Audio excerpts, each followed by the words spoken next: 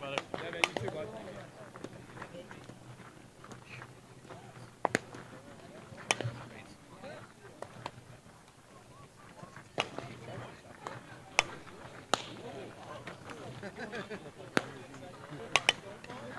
You just gotta bring like a extra suitcase just for hey, if you can't play good, leave it. Is it just me or do you want to do a conference? Well, The Ravens. Check The Ravens back. says we got it. Because we do the conference here. We were close last game, so I'm not going to say nothing. Real team race. Your guys' bats are. Oh, okay. Why don't you do that first? Because when we have a conference on Saturday.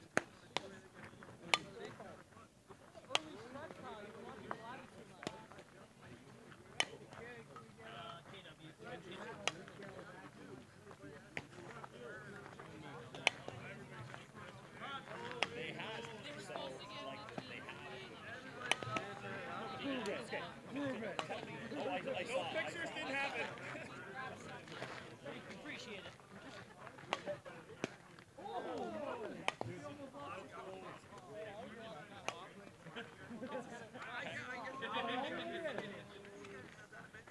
You guys don't take field conditions on too. I like to think so. To a level of safety. I mean, I can ask for something like that.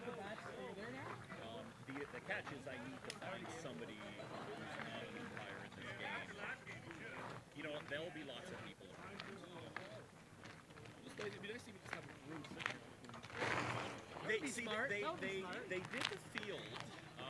I think it was after the second game. Like they put the lines down, they raked the it, Orioles but they probably take all that stuff, right? You know what? They watered the Yeah. Yep. But yeah, I doubt if they read that stuff. If you see Rick Live, if you see somebody from softball off the 30, you ask them.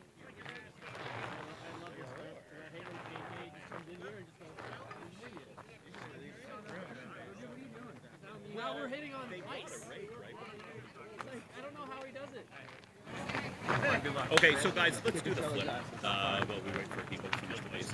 So we're going to do a double flip, okay? So heads, tails, home plate is a head, and then the winner calls it in the air. So that's a head, your call.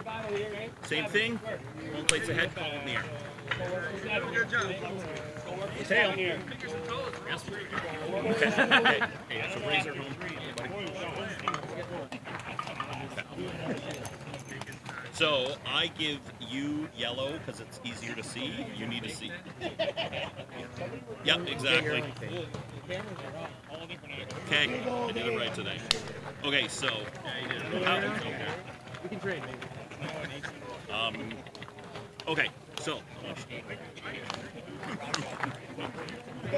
Yeah, hey, we're all on stream. Good to get it. yeah. That's great. Suck your gut in. We'll edit that out. Okay, so Mike on the plate. Here we are. What was the over-under? Short fences here. So using any fly balls left over.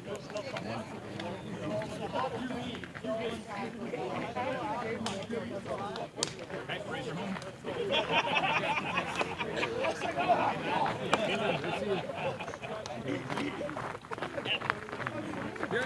And before you go, let me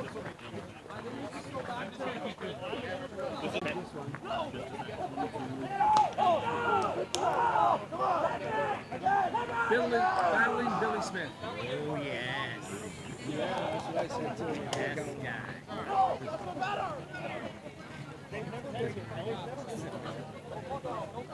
I knew some guy back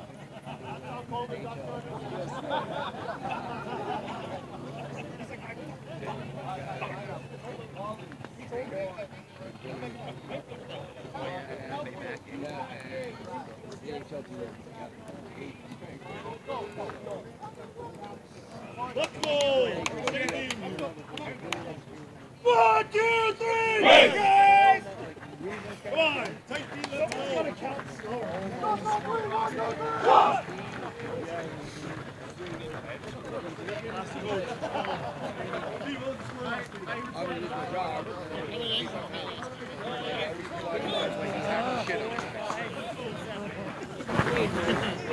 Get angry. Let's go.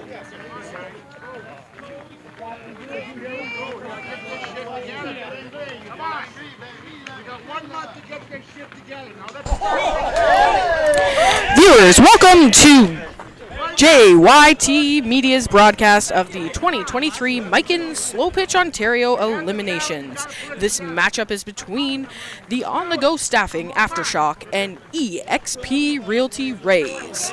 My name's Kate Friel, and joining us at the top of this game is Tom Buchan. Hi, Tom. Hello there. Welcome, everyone. Just a little background. This is our elimination tournament. We're the winner of this tournament will represent Ontario in next year's Canadian Championships. This is without a doubt the best event in Canada every year. It's the top teams from around the province, and we're excited to get going here. So I'll turn it back over for now, and we'll talk to you all later. We'd like to thank Tom for joining us there at the top of the show. And we are just getting set. Aftershock will be the away team, with the Rays winning the toss with the umpires, as you may have seen on screen as well. First up to the plate for Aftershock will be number 34, Chris Mullins. go. Come on. Take a roll. This will be an elimination game. The Rays had to win their way into this game to face the Aftershock. Hey, on our toes here.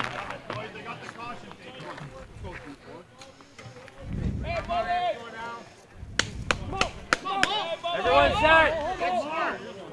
Everyone set.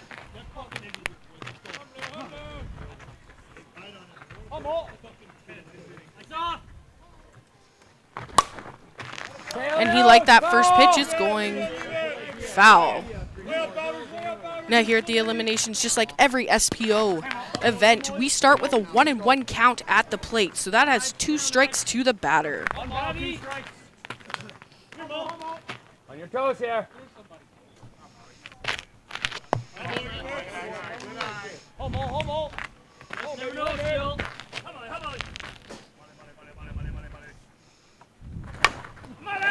Going right up the middle there. That's a great hit rolling into the outfield. The outfield is wet here in Dorchester, as we are getting some rain here at this time. Almost had it. Almost had it. Hey, almost had it. Where you want it. Hey, Ted. Everybody Next to the working plate here is number 10, Jeremy Roy. You're on it. You got it. In here. And another foul ball.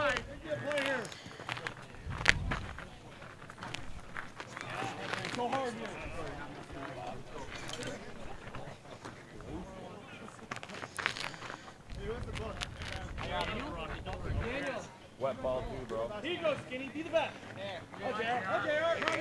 Now the biggest thing for the pitchers this game is going to be that ball. Now, also a rule with SPO, if this is your first time watching one of our events, the pitcher either must keep the towel there on his body. If as soon as it is set in the mound, they do have to share it with the opposing team. That was a fly ball deep to right field there. And the throw was just not quite in time, as Mullins was able to get under it and be safe there at second.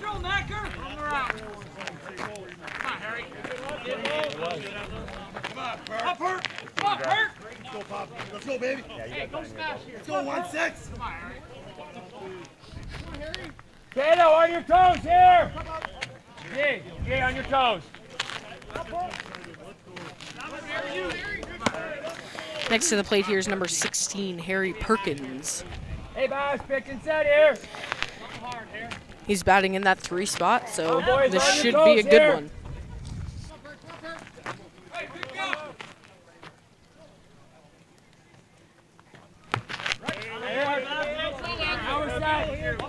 Now we're set. Now this Aftershock team in white. Oh, and he knows that's gone right away. We also have walk-off home runs here. So the Aftershock have used their first home run of the game.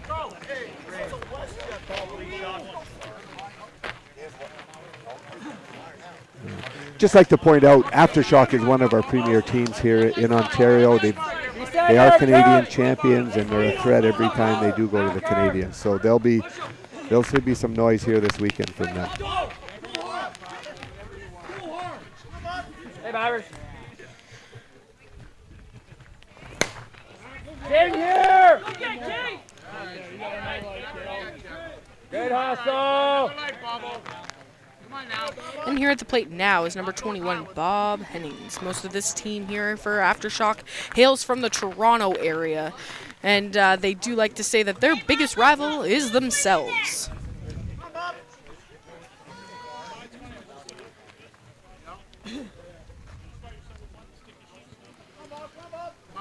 Well, hi, Katie. It's been a little while since I've been on the mic, but I'm back here. Premier teams we have going to our Canadian Championships this year.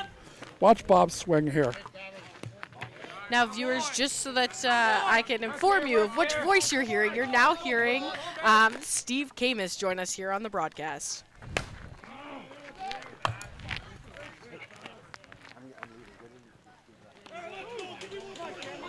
And there's out number 2 for this inning.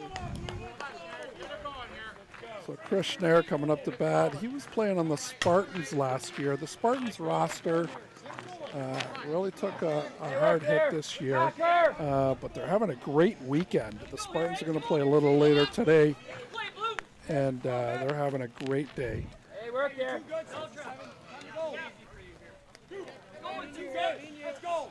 And the rain is picking up here in Dorchester, so it's definitely getting a little bit tougher for these players as the ball is wet when it is coming in from the outfield.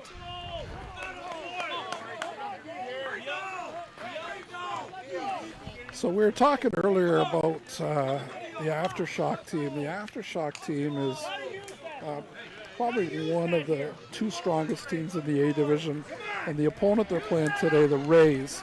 The Rays are middle of the pack. They're around 6th, 7th place in Super Series standings right now. But what's great about the Rays is that they started in our Super Series program in the C division. And they're a resilient team. They're a bunch of guys from the Kitchener-Waterloo area that just compete really hard. And they started in C, and one of their greatest accomplishments is that they've moved their way into B and now into A. And just a few weeks ago, they went to a tournament out in Aurelia, and they lost in the semifinals. So they positioned well at the Northern Shootout a couple weeks ago in Aurelia. So catching there is Harry Perkins. The pitcher is Kyle Reindeers. Kyle's one of the coaches of the Aftershock, who also pitches for them. Harry, the catcher, he's been around the A division for a few years. He's played in the Brewers.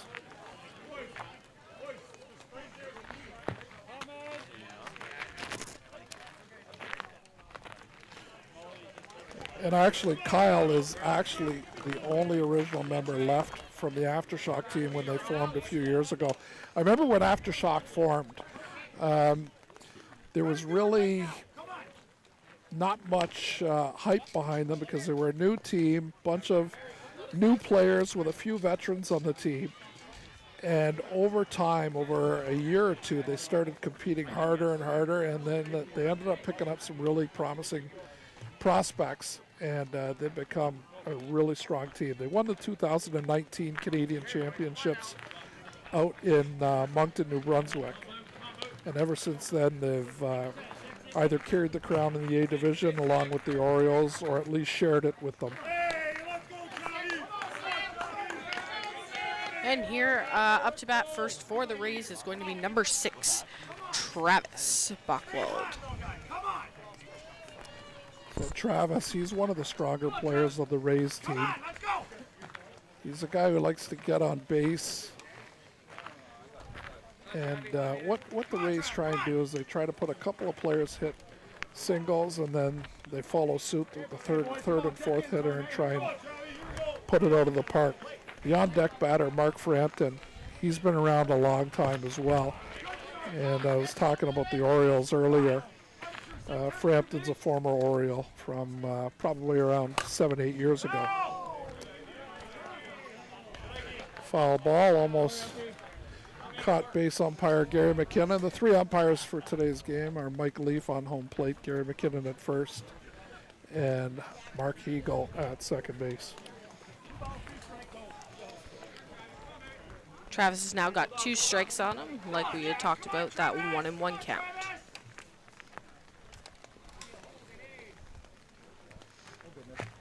Ooh, just short there.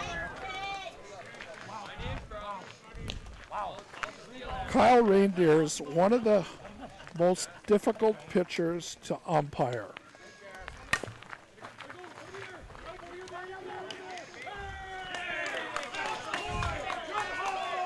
Nice base hit by Travis, Framp up to bat. I'll tell you why Kyle's such a difficult pitcher to umpire. He has a swing in his arm that is opposite of most pitchers. Most pitchers, let's watch Kyle swing first, and I'll tell you exactly what's difficult to umpire him about as an umpire. Watch his arm swing. His arm swing starts slow, goes fast, and then his release is slow again. So he changes the momentum of his swing, which affects the arc coming into the batter. Most pitchers, their swing arm is very consistent. You see it coming, and you can predict the way the arc's coming. Kyle changes his momentum in his swing.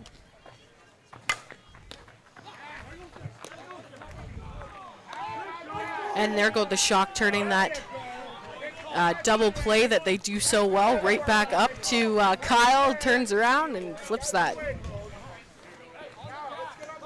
Yeah, the Rays are going to be in tough trying to stay with the Aftershock this game.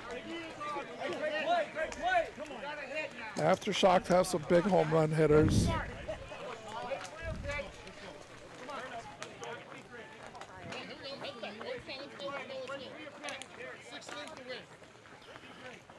So due up for Aftershock, we've got John Rondo, Brett Foisey, and Ryan Yakura. Rondo, consistent singles hitter. Foisey, if Rondo gets on, Foisey will most likely hit it out of the park. One of the more consistent home run hitters. The challenge for Brett Foisey, the on-deck batter, is if Rondo doesn't get on, you don't want to waste a home run on a solo shot. So Foisey going to have to try and keep it in play. Let's see what Rondo does first. Third batter due up is the coach of the Aftershock, Ryan Yakura, one of the middle infielders.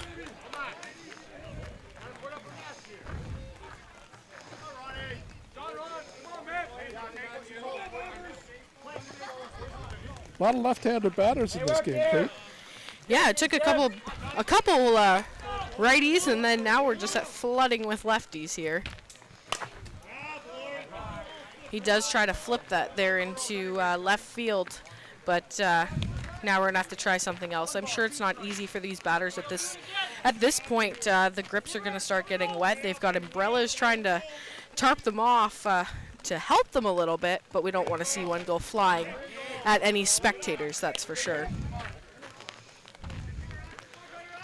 It definitely makes it easier for our viewers on YouTube. They don't have to worry about any of the weather elements here, as well as getting possibly helicoptered with a bat. So we'll see here if Foisey hits it out of the park for a 2-run shot, or if he keeps it in play. I'm predicting home run shot here by Brett Foisey. And that would make it their second of the game.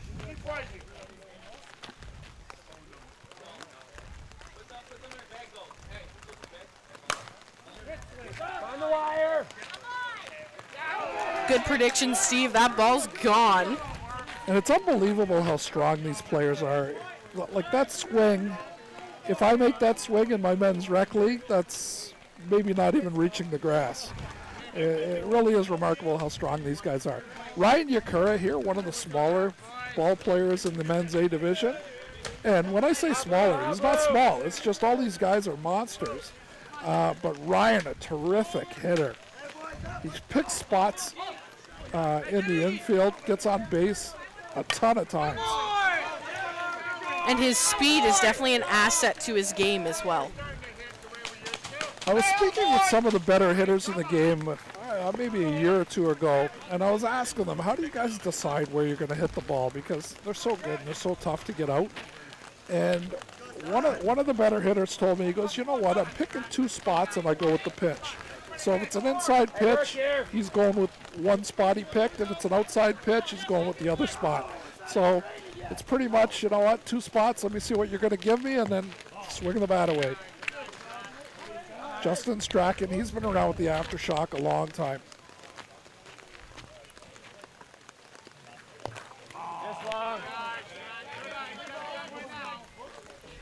And Justin and I actually had a conversation before the broadcast. He says, everybody always says it's Strachan, but it's actually Strong. Really? Yes. Did not know that. That's Yes. good to know.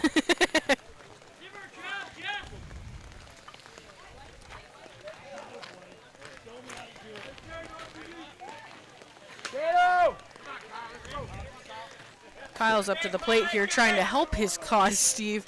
Definitely making it easier on him. The more his team can put up while he's batting. Kyle's greatest contribution to the Aftershock team is his pitching and his defense up the middle. Still a strong hitter, but his greatest contribution is basically as a pitcher up the middle. He's great defensively with his glove. Cam Hall here. Watch how fast this guy runs around the bases. If he hits the grass and the Rays don't pick it up cleanly, Cam's getting a double for sure. I would love to have that speed. What about you, Steve? Oh, that speed is about 20 years in my present.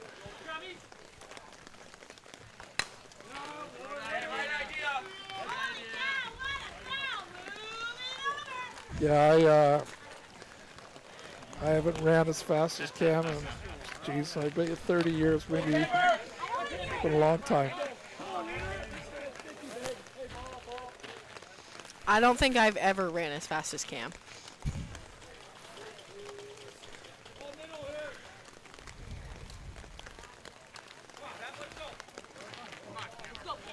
So we got Cam up. First baseman. And we've got a nice run down.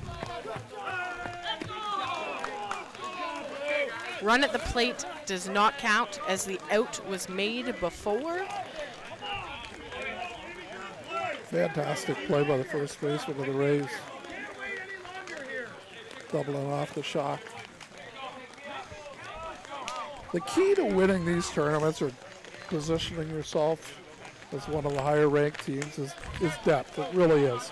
You see a team come here with 10 or 11 players, they don't usually make it to Sunday, but a team that has depth and comes to the tournament with 14, 15 players, sure there's guys that have to sit the bench, but you need those guys to play 1 or 2 games in the tournament just to give some key guys a rest, because they're competing so hard that it hurts their ability if they have to play every single game at that level. The other thing is that a 4-0 game is peanuts in slow pitch.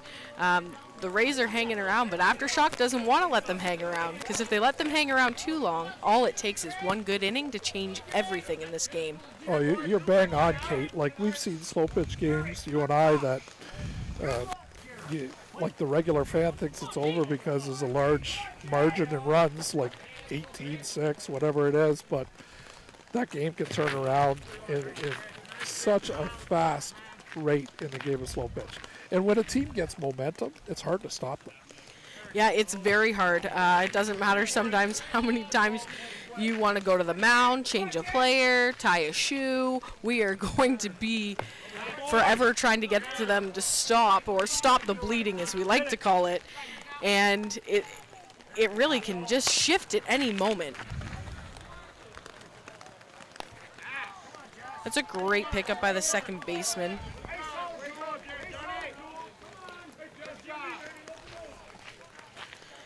And we've got number 32, Jesse Gold, up to the paint now. Jesse's one of the good guys in the game. He's bounced around from team to team. Has always. That catch out in left field. And just like that, the Shock already have 2 outs on the Rays. And up to the plate here now is number 33, Matt Bernard.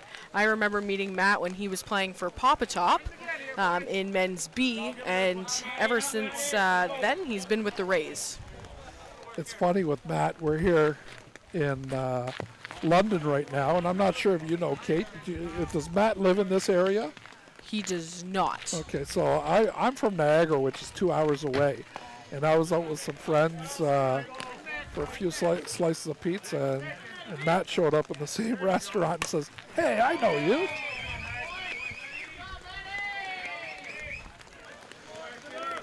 So I need to say a few things about the batter coming up to the plate now. Number 44, Nigel Witteveen. So Nigel would be right now, Nigel would be around 27, 28 years old. And the reason I know that is because I was his baseball coach when he was 5 years old. And Not dating yourself at all there, Steve. His father and me coached Nigel when he was 5 years old playing baseball. Go get JJ. There you go. And there's that 3rd out. Great kid, Nigel, but he tells me never to show up to his ball diamond because every time I show up, he doesn't hit well. So if I umpire his game, he's looking at me right now. He knows I'm in the area and he just popped up. It's a thing him and I have. He wants me to stay away from his diamond because he just doesn't hit well when I'm in the area. All right, so next time he goes to hit, Steve, regardless, you're going to go just behind the hut over there. He's going to hit, and then we'll invite you back. Yeah. We were talking a little earlier about location of where people live. So the Super Series caters to the more competitive slow pitch in Ontario, Men's A, Men's B, Men's C, same with the women's division. And we have a senior circuit as well. These players here at this tournament, along with the umpires, they travel from across the province to be here. Like, for example, the home plate umpire, Mike Leaf, he lives in Ottawa, so he drove 6 hours to get here. Gary McKinnon on first, he lives in Stony Creek. Mark Hegel, he lives in Niagara. And all these players are from all over the province. Yes, I'm lucky enough that mine's about a 5-minute drive, so I'm very local. And we spend a lot of time here at Slow Pitch City, especially doing Super Series. I come and watch now. I used to play, used to umpire, but had a injury that's taken me out of the game in those capacities. So I guess I found another way back in, bringing you the broadcast here today. Again, we'd just like to thank everybody that is joining us live on YouTube or does watch this later. Thanks for joining us, and we are glad that we are able to bring this to you in a drier environment. So Mullen up to bat. Last time up to bat, Mullen did hit a single, and it looks like he's graced his team with a second one there. Humble player as well. Very good, but doesn't carry himself in a manner where he's any more important than his teammates. JR flew out to center field last time, and Mullen was able to steal that extra base there. So that hurts a lot, JR flying out there. He really needed a single because you wanted 2 base runners on for the gentleman approaching the plate, Harry Perkins. Perkins should hit this ball out of the park for a 2-run shot, but he may leave it in the park for the on-deck batter, Bob Henning, because if Perkins doesn't put it out, Henning will.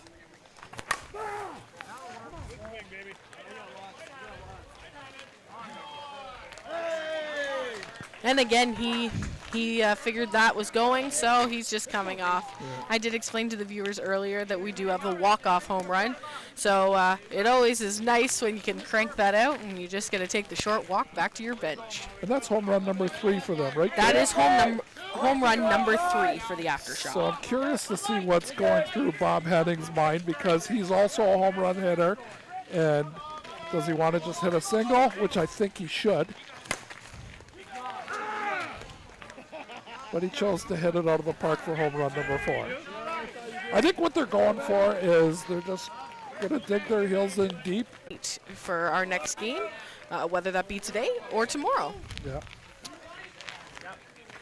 Johnny Rondo wearing the high socks with the pants. You don't see many players wearing the high socks anymore, but Rondo being one of them. You always have that perspective or impression that the guy runs faster when he has the long socks with the pants. Well, I used to wear the high socks, but as soon as I got to first, they were like, "Oh, just kidding." She lied to us.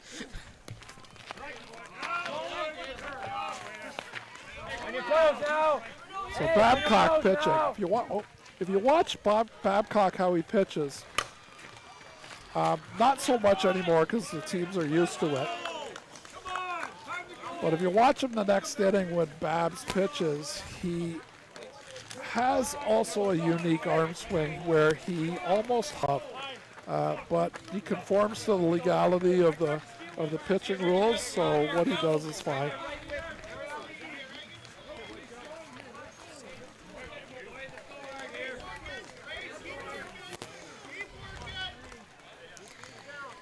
And with the Rays coming back up to bat here, they've made it to their 8th batter of their 11 in the lineup, and we are in the bottom of 3, and that is not what the Rays want to see. At this stage in the game, they would have at least liked to have cycled through once and making a little bit more of a run here at the Shock.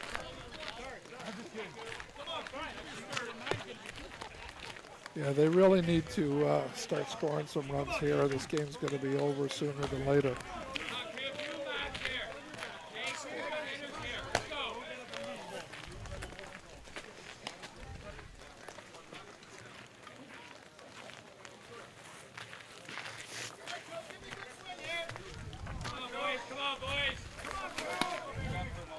Now the Rays have been around here for a little bit as well. They did start in C and have made their way up to the A division here as well.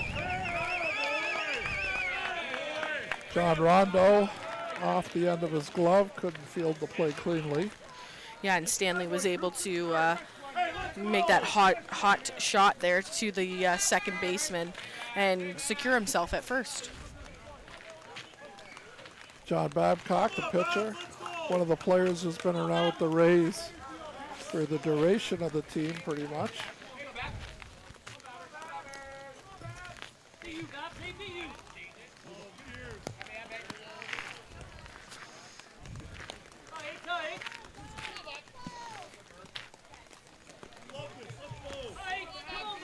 If you can't pick it up on the screen of the feed, it's raining fairly heavily here.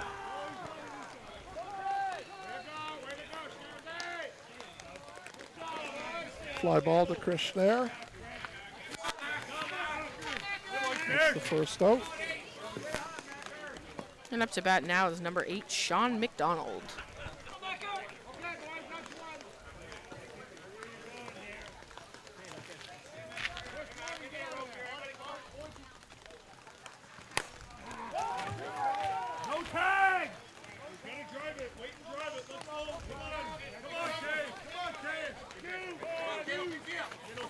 Just like that, we're 2 away, and we've made it to the bottom of the Rays order in the 11th spot here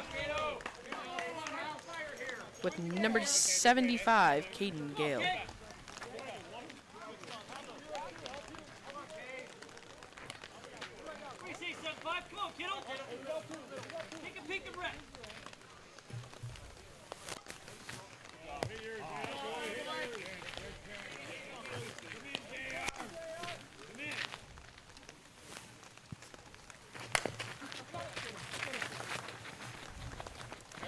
Now, I'm not sure if you caught that on our broadcast, but right as the ball was about to be hit, because of where the pitch was coming in, the 5-man did jump closer to second base, and the batter was able to squeak it there. Almost got it through, but not quite. Yeah, true, Kate. A lot of people who are not familiar with our slow pitch game at the higher level don't realize the strategy behind it. Many of us know slow pitch as the recreational level that we see in our hometowns, but slow pitch is very different at these events, Super Series. Slow Pitch Ontario holds 17 events throughout the year here at Slow Pitch City in Dorchester. We hold Super Series for A, B, and C in the men, A, B, C in the women, and we also have our senior circuit for age groups from 40 right to 75 years old. We're pretty much here every weekend other than some of the holiday weekends.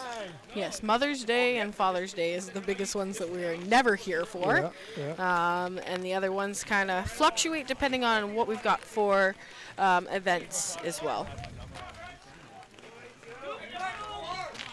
So they're at 4 home runs. We'll see what Brett does here with his swing. See if we can keep it in play.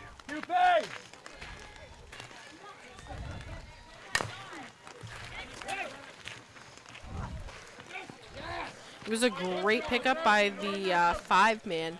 Unfortunately, the throw just wasn't there for the first baseman to scoop.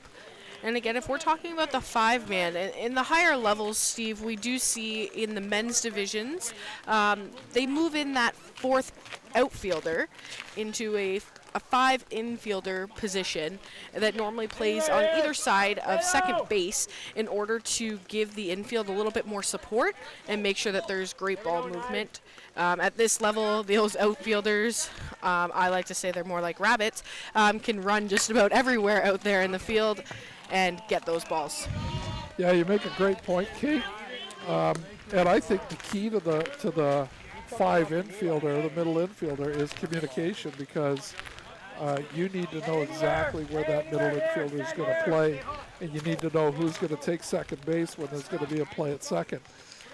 And if you do see the umpire there out by second base, he will also communicate with that 5-man or the second baseman, in this case the second baseman, in order to make sure that he's in a position where he's not obstructing their view or play, as well as that he's in the right position as well. Yeah, this game is so much different than the traditional baseball game you see.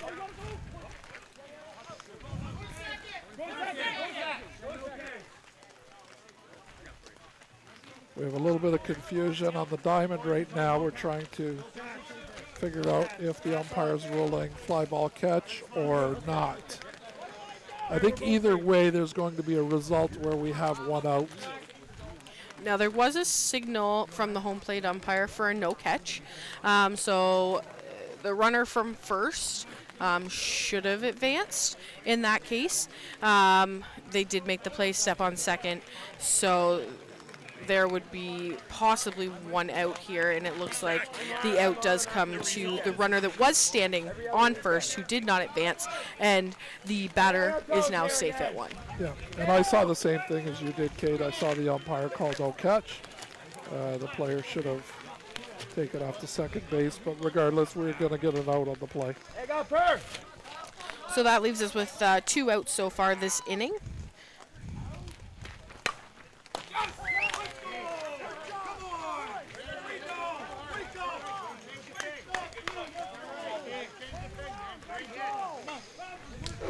That was a great swing there by Kyle, and unfortunately it just didn't get through.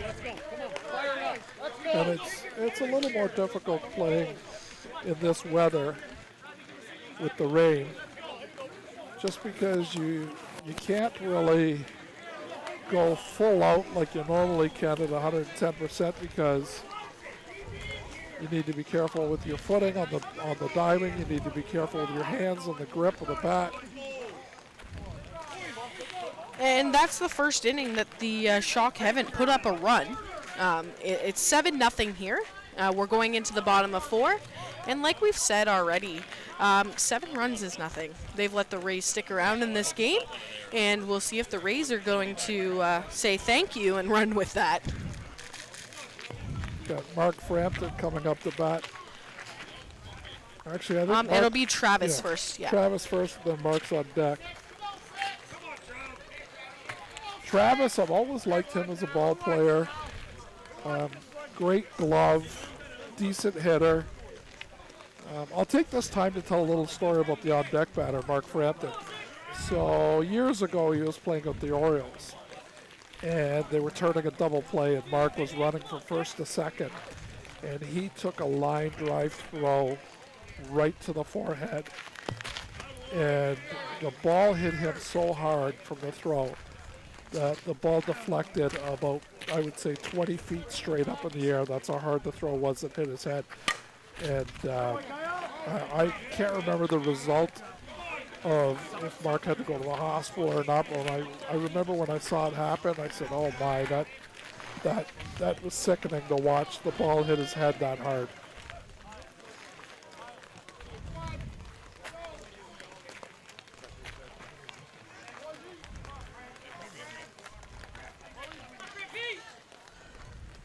And Travis hits that ball right back up at Kyle, and like we talked about, Kyle's defensive ability up the middle is great. One, he's got that long reach that doesn't hurt him any, and he's just there. He always pitches. He knows where his pitches are going and where they should be coming back.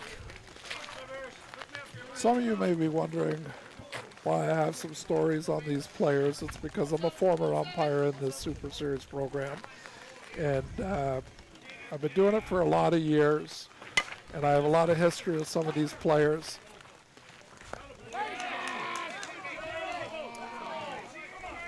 And speaking of having history with the players, regardless, and I'm even speaking about players that know each other on different teams as well. A lot of us here, it's like a community. We come here every other week for this A division. And once we're here, it's our own little community, our own little family. Everybody knows everybody. But when the game's on, whether it's player versus player or player versus umpire, when the game's on, the game is on, and friendships are tossed aside.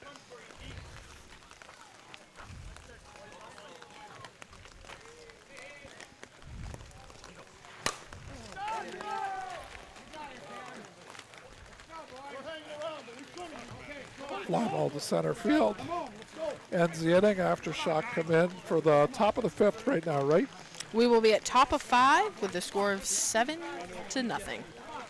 So Rays really need to shut down the Shock now. They don't need them to get on a run, because if Shock score 5 runs and then shut out the Rays, the game will be over for the 12-run mercy rule.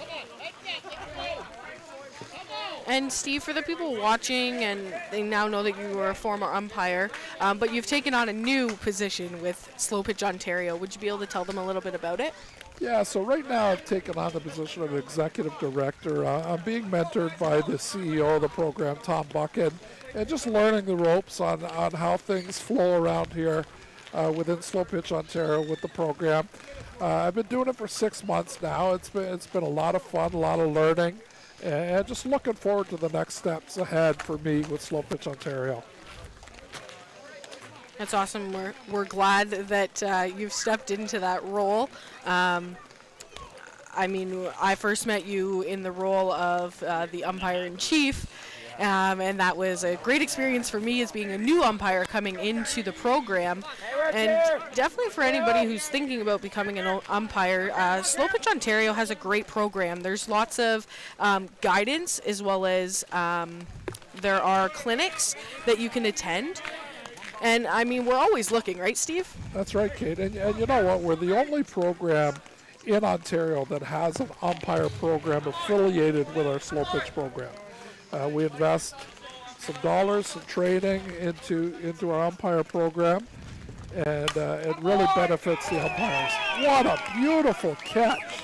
Wow, that was a great grab by the shortstop and a great hit ball by Cam Hall. Well, Rays are here to play. They don't want this game to end. Yeah, just as you, Kate, you being an umpire as well and a former coach, I learned real quick how well you know the rules. That's the thing about being an umpire.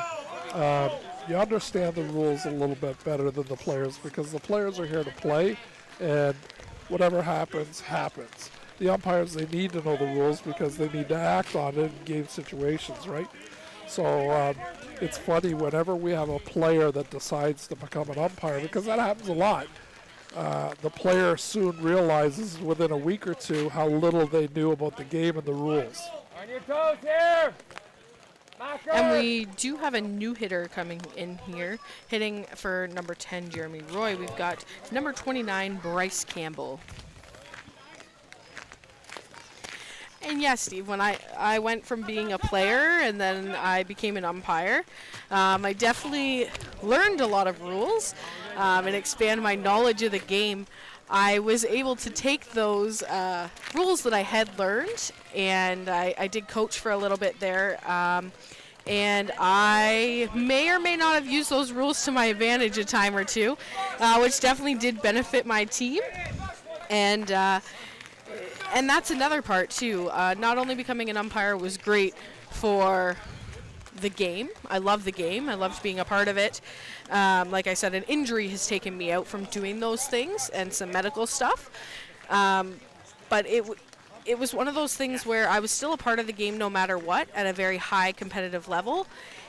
And I was able to take the knowledge that I did learn and apply it to different aspects. Whether that be knowing the substitution rules, lineup cards, or being able to just go out and speak to the umpire, knowing that I have a very clear understanding of the rule as well, and being able to find a way to communicate with them better, especially players get hot in the moment. We've all done it, and we kind of go out hot and heavy, while just having that umpire knowledge was a better way to communicate as well. Yeah, knowledge is key in everything. And you know what I learned a lot about umpiring is that listen to everybody, listen to the players, listen to what their needs are as well. And the Shock have used their first courtesy runner. One of the strongest swings in the game right here, Harry Perkins. Wow, that was a great catch. Two of their outs, line drive dives by the infielders. Fantastic play by the Rays. And the Rays have held them again. So again, folks, it's still 7-0 as we come up here in the bottom of the 5th.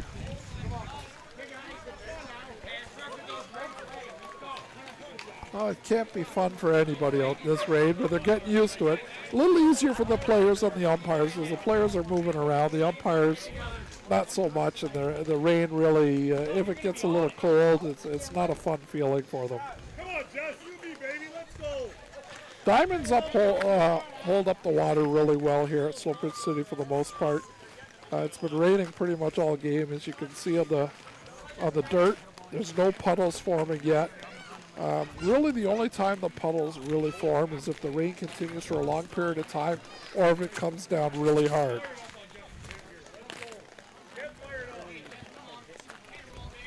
Jesse Gould coming up to the plate.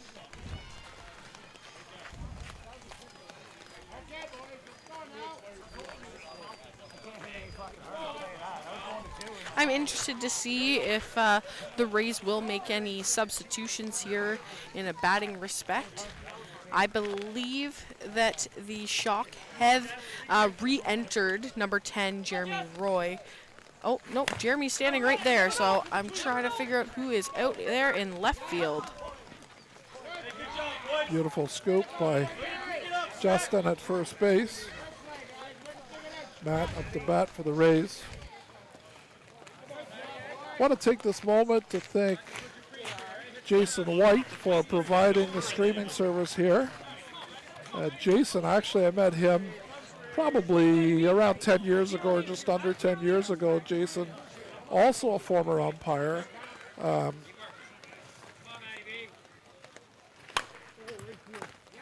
was talking to Jason earlier today. Him and I took similar courses back in the day in college, different schools, but similar courses, so we have some of the same interests between umpiring and broadcasting.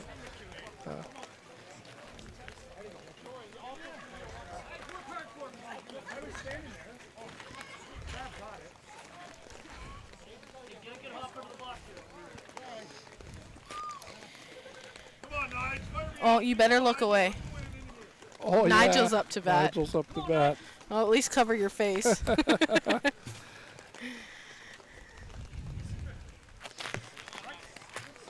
He's got 2 strikes on the batter.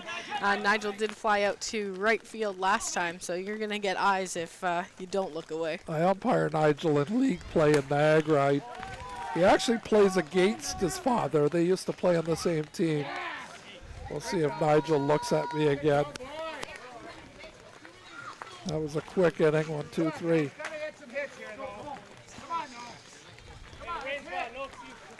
So on the top of the 6th right now. Aftershock are sitting at 4 home runs. Is that They're correct? sitting at 4 home runs, yep. And Schneier had actually slid out there to left field that inning. You see a little bit of puddles forming around the home plate area. So hopefully the rain doesn't continue too much. We have a heavy schedule here on Saturday at Slow Pitch City. If we can get through the Saturday, we should be okay on the Sunday, but Saturday gets really tough if we see some rain and have to delay games.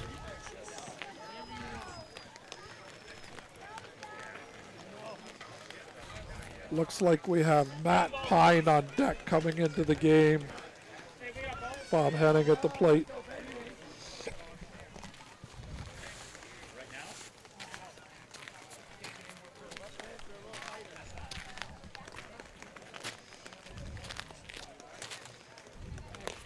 So it looks like Pine's going to come in for Chris Schneier.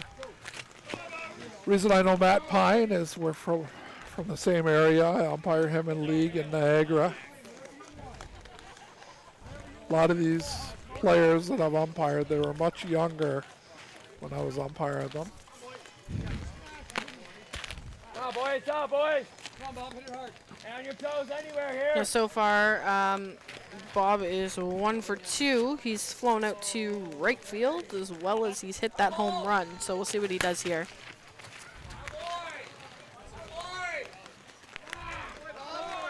Went the opposite way and still cranked it out of here. They just made the change official. 67 out, 23 in, so Schneier's out and Pine is in. Pine, when he first came in the A division, he didn't have much versatility in his swing. It was always hitting in the same spot. Over time, he's practiced, and now he can spray the ball pretty much anywhere. One of his favorite spots to hit is over the third baseman's head if he gets an outside pitch. There was that outside pitch, but we pushed it just a little bit too far there. Now he's probably got to keep it somewhere in the middle of the diamond because most players who are watching this know, but anybody who's not familiar with the game, at this level, all the batters, when they approach the batter's box, they have a 1-and-1 count. They already have 1 ball and 1 strike on them. So Matt Pine's already at the 2-strike limit with that 1 foul ball. So he needs to keep this next one in play. The reason for that in slow pitch is just to speed up the game. What was happening is players were taking too many pitches and the games were just being prolonged unnecessarily. So making it 1-and-1 when they box, it makes it a lot quicker. Also, you may have noticed in the men's A division, you may notice that the teams are actually giving umpires the balls at the end of the inning, and then the batting team is providing the balls. So we've made that switch too, and can you explain a little bit why? Yeah, what was happening was some balls that were being thrown in were a lot softer than what the teams like. Like the ball is pretty hard when it's new or not used quite a bit. So teams wanted to avoid hitting a soft ball, so they said, you know what, let us throw in 2 balls when we go up to bat, and we'll be able to hit our own ball. So it's worked out really well. This is the first year we launched it, and the teams are happy.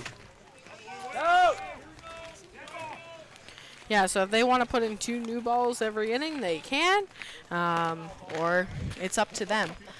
So there's no complaints whether or not they're getting the ball that they want during each and every inning. So that foul ball Rondo hit really hurts a lot.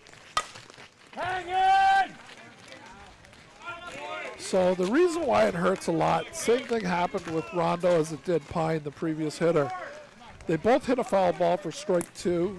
Now they're limited to where they can hit the ball, and they don't have their favorite spots they can hit because they need to make sure they keep it in play and don't foul out. And both of them got out trying to keep the ball in play. Watch your bare hand, Knight. So we're at 4 home runs, nobody on base. We got home run hitter Brett Foisey. Keeps it in play. And on the flip end of that, when that batter puts that first ball foul, I mean, it definitely works in the pitcher's advantage. You've got a little bit more to play with, but also you can be a little bit sneakier, whether you want to pick that corner, try to set it in front, try to set it a little bit deep, just trying to play with the batter a little bit there, and you're in control at that point. That's right. Foisey, who just hit the ball, I was talking to him yesterday. The uniforms that the Aftershock are wearing, he provided them through his company that he started up just a few years ago, and I asked him how it was going. He said it's really done a lot better than he anticipated. So good for Brett Foisey. Brett's up from the northern area. Yakura, who's up to bat, he's from the Whitby-Oshawa area.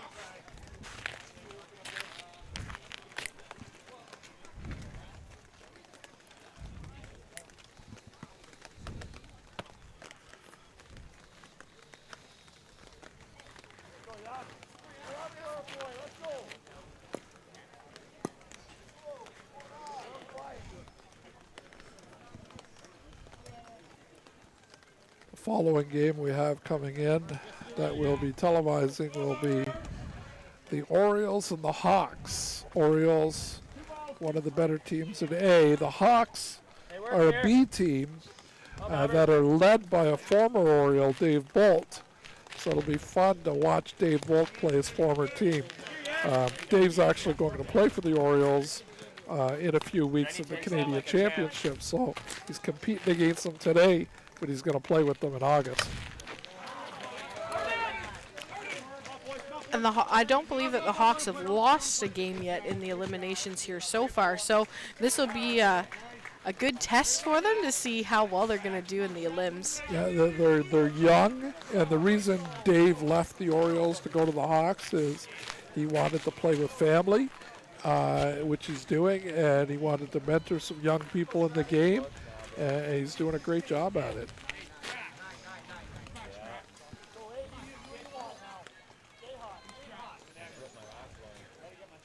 Justin's mother, she's also an athlete. She was a slow pitch player for many years.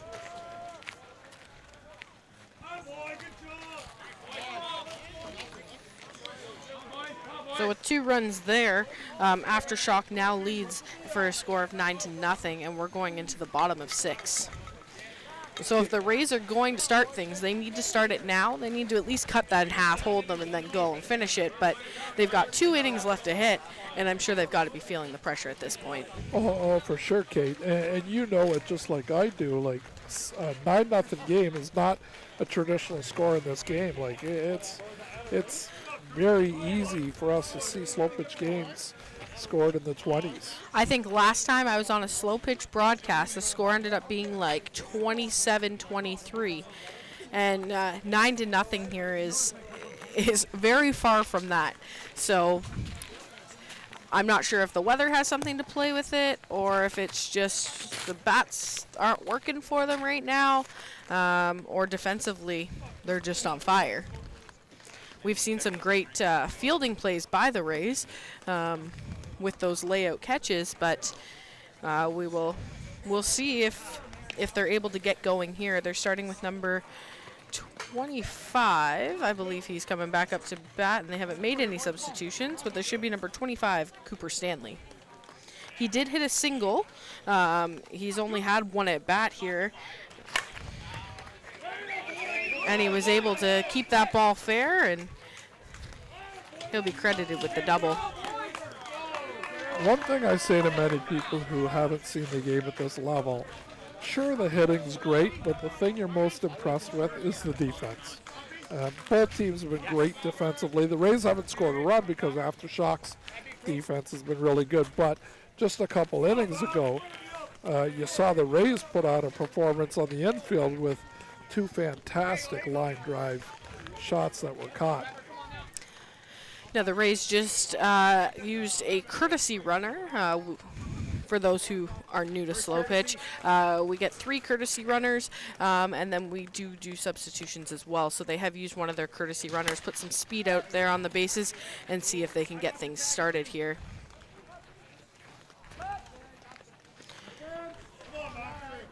And with that fly ball to center field, they were able to advance that runner to a scoring position on third base, and hopefully Sean McDonald here can bring him in.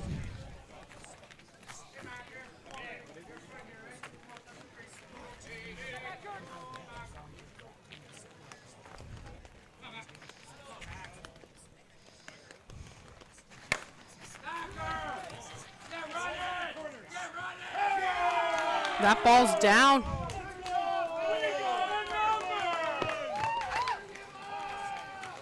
Rays are on the board.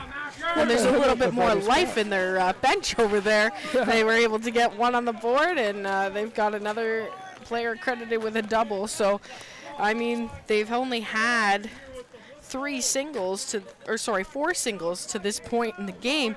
So to have 2 batters start off this inning with some doubles, I mean, we've got 1 out, but again, that is also nothing.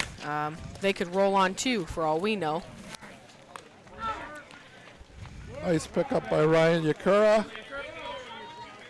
Funny bounce, but he played it nice.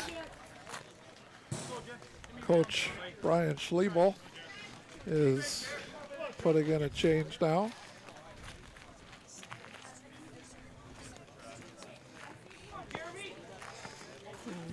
The 00 of Jeremy looks like he'll be going into bat there for number 6, Travis Buchwald, at the top of the order. So we've got a runner on 3. The Rays are finally on the board with 1. It's 9-1, and we've got 2 out.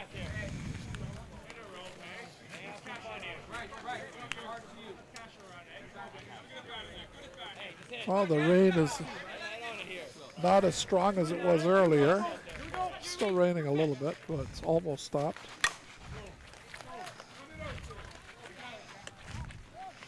And it looks like the center fielder will pick that up, and that will end the Rays there for this inning. They were able to get that 1 on the board.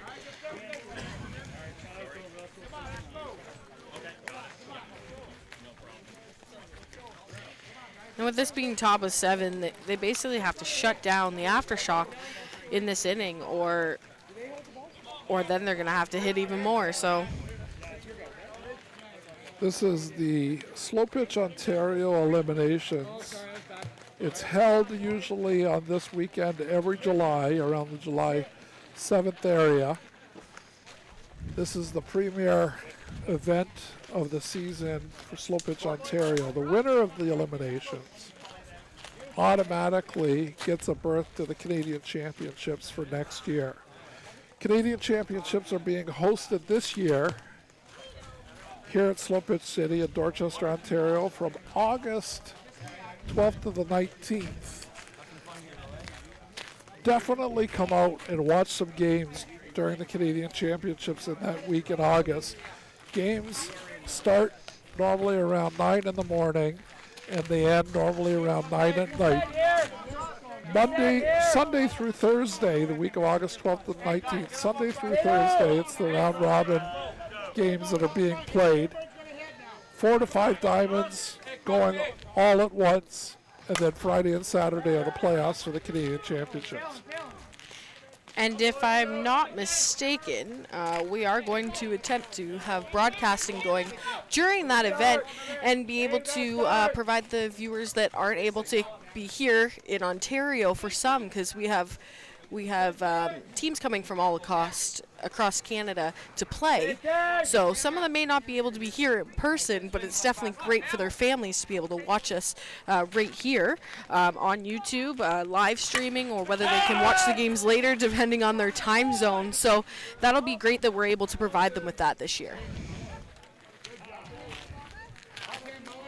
Yes, Jason came in earlier to set this entire setup where we have our cameras capturing all our angles. Got Chris Mullen up to bat.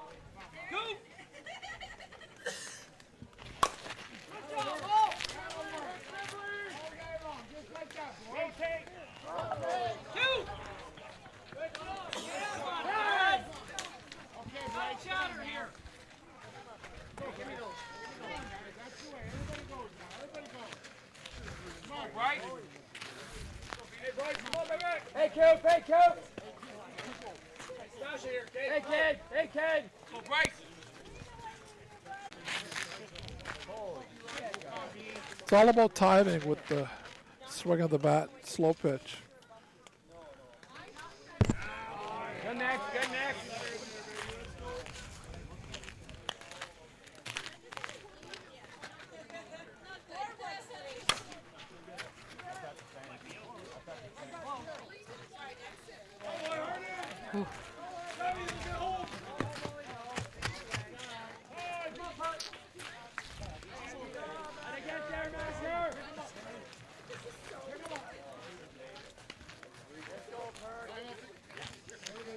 We got a fly out there to left field, but we were able to move the runners there, score a run.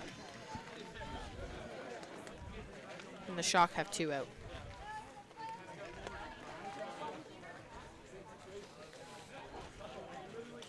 Rays are having a little conference before pitching to Harry Perkins. Perkins, an avid fisherman, always out on the boat every chance he has. Whenever he's not here at the Ball Diamond, he's out on the water. Yeah, they definitely don't want to give up any more runs here. You've got 2 guys that have both empty bases and put them on, or are we going to pitch them at this point? Yeah, I think they may be putting them on, but if they pitch to him, I'll be surprised. Yeah, the score's 10-1, and I'm interested to see what they do here. Looks like they're pitching to him. Everybody on your toes here.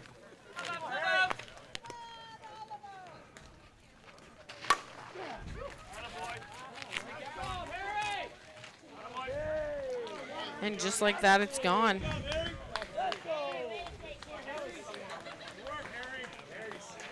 So the reason they bat Perkins and Henning back to back is for the very reason what we were talking about, Kate, is if they decided to walk Harry there, Bob Henning's the next batter following, who can hit home runs just as easily as Harry Perkins can. So that's probably the decision behind the Rays not walking Harry, because if they put him on base, Henning's hitting it out just like that and scoring 2 runs rather than 1 on his home run.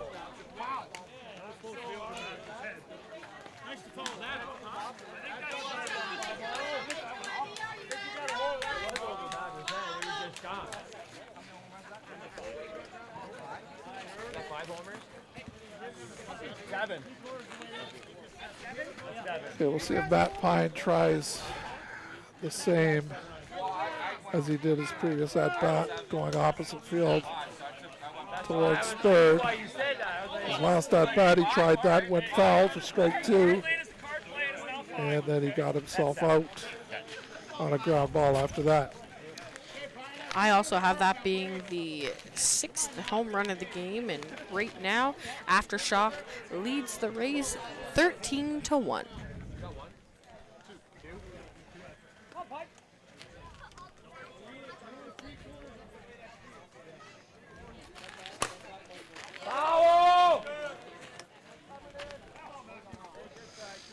You'd think maybe I know a little bit about these players, eh, Kate? Just a little bit. And you know what? It helps so much as an umpire, because when you umpired them, you could read their tendencies and you could predict what was going to happen. So it helped you with the umpiring the game as well. But the players understand the tendencies of each other as well. All these guys know each other. They know where they're at.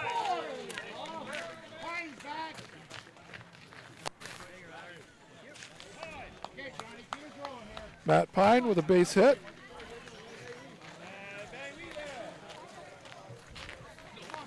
I was joking with Matt earlier today, or yesterday actually.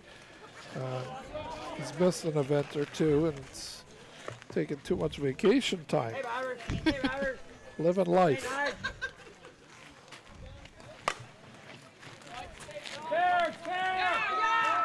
Oh, and that ball's down. That was a great spot by John.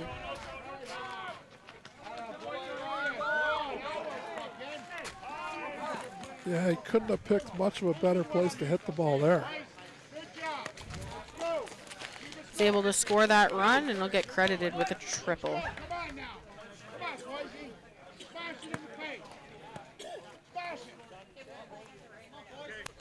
That's the way, boys. Keep playing. Come on, Brett. Come on.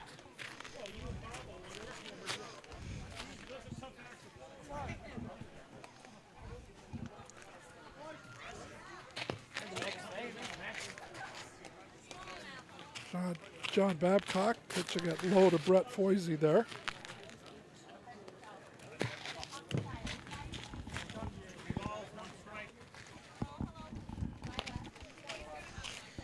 And like Steve mentioned, these jerseys were provided by his company, and that is 8-2 Apparel. So I'm sure if you needed anything made for your team, check him on out, and I'm sure he'd love to help. He sponsors actually a few teams in the Super Series. Anywhere here. And with that walk, we've got runners on 1 and 3. But that power put them at, that's their 7th home run.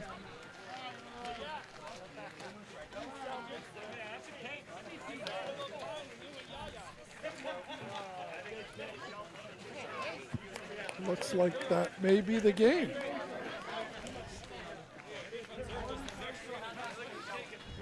Aftershock.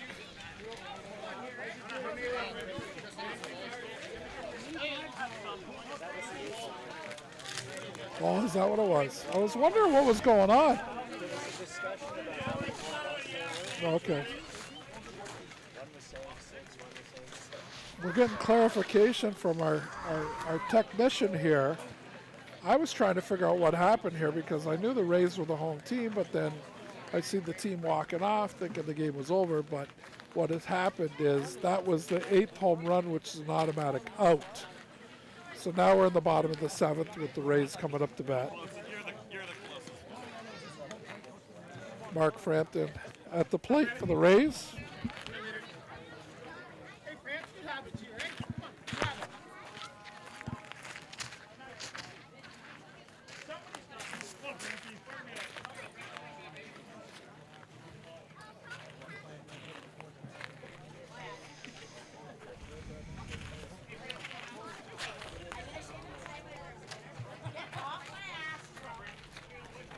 So going into the bottom of this inning, the Rays do trail by a score of 14-1.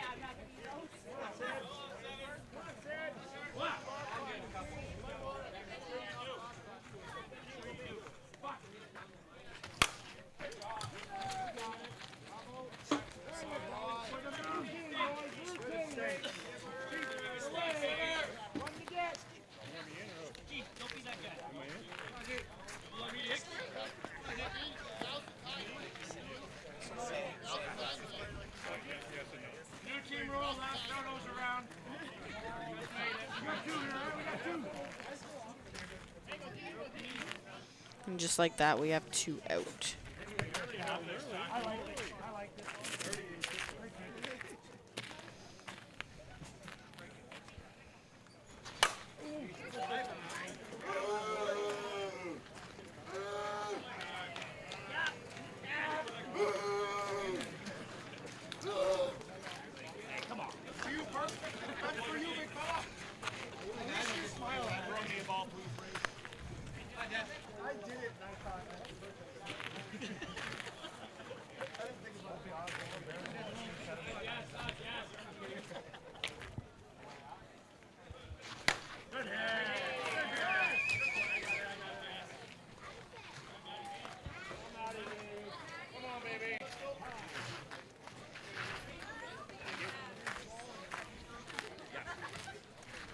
Matt Bernard up at the plate for the Rays.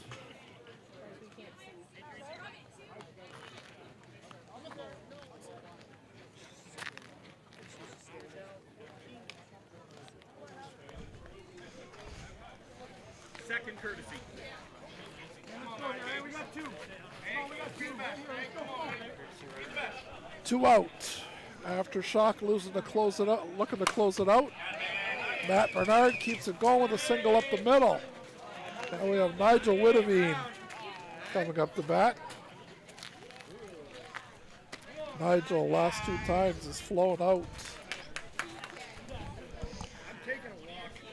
And for the sake of his at-bat, Steve, you better look away. I know.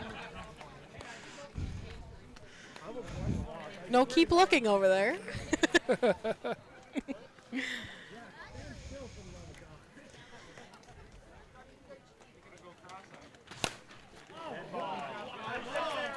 He likes to go opposite. Both times he flew out, he went opposite field. And now we have a foul ball that way. So remember what I said earlier about when you do hit a foul ball, it really hurts your at-bat because now you're traditionally going up the middle of the diamond. There we go. He finally gets a single. Gave a little bat flip. I don't know if it was for me or for the teammates. I think he was just excited.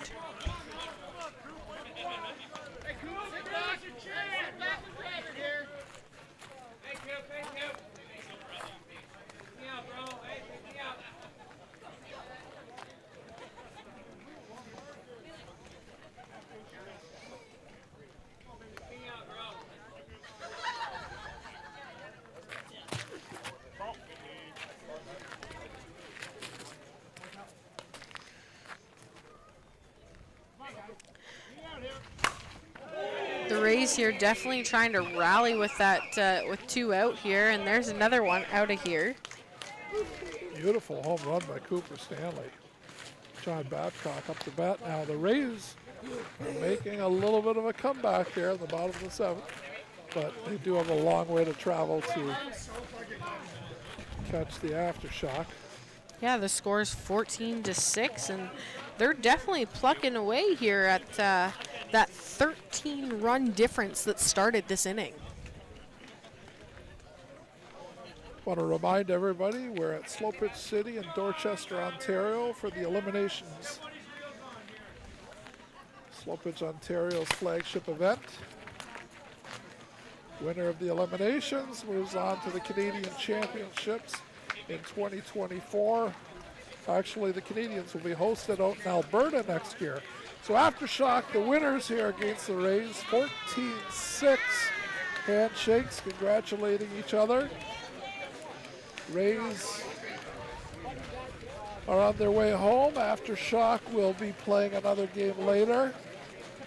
I'm Steve Camus, along with Kate Friel. I want to let everybody know we have another game coming up in about 15 minutes time between the Orioles and the Hawks. Orioles, a defending champion of many, many Canadian championships, not recently, but they won 6 or 7 in the past. The Hawks, a men's B team, brand new, led by veteran Dave Bolt, a former Oriole. So it should be interesting to watch. All right, well, that wraps up this game, and we will see you back, hopefully. You want to keep tuning in and be back for that Orioles versus the Hawks. I'm interested to see if that B team can knock the O's off that top spot and put themselves in that undefeated game.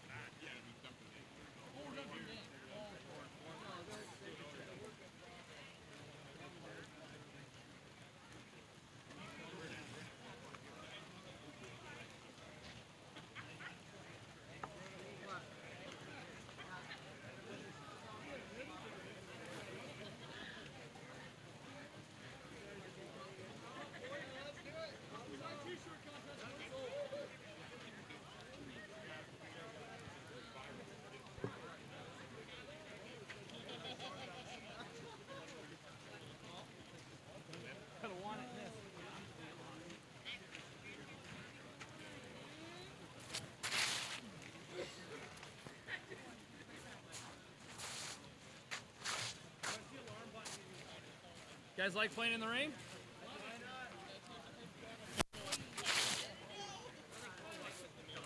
Yeah, how white was good, eh? Yeah.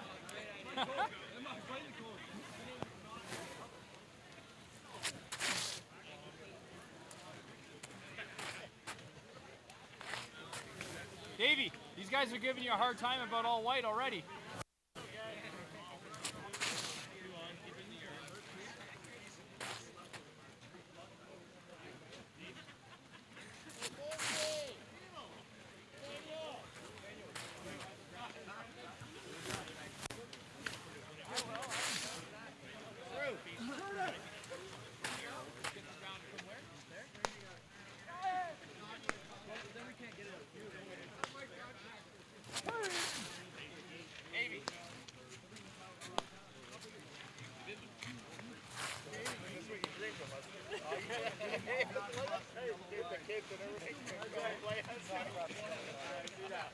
That's bad news.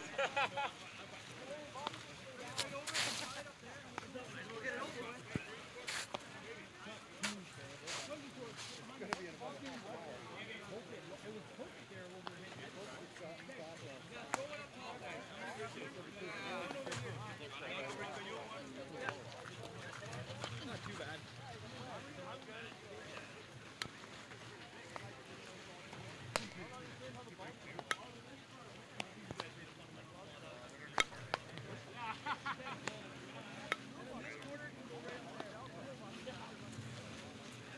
Careful, Evan. Jesus.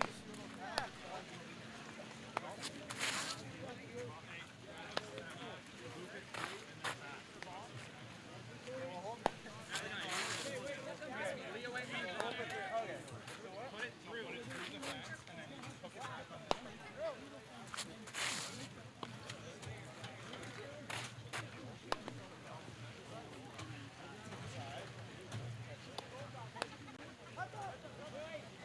Hey guys, we need more slack.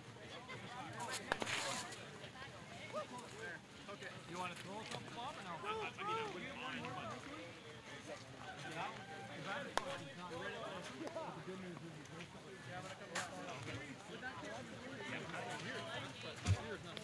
So we can tie it there and then come across. This can't be a tie. Either way, it's not great. Yeah, it's not that bad. I don't want this to get crazy. You get that one higher too, dude.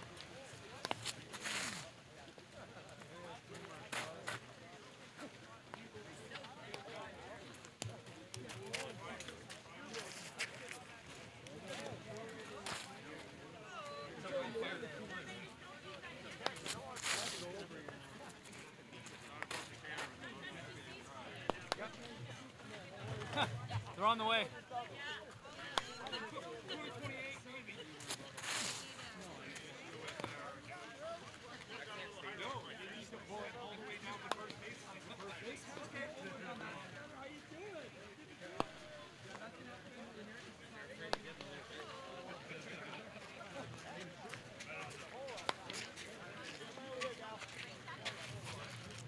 It's too hot.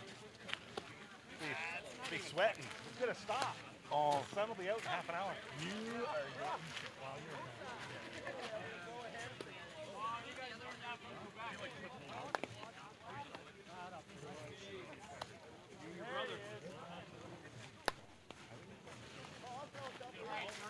I don't have one, no.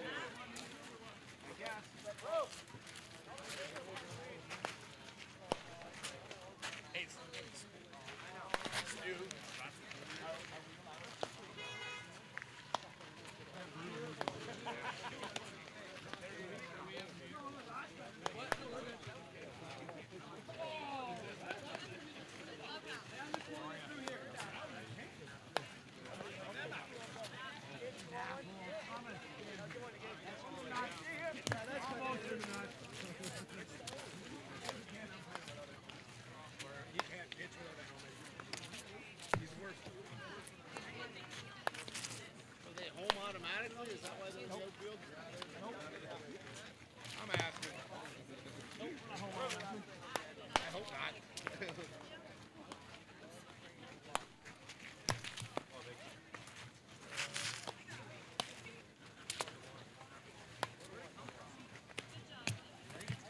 on.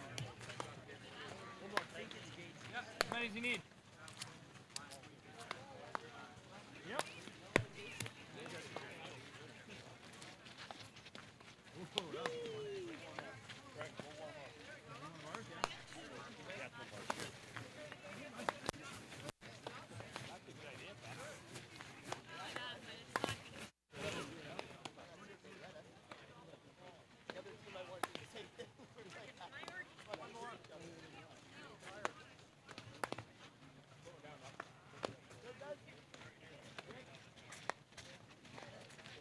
Oh no. I know. After I let go, I didn't. I went to throw it and I shot. I might get in his face. Oh, check that one. I got one too.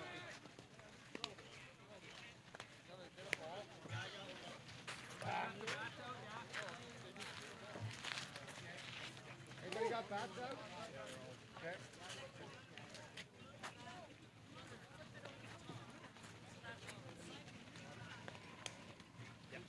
Boys, give me an hour. Ball around. Thank you. Dave, I want to see a slide dive belly first with weight on weight. I haven't slid in 15 years. Because you haven't had to.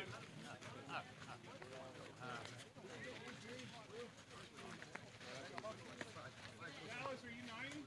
Yeah.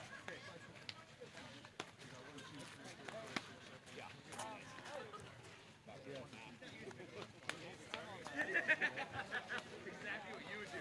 He was so excited. 100%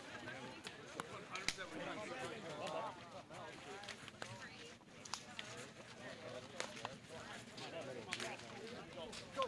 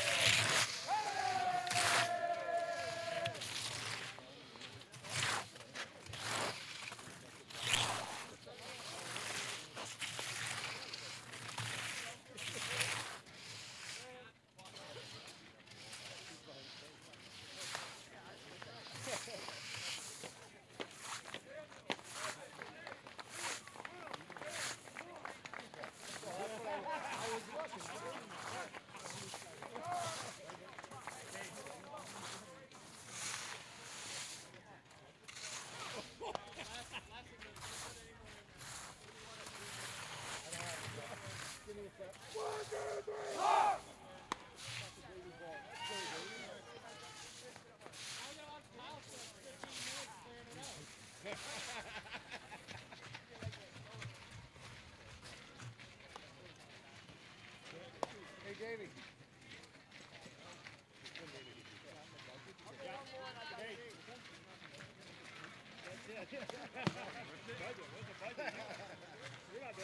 Good luck, buddy. You too. Oh, are you down there? Only one more drive.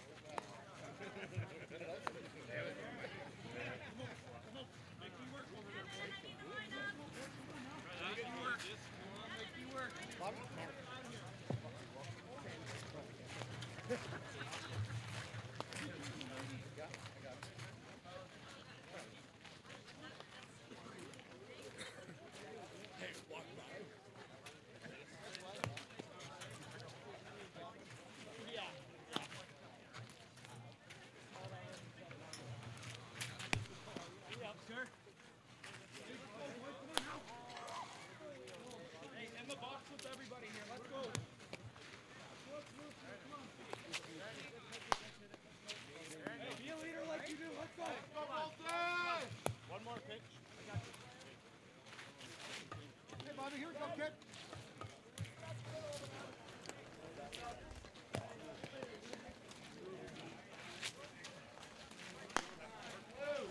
Welcome to the Slow Pitch Ontario Eliminations. Run from July 7th to July 9th here at Slow Pitch City in Dorchester, Ontario. Our game here today is between the Hawks and the Orioles. Orioles in orange, Hawks in white. And his leadoff batter is number 1, Daniel Bolt. You're going to see a string of bolts here, starting off the Hawks order. So Daniel starts them off strong with a double. Daniel with a nice hit. Evan Bolt, the son of the on-deck batter Dave Bolt. And I was speaking in our previous game about Dave Bolt. Dave Bolt, former Canadian championship winner with the Orioles. The opponent in today's game, Dave Bolt, left the Orioles to play with his son Evan.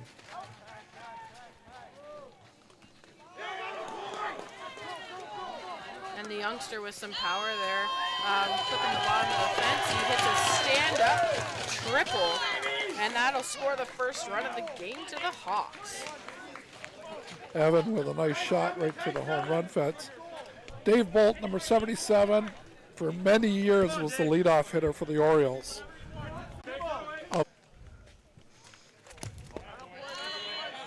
The Hawks are batting 10, so he'll be somewhere in the field, that's for sure.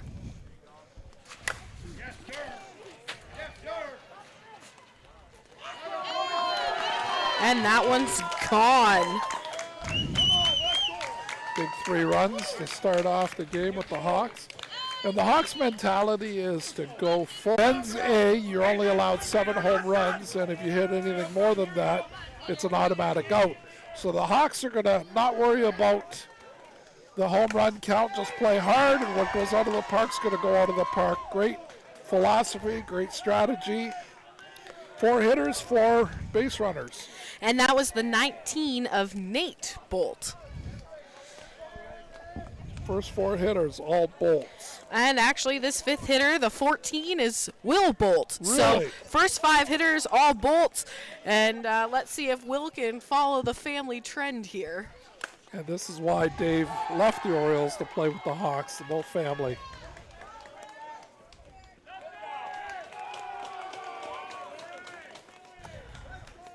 Five Bolts, 5 runners on. So I think that's a good start. We've got 3 runs scored. The Hawks are definitely here to play and working their magic here. I've been looking forward to this game ever since it was put on the schedule. I knew it was going to be a good one. That was a big cut. Yeah, Eric was trying to place the ball there. It wasn't a full swing. Great strategy by Bobby Longmire, the pitcher of the Orioles. Tried to pitch quickly and low to see if he could get Eric to strike out. Umpire called it illegal. But that'll score a run. So even though it's a fly out there to right field, he still cashed in that run. And moved Will Bolt, for that matter. Juan Carlos up to bat for the Hawks.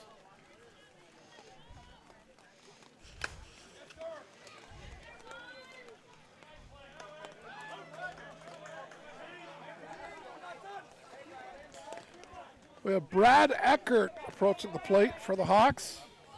Brad, right-handed hitter. He's played in the Super Series program for many years. Played in the C division for quite a while, and a lot of his friends are playing B, so he decided to join along with them. Yeah, he's played for a few teams in B. The last one that I can think of before coming over to the Hawks was Papatah. He played with them, went back to play with them. So we'll see what kind of answer the Orioles give the Hawks. Nice start by the Hawks. So the Orioles are not going to run away with it just yet.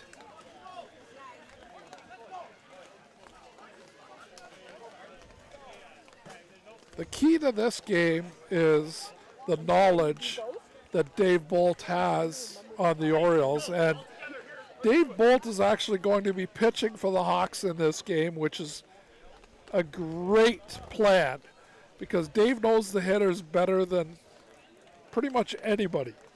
And he'll know how to pitch them. He'll know how to tell his team to play defense on these guys. So a great plan putting Dave Bolt on the pitching rubber for this one. Wayne Parents, the leadoff hitter for the Orioles. Wayne, not one of the bigger guys, and Wayne is actually in his 50s. Still has home run power, and when he was younger, he was competing in home run derbies with the bigger guys in the game. It's all about technique, and Wayne has his swing perfected, where everything's in sync and he gets everything out of his strength in his arms and legs.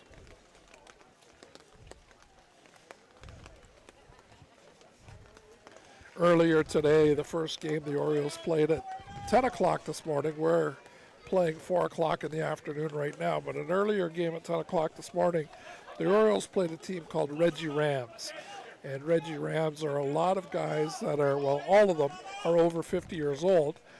And they entered the tournament because they want to be here and mingle with everybody. But Reggie Rams, they're almost all formed from former Orioles. So it was quite comical watching them play each other this morning. Every player knew each other, but the Orioles beat them quite handily, I think 16-2 this morning.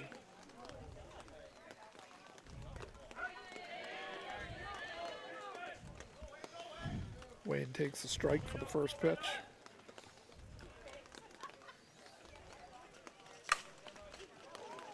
Oh, and that one caught Dave off guard there. And the throw was just a little bit late, and that puts a runner on first. Nice single by Wayne. Batter is Kyle Nechtel. Kyle Nechtel, I met him actually when he started playing with the PT Bruins in Men's C. And the PT Bruins made their way up to Men's A, ended up folding. Kyle was picked up by the Orioles because of his skill level. Kyle's swing is one of the harder swings to read. At the bat speed and the way he swings his arms, it's tough to tell where the ball's going to go. He also probably has one of the hardest swings. I definitely know that from the imprint he is permanently left in my husband's shin, who was umpiring a game and taken out by one of Kyle's hits there. Kyle's also one of the guys that you love to watch succeed in this game, as he's just an all-around fabulous person. He's great on and off the diamond, and he's also very humble. And you know what? He's a true athlete all around. He was a former goalie at a high level in hockey, Junior A. And Yeah, I even believe beyond he that. played in the OHL for it was either Guelph or the Petes, I think. I can't quite remember, but I believe he wore a maroonish color, so that's why I'm going with one of them.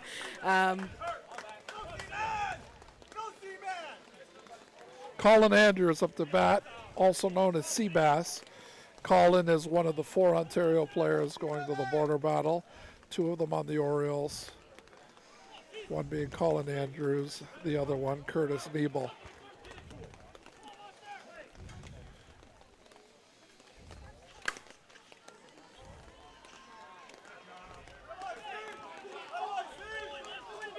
Colin's all about business. Just gets to the plate, swings hard, hits home runs, gets the job done.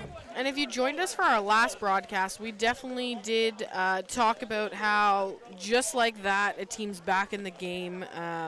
These guys were down 4-0 going into this inning.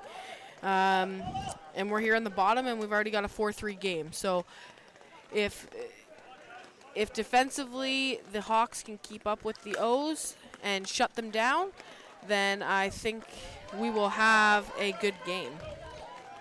Rob Godden grounding out to the second baseman. And that was Daniel Bolt who picked that up and flipped it to Dallas Dalby there on first.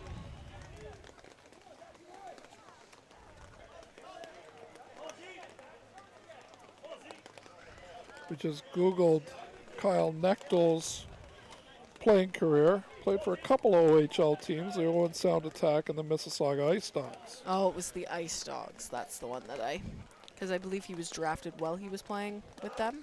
But.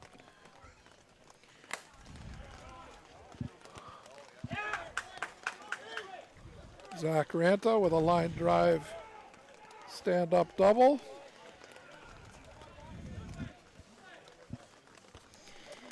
I follow a lot of sports, so sometimes my mind and everybody's names just kind of get cluttered. We followed the London Knights deep into the playoffs. They played the Petes, and I do help with the Junior B team as well. So lots of names and faces go through my mind, and sometimes I can't always place them, Steve.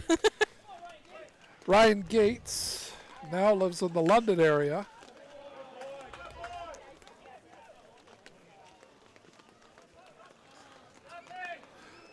So Ryan, originally from Niagara, met his bride and moved out this way in London, has lived in London for probably around 4 years or so. A good friend of his is the batter who's up to bat now, Brian Bell. Brian Bell, former draft pick of the Toronto Blue Jays. A lot of the players in this division have experience in the game of baseball, either at the pro level or actually scholarships. Many of them just want to keep playing competitive ball, so they play here when they get a little older. And Brian's also one of those guys who just has a big swing. He's got a big wingspan, and he definitely comes around with that bat. I remember that from being an umpire behind the plate. Craig Landry, former Spartan, left the Spartans to join the Orioles this year.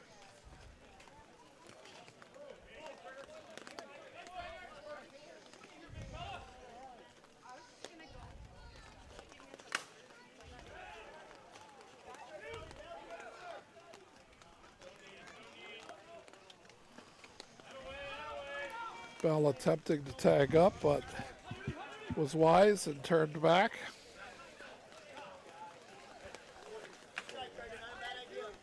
Bobby Longmire up to the bat. He also is a local boy living out in the London area.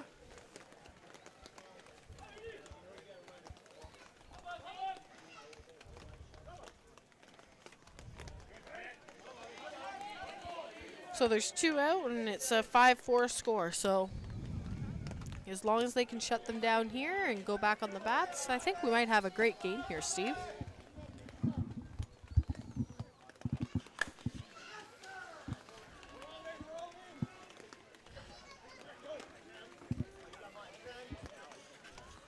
I see in the distance a former coach of the Orioles from many, many years back, Mike O'Callahan. I may even approach him a little later, see if I can get him on the headset.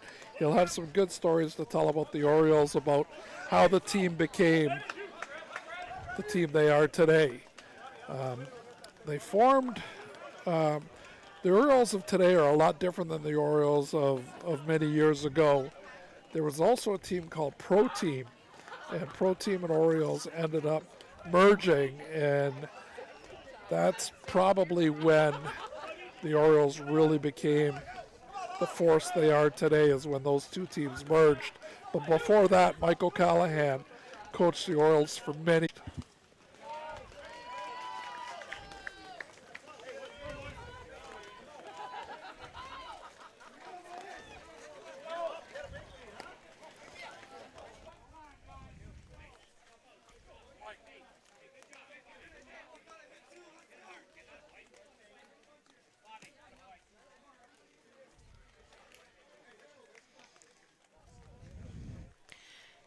And I am sure that the Hawks are quite happy with that performance so far. They're definitely looking here to get back on the bats, and they're going to start with Dallas Dalby, followed by Brent Sproul. And Brent is fast. If he gets on base, he is lightning quick. It's definitely weird for me to see Dallas Dalby wearing a 9 instead of 97. So that's a new look as well.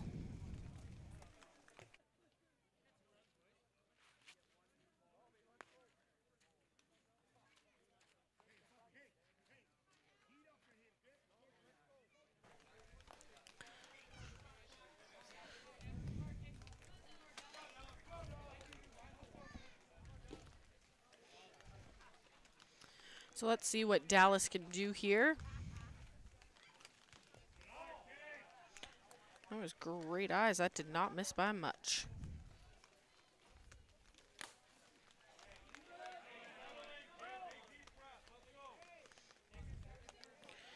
And if you didn't join us for the first broadcast, you're just tuning in now. We do start with a 1-1 count here, so that instantly puts us at 2 balls, 2 strikes. It's not that we're just forgetting to back down the balls and strikes counter there, and we're doing our best here to keep up with everything, so bear with us. He decided, nope, not going to happen.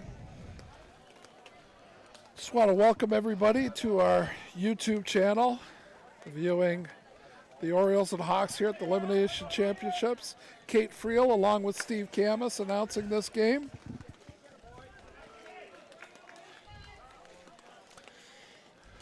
So Kate, we have a little bit of a treat coming up.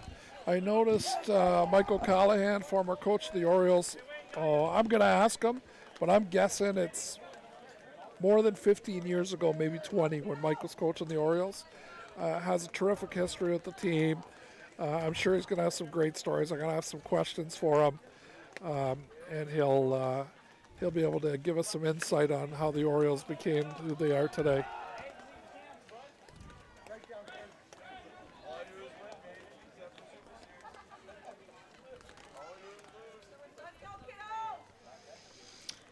And we're back at the top of the order for the Hawks, starting with the first of the string of Bull Daniel here.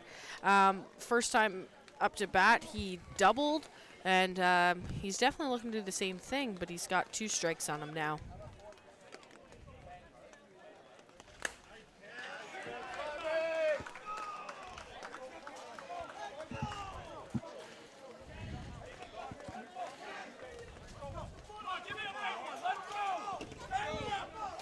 And just like that, the O's put them 3 up, 3 down. So we're going into the bottom of the second inning, starting right at the bottom of their order, and then rolling back to the top with Wayne Parent. I only have 2. Okay. You'll just have to listen.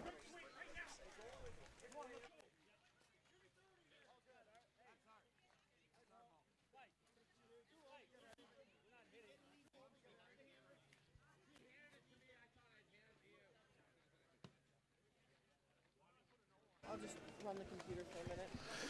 Okay, Steve Camus along with Kate Friel here with the Orioles and the Hawks. And as I said earlier, I noticed the former coach of the Orioles, Michael Callahan, in the distance, and I asked him to give us a little bit of insight of how the Orioles became the team they are today.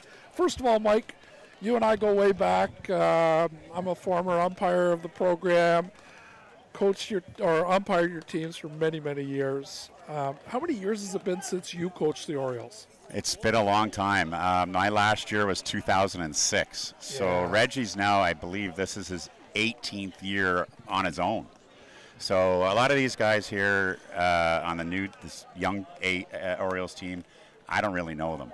I know about 6 or 7 of them. They're solid guys. They've stayed at my place before down south. We've had some fun together. I'm a bit of a golfer now, so, things kind of change when slow pitch ends.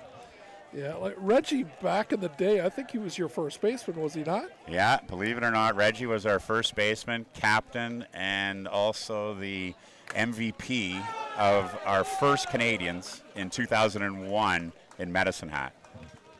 I'll start with a funny story. That it's funny when you umpire, you remember little funny things that happen, and there's some names I'm going to drop that most of our viewers are going to know because that's who's viewing our programs here. So it was the Orioles and Pro Team playing against each other. Oh, that happened a few times. And your pitcher was Cowboy. What's Cowboy's real name? Cowboy, yeah. That's years ago, Yeah, right? he was a bit of a backup guy. Yeah, you're really asking me. He only played for a couple of years early on, real early on. Cowboy was his nickname. Yeah. Jamie Simpson was our pitcher. Yes, back I then, remember for sure. Jamie. But so I'm trying to remember why Cowboy would have been in that game if Jamie might have been hurt, because those games that we had with Pro Team were some mammoth games back in the day. Well, and I remember the game specifically. So there was 2 players on Pro Team that you know really well, Mike McNabb and Todd Cadenhead. Oh, yeah. So what happened was I'm on the plate, I'm umpiring, I'm in my zone, I'm having a great game. And all of a sudden, Mike McNabb's up to bat, and Cadenhead's behind the screen here. And Cadenhead gets in my ear about Cowboy's foot coming off the rubber when he's pitching. So I look for that, and I lose perspective on the arc, and the arc is, I bet you it's 60. Going high. It's in the air. And McNabb, sure, I'm going to call illegal because I have been all game long. And I let it go, and I don't call illegal. McNabb lets it go, strike 3. McNabb looks at me, he goes, seriously? I go, yeah. I go, you know what? Blame that on 23, Cadenhead. He got in my head. And Todd's one to talk. I love Todd. He became a great Oriole, one of the team leaders of the Orioles over the years, won many goals with us. But Todd used to have that 1 foot out of the box, too. If you probably remember that. And there were a lot of coaches would get on him to get him back in there, even though he wasn't doing anything wrong. But it was kind of a funny thing that he's the guy that brought that up. Right. And he always had that thing when he felt the pitch was deep, he'd always look back at the umpire hoping he'd get the illegal pitch call. But going back to, let's say, was it a merger between the Orioles and Pro Team? What was it that really changed the roster a lot with the Orioles? Okay, so you have to go back a little bit further. That the real kind of, if you want to say merger, was really our sprint team with the Orioles team. Okay. So there was myself and Jamie and Scotty Watson and Dave Ciccelli and Reg, who moved from that team to join this young bunch of Orioles guys with Brian Cayley and that that group. And that's what got us our first 01 Medicine Hat Canadians. Then we went to Windsor, got silver. Then we went to BC and got bronze. So we were kind of going the other way. Right. And I knew we had to make some changes. And that's when I went to Todd and Skip. And we ended up bringing McColeman as well. But it was Skip and Toddy were the 2 big guys that put that together. And then we went on a tear. We did struggle at the beginning of 04, and we were talking about that recently. We had too many guys on the roster. We didn't do well at the PIF. And then 04 eliminations, we turned it up. And we didn't lose again the rest of that season, I don't think. But from 04 eliminations to 2006 Canadians, that was our best of the Orioles, in my opinion. Yeah. You know, Reggie might have something different to say. But Right. Yeah. Yeah. Like Mike McColeman, for some of the people who really don't know him because he's been away from the game for probably as long as you have now. Yeah. Explain a little bit about Mike McColeman, who some of us know as Penn, and he's actually in our Slow Pitch Ontario Hall of Fame. Yeah. He arguably is Canada's greatest slow pitch player to ever come out there. You know, Millier out of Quebec. I think a couple guys on the Orioles could be considered that. But I think a lot of guys would say arguably he's been the best. The unfortunate thing with Penn and our team was he was a decade too late. Right. You know, he was playing with Rich's Superior in 1994 in the States, making money. Right. And being one of their top players. Right. So he was a special player. There's no question about that. The thing about Penn was he was probably the best hitter, but he was probably the best infielder and best outfielder too. He had it all and could run. Yeah. He was 5-tool in this, and when nobody saw that here. Yeah. Like in A, the thing I say to the people who really don't know this caliber of ball, though the people who only know the local slow pitch in their own hometowns, I tell them that probably the thing you'll be most impressed with is the defense in this division. I think it's more impressive than the hitting, even though the hitting is fabulous. Yeah, I think people don't realize. I mean, hey, a lot of people think this is just a beer drinking kind of sport, but these guys are athletes. They truly are athletes. You can't have a guy that's playing a three-man outfield and not be an athlete out there, or you're going to get stung. I mean, we actually, they were doing it in the States, but we actually started that back in around 2000, where we moved our fourth outfielder into the infield, played the five-man infield. I saw it being done in the U.S., and I thought we should be doing this here, mainly because I had 3 stud deers out there, and that was a big part of us winning in Medicine Hat. Ended up being a short porch. We were the only team in Medicine Hat that year that played the five-man infield. Nobody else had even done it in Canada, and we went undefeated with 10 out of 13 mercies. We mercied the entire playoff round. Well, now, the pitcher on the Hawks, Dave Bolt, was he playing for the Orioles when you were coaching? Oh, yeah. Leadoff hitter, center fielder, great guy. You know, again, just a testament to how good these players are when he's 50 years old playing in this A division and still being dominant. He hit a home run in the first inning. I saw that, I know. Like the first 5 hitters in their lineup, the last name is Bolt. Yeah, like I'm not shocked. That's incredible. It used to be a rendition of that before Dave played on the Orioles, where he played with his cousins and brothers, and there were a lot of Bolts then too, so I'm not shocked. Now, going back to your relationship with Grant Garrett, many of us know him as Reg, did it start with slow pitch, and how did it evolve where you decided to walk away, and why did you walk away, and why did Reg take over the team? Yeah, Reg and I are, you know, best buds still to this day. It's a testament to the whole organization that we still get together to do an Orioles Hall of Fame every year. We have about 6 guys in that right now. There's another guy that's going, I can't say his name, that's going to be inducted this year in August. But Reggie and I, we had houses beside each other when it comes to these teams. We realized that we needed to get money together through sponsorship and take that pressure off these guys so they don't have to worry about a lot of things, and that's part of what kept us together.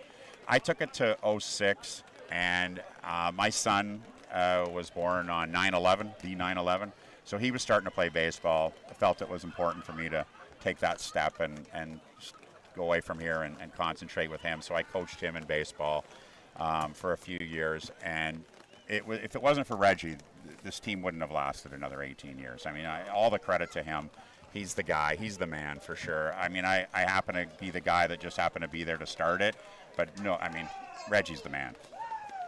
That's a great testament to what Reg has done with this team. How many Canadian championships do the Orioles have right now? 9, and that is one thing that I do, and we love to rib each other. So I always tell Reggie that every year that I went to the Canadians with the team, we won a medal. So we won 3 golds, 2 silvers, and a bronze in those 6 years. But since then, they won another 6 golds, which is pretty stunning. Wow. Like this batter coming up now, Wayne Parent. How well do you know Wayne? Legend. I love Wayne. I've known him when he was with the Hench, loved him with the Hench. Pep, I mean, he's 50 as well, and he's leading off on the best team in Canada. Well, best team in Ontario. We won't say Canada. Yeah, when you talk about the Hench, the team Wayne played on, like the Windsor area, like when you knew a team was coming in from the Windsor area, you knew that you were gonna be in tough. Yeah, the Windsor teams were similar to our teams in that they really were family. Those guys, Dodds. Oh my God, that guy, legend. No, probably not a lot of guys will remember unless they're old-time slow pitch players. Timmy Hawk still plays on the alumni team there. We brought him out in the early years of 2000 as a pickup from the Hench. if you're going to pick up a guy, picking out from the hench was a good spot. You knew you were getting a gamer. Right. Yeah. So, right now the Orioles have done a bat around. Yeah. Like, this is the norm because they know that lead can evaporate quickly in this game. Oh, definitely. I mean, but these guys here, I mean, they're the creme of the creme here. This team, every one of them want it. This is a different era than even us. We used to go to old Chicago's and have a good time. We were a fun team. Yeah. Because everybody else was doing it. But these guys here, they go home, they take care of themselves, they work out all year long. This is a stud team, no question.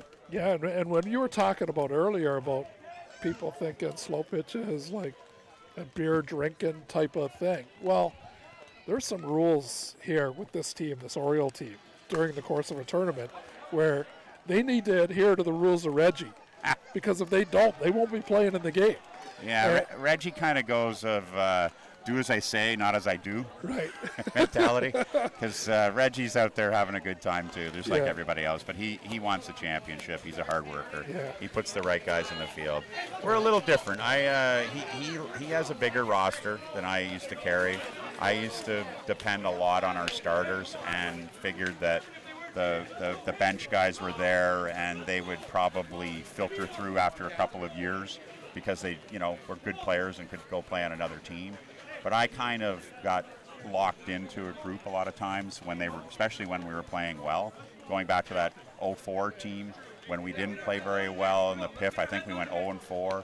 And then I said, okay, enough's enough. I'm putting these 10 guys out there starting for the Elims, and we won 22 straight games. So Nice. What are you going to do? One last question, Sure. but it's a two-parter. All right. How much are you involved with the alumni team, which is called Reggie Rams now, and what do you do as an organization, the Orioles? You were referring earlier about Hall of Fames, that type of stuff. So the Reggie's Rams is really a different team because there's a half dozen guys on there that never played on the Orioles. Okay. So there is an Orioles alum team that isn't here this weekend, so it is slightly different. Reggie does do all three teams. Getting back to just the Orioles as our team, we started in 2019. Myself, Tony Carnelos, and Reg, and we put an Orioles Hall of Fame committee together. And in 2019, there was 3 of us inducted, and each year after that, minus the COVID years, we've had 1 or 2 guys to come in. I think we have 7, and then an 8th, I think it is, this year. We have orange jackets that look like, you'd get from the Masters. We have a T-shirt that says your name, your number, the year you were inducted. I mean, it's something special, and we're hoping that it continues through and that the young guys that, that play. There's a criteria. I think you have to win 3 golds minimum, that kind of thing, to get inducted. Right. But, yeah, it's something pretty special. Well, it sounds like the guys are still having a blast. And you know what, Mike, I don't see as often as I'd like to. When I spotted you in the crowd today, I said I got to go over and say hi. And you came over before I could come to you and asked you to come on the mic. You were kind enough to do so, and this was great hearing these stories. Well, I appreciate that. I'm just going to add one more thing that I just found out today is that at the 10 o'clock game, Tom Buchan announced that the Toronto Orioles are inducted into the Softball Canada Hall of Fame. Nice. So that's a big deal. There's never been a slow pitch team ever. We're only going to be the 14th team ever to be inducted in the Softball Canada Hall of Fame, which is basically all fast pitch teams. That's great. So that's pretty cool. November 11th, we get inducted. We're going to Niagara Falls. There'll be a lot of us. Nice. That's a huge accomplishment. Thanks, buddy. Appreciate Thanks a lot, Mike. Take care. Okay. Thanks, guys. So while Mike and I were talking there, wow, the Orioles scored a lot of runs, eh, Kate? Yeah, the Orioles put up a lot of runs, but the Hawks there, they just had a different Bolt, not Dave Bolt, but Nate Bolt put out a home run there, cashing in 2 quick runs there.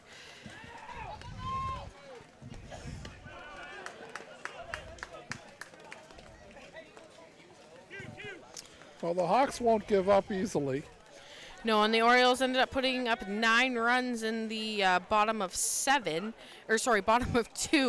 to put them up by 14-4 going into that inning. But we do currently have a score of 14-6. Hawks have done really well in the B division this year, and this eliminations is open to all teams who want to register. The Hawks decided to give it a go.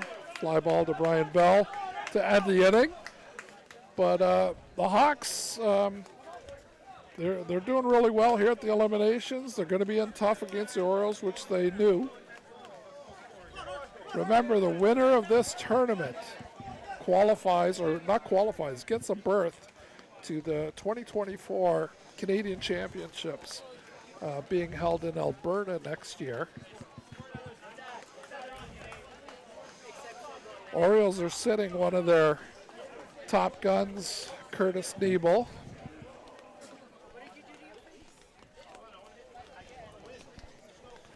Colin Andrews coming up to the plate. You know, sometimes there's just guys, when you approach them, you're not sure what you're going to get from them. Colin Andrews is one of those guys for me.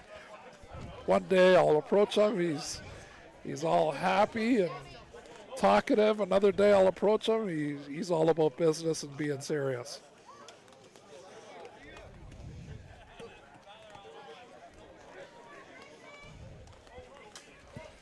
Umpires for today's game on the plate: Mark DeCoste from Kamoka, which is not too far here from Dorchester. First base is Dave Pritchard from Niagara Falls, and Stuart Bowden at second base from Ottawa.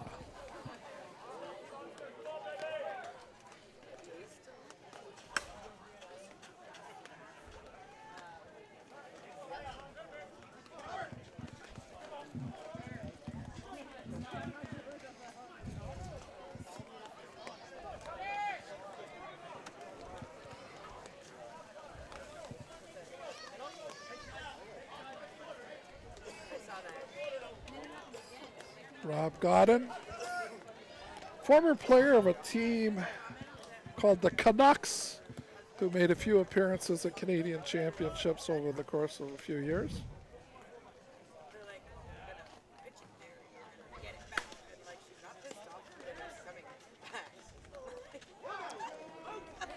That was a close play.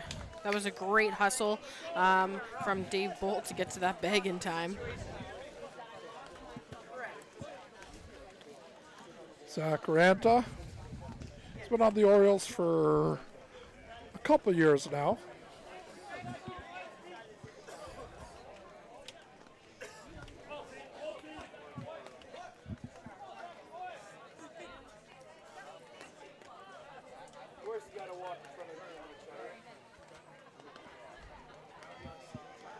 Dave Bolt there making sure that his players are where he wants them, as he knows exactly how these guys are going to hit. Yeah, you're bang on, Katie. He knows, even though the Orioles are scoring runs, it's not because of anything the Hawks are not doing. It's about the Orioles' skill level is so high that it's not easy to get them out. No, and Dave's the best one out there to really direct his team to see where they need to be as per the hitter, and also as being the pitcher. He knows where he's going to place that ball and where he wants his team to be in order to try and catch it.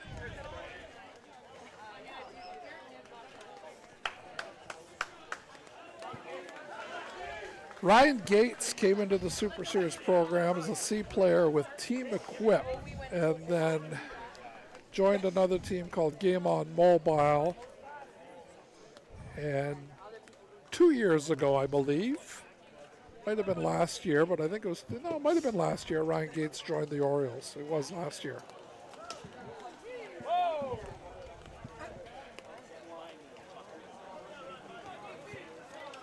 Ryan Gates, good hitter, but I really like his glove defensively. He's got good range in the infield as well.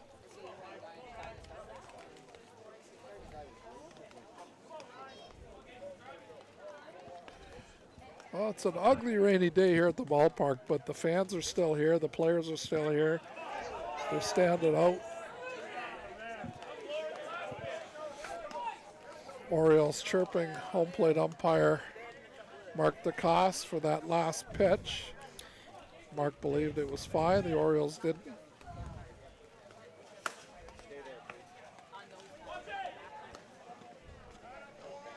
Oh, and they're able to take the lead. And it really didn't matter at that point because that was 3 out.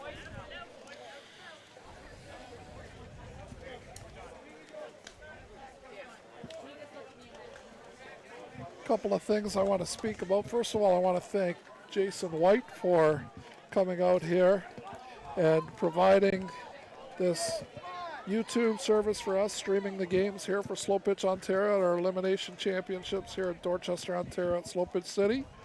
The winner of this tournament, the London area. Dorchester is just 10 minutes east of London off the Elgin Road cutoff. And on Slow Pitch Road, which is right near the highway. Come out to the ballpark. You'll see some terrific ball. The atmosphere is fantastic. The food is great. It's just a great facility to host the Canadian Championships here at Slow Pitch City. And like we did say before, if you're unable to join us in person due to how far you may be away, we got teams coming from all over the place. So if you're unable to join us here live in person, definitely jump on YouTube because we are going to be live and broadcasting as many games as we can that Canadians weekend. Or week, sorry. Juan Carlos with a base hit. We definitely did say that these Hawks are not going to go down easy. They were able to hold the Orioles at the bottom of the 3rd inning. They want to come out during this 4th inning and definitely put a dent in what the Orioles have gained in a lead, but it's not a huge lead yet. But that doesn't mean that the Orioles can't turn it on. That's right. And the batter here, Brad Eckert, he's a fixture here at Slow Pitch City. You know him very well, eh, Kate? I know Brad very well. I know Brad from back in the days when we had a ballpark in London as well, which has now been closed down. And I've known Brad, probably for 12 years now. So, which is almost half my life, so that is saying a lot. Brad's a great guy.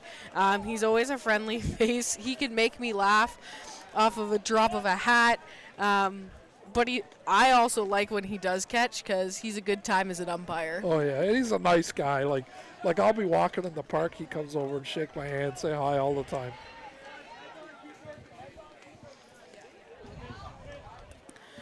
I have played a little bit of co-ed with Dallas Dalby here up at the plate. He's a great hitter. He's also a great guy. When he does turn it on to be laser focused, he's definitely in that game. And that was a great team at bat there.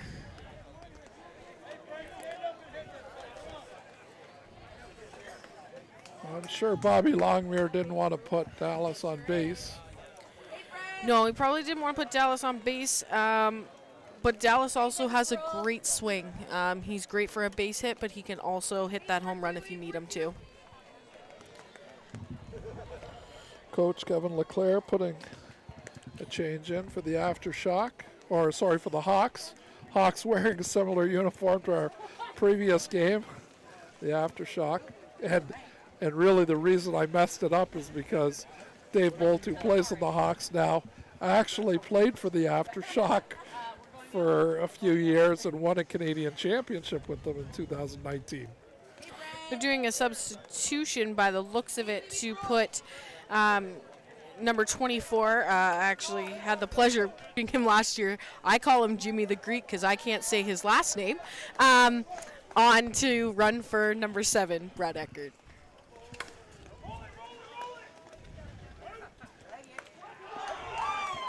Gates, Ranta, Andrews. 4-6-3 double play.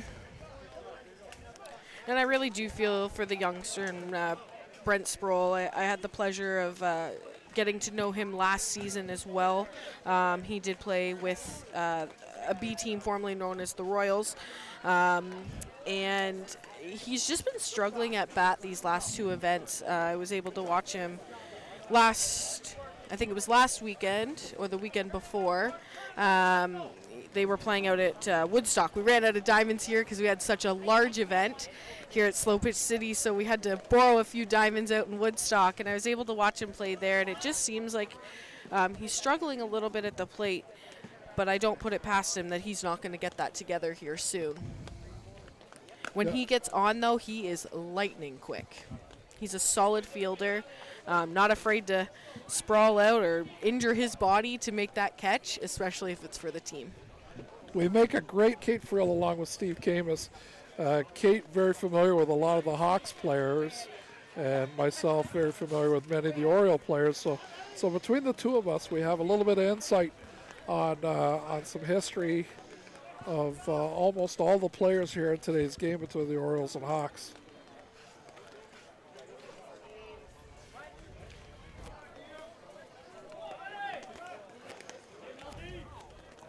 Brian Bell, former pitcher in the Blue Jays organization, never played any games in the major leagues, but was drafted by the Blue Jays.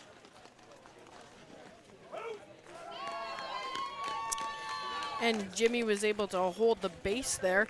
It looks like the shift that they've made is they have kept Jimmy in Eckert's spot. Jimmy has moved to first base, shifting number 9, Dallas Dalby, behind the plate. Craig Landry up to the plate. That was a great shot down the line. Good on the Hawks to hold him to one base there.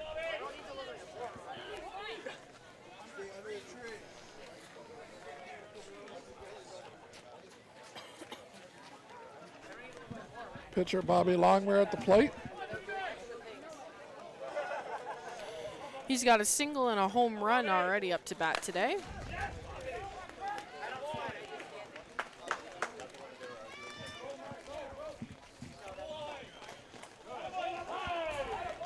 And with that, he added a double.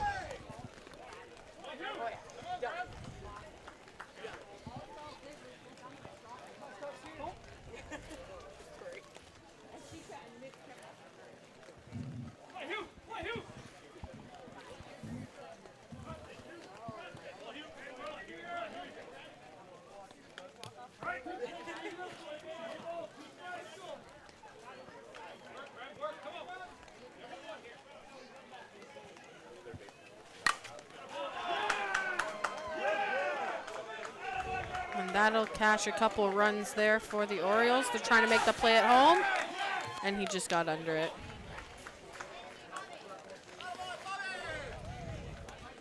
For a second there, it looked like that throw kind of caught the catcher, Dalby, off guard there.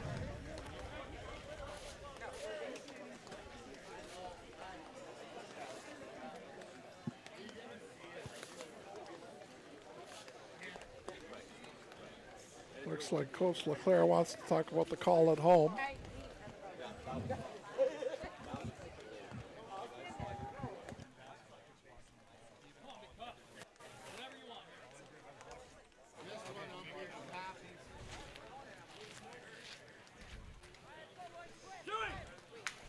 So it looks like that conversation between coach and umpire is over. Call stands on the field. And that one's gone.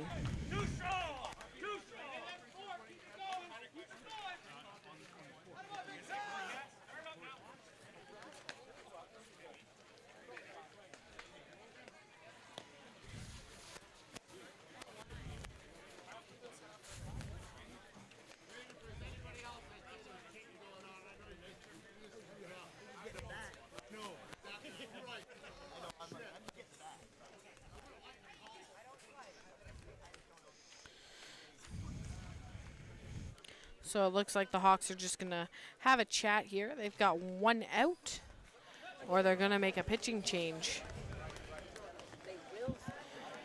So the score right now is 18-6, giving us a 12-run difference. We're only in the bottom of 4, so the Hawks need to shut it down, and then they need to hit to stay alive. Yeah. I just pulled one of the coaches aside of one of the ladies' teams, the Ladybirds. They're playing in the next game that we are going to stream against the Angels in the Undefeated game. So Coach Tony Cardalos of the Ladybirds said he'll throw a headset on for few minutes, and we'll talk a little bit about the ladies' game because it's much different than what we're seeing in the men's. It definitely is. The men's is hit, hit, boom most of the time, and in a ladies' game, you can get singled to death in minutes. The games are different, but some of these ladies in the A division can crank a baseball. I was over watching a game at Diamond 7 today. There was a ladies' game going on Diamond 6, and one of the Pandas players hit the ball, and it hit about halfway up the fence by the players' bench on Diamond 7. I mean, she just completely crushed that ball. I've watched girls in the park home run on Diamond 2 today. So the ladies' game will definitely be something that our viewers do want to tune back into. We will have a break, as we'll have about a game slot break. So it'll be about an hour to an hour and a half break in between this game and that ladies' game. But it'll be a great game to watch.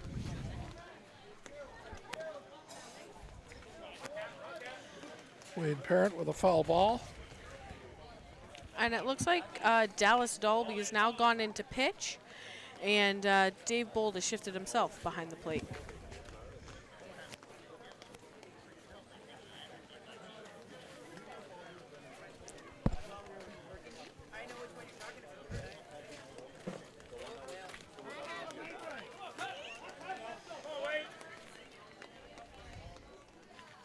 Wayne's thinking about what to do here. 2 strikes, cannot afford a foul ball.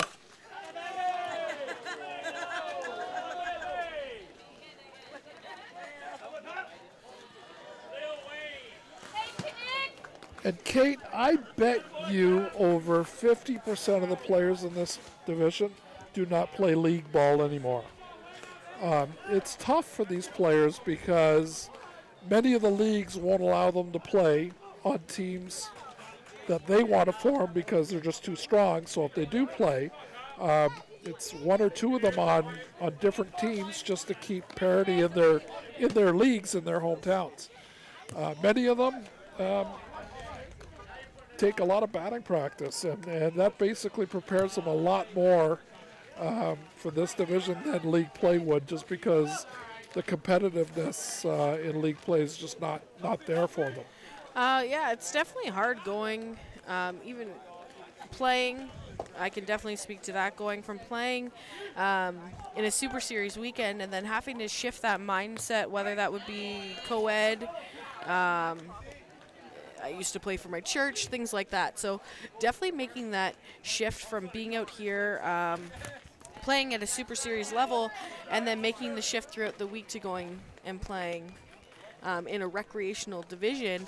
It was definitely a mind shift, but you also have to try and not take that competitive edge, but you also don't want to change your swing to hit it less distance or as hard, because that'll mess up your Super Series game.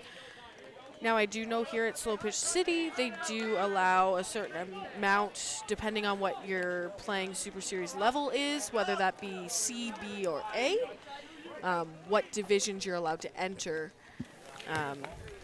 for a league team. So there are some local guys that are still able to do a little bit of both and just have some fun with some of their friends.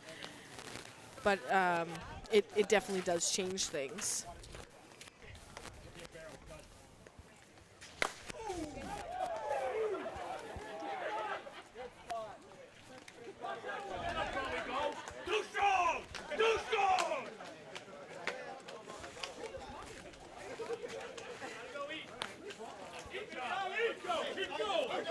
Big home run for the Orioles. Now Zach Ranta up to bat. And that's their 5th home run of this game.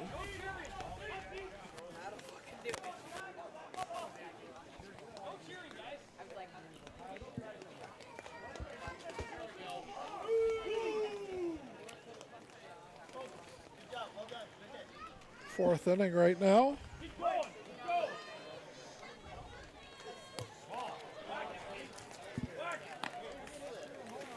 They're definitely going to make the Hawks work to stay in this game, that's for sure.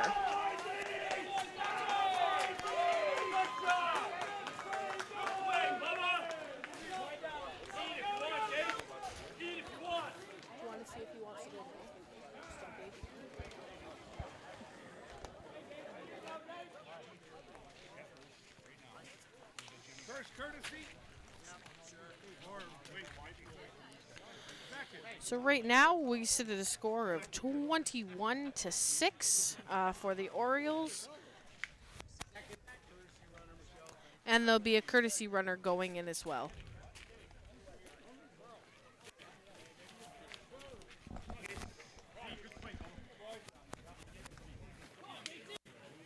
I am going to pass things over here to Steve. He's got our special guest here for an interview, just allowing us to have a little bit more insight into the ladies' game that'll be joining us here after we have a break after this game. Oh, thank you very much, Kate. I'm bringing in one of the coaches from one of the ladies' teams, Tony Carnelos. And I won't keep you long, Tony, because I know you need to prepare for a game that's coming up against the Angels, the undefeated game. First thing I want to ask you is, when you do play the Angels, what are you looking for? Because you've played the Angels a couple times this year, and the Angels this year are playing much better than they were in previous years. I mean, yeah, they are, and they're a good team. They're also the defending bronze medalist. I wouldn't say they're playing much better. They had a great season last year, too. I mean, right now they're leading the province, and they're number one, and we're obviously going to have to give it our best game because right now we have to take it away from them. I want to talk a lot about the ladies' game because many of the people are watching the men's game here. It's very different, the men's and the ladies. First of all, Tony here was carrying dual duty. He was coaching the Orioles and the Ladybirds. First of all, why did you decide to just go back and just coach one team rather than two? Mostly I kind of just wanted to simplify my life. The weekends were busy. I was going from diamond to diamond to diamond, and it wasn't as much fun. I didn't get to enjoy, we'd go to a Canadians and, I'd be on the diamond all day and not get to enjoy much. So during the pandemic, I made the decision. It was very hard, but I get to enjoy the game a little more now and watch some of the men's games and watch more ladies' games, which has kind of helped us pick Team Canada a little easier and just have better understanding of everything altogether. But in the end, the real decision was to make my life easier to start. Now I understand you sponsor some of the teams here. Explain a little bit about what you do and what you do for the teams here. I mean, it's various. Every team's different. Every team has different needs. We don't give cash to adults, but we'll give product, and we save all of our cash type sponsorship for kids.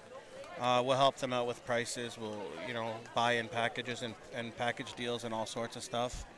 And but we have a few. We don't do too many. We're very selective. Explain a little bit about your business. Home Run Sports. Yeah, Home Run Sports. It's Mississauga and Winnipeg. We have a website, obviously. It's been around since 1986. Big partner of Slovich Ontario, Softball Canada, all the other provincial organizations and national organizations. Sort of your one-stop shop for all diamond products. Okay. Now the team you're coaching now, the Ladybirds. Yeah. You're going to the Canadian Championships, which is just weeks away. Yeah. Give us a little bit of insight on the Ladybirds. Have you won any Canadian championships in the past? What do you expect going into this year? We've won, I think, 5 Canadians in the past. A gentleman from BC is the defending champ, and I would beat right now. They're having a great season out west and in the Western Series. And obviously, as the defending champion, they have that going for them, but they've also had a good year to start the year. So we're getting healthy. We've had a bunch of bodies missing so far this year. We're getting healthier, as it shows today. So we're peaking at the right time. I think it's been a real slow start to the year with some injuries and pregnancy or two, and just trying to deal with that. So working on the roster to try and make it better all the time while following the rules. Now, coaching ladies versus coaching men. Yeah. what would you say the biggest difference is? Are they as competitive? Are the personalities different in a men's game than in a women's game? What's the difference between the two games? Well, it's a different game altogether. I mean, it's small ball versus big ball in a way, right? There's when the home runs aren't in play, and are they as competitive? Absolutely, every day of the week. They show it and they handle it differently. There's positives and negatives to both divisions. But I really enjoy my time, and I've tried to put so much into the women's game and try to keep growing it, from whether it's with the Ladybirds or with the Border Battle or generally just helping the program in general. Speaking of the Border Battle, you're the head coach of the Women's Team Canada Border Battle. Tell us a little bit about that. When is that taking place? Where is that? Who are you competing against? Yeah, we're 2 weeks out. 2 weeks this weekend. We're in Cleveland. Obviously, we're playing the U.S. and they're a powerhouse. They're professional softball players, and I think this is our 5th women's border battle. And no matter what happens, we'll always be able to go back and say we won the first ever on Canada's 150th birthday in Oklahoma that year. So it's fun. It's a great group of girls from across the country. It's absolutely amazing to be part of, with some different personalities, different skill sets, different everything.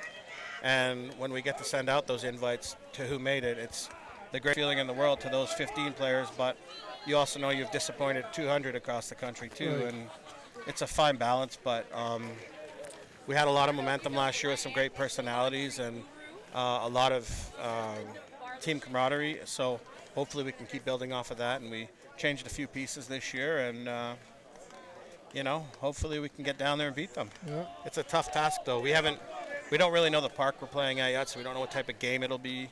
Obviously, we're not going to out-homer them, so we got to play a little more small ball and be, fundamentally strong and do the right thing more than not. Right. Okay, well, I'm not going to keep you too long, Tony, because I know you have a game to prepare for. I want to wish you the best of luck at the border battle, and hopefully tonight's game against the Angels is going to be a nice, tight, close game for all the fans here, as long as the weather can improve. We've had some rain for the last few hours, but thanks, Tony, for this, and good luck to the Ladybirds. Thanks, good luck. That was Tony Carnelos, coach of the Ladybirds in the Women's A Division. Tony's Ladybirds will be playing the Angels at 6 o'clock in the Undefeated game. That'll be our next game here on YouTube. Now, while you guys were having a chat about the women's game, the Hawks have put up 2 runs, chipping away a little bit, and they only have 1 out. They have just made a substitution. Luis Rios is in order to hit in place of Eric Becker.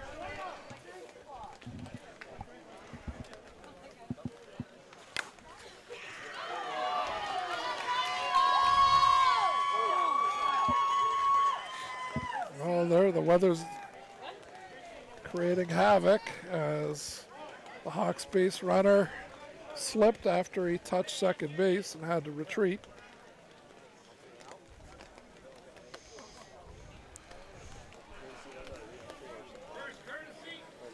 We're hoping the rain doesn't get any worse. We do our best to try and get the games in because there's so many people here that travel a large distance to get here. So we do what we can to get the games in, but obviously we're going to look after the safety of the players. And the Hawks there did use a courtesy runner, putting in young Evan Bolt into run for the number 52. They were also able to cash another run, and they've put it within 11. So they've evaded that. They've possibly evaded the mercy there. They'll have to hold them come the bottom of 5.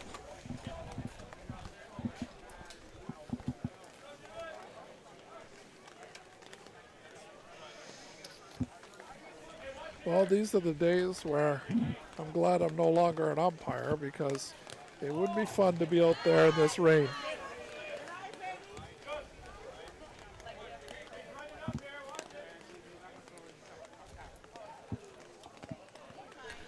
I'm sure I'm going to get to hear about how I'm under a tent and Kyle is on the diamond and he'll be soaking wet. Yes, Kyle, your husband, still umpiring Super Series.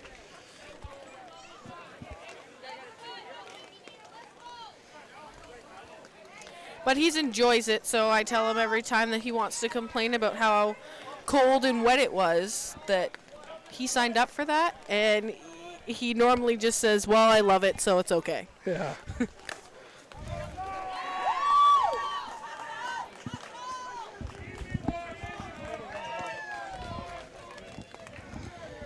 And like we've said to the viewers quite often today is you never count yourself out in a slow pitch game. The Hawks had been hitting sparsely. They hit 4 in the first inning. They hit 3 in the second. Runs in, and now they've got 6 this inning so far. They're sticking around, and they're doing their best here to keep themselves alive. They've only used 2 of their home runs, and the O's have used 5. So the O's only have 2 home runs left, so they can't bank on those for being what may put this team out in a mercy. So yeah, you make a great point, Kate. That makes a big difference. Home run count is huge. And now they've put in the 0-1 of Rob Sproul in place of his son, Brett Sproul, to hit this inning.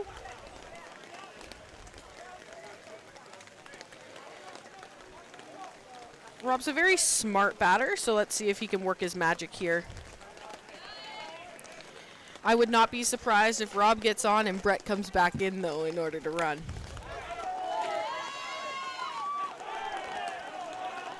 That was a great catch in left field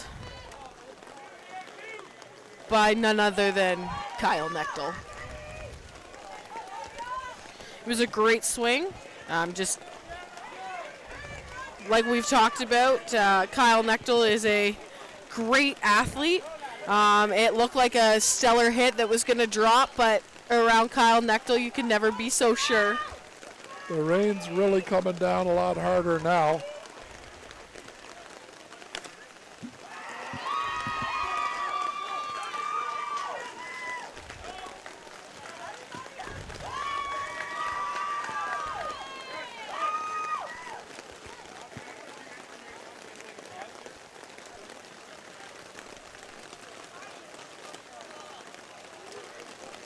If this rain keeps coming down like it is, we're in jeopardy of pulling the teams off the diamonds if the puddles accumulate too much where it's not safe for the players.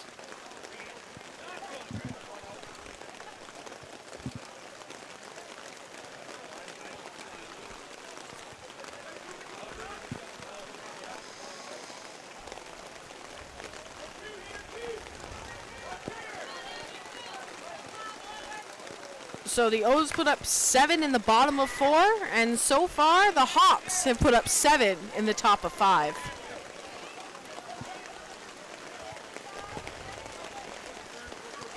So the O's need to score 4 runs here to mercy the Hawks. We have an 8-run difference at 21-13. But the rain is starting to come down a lot harder.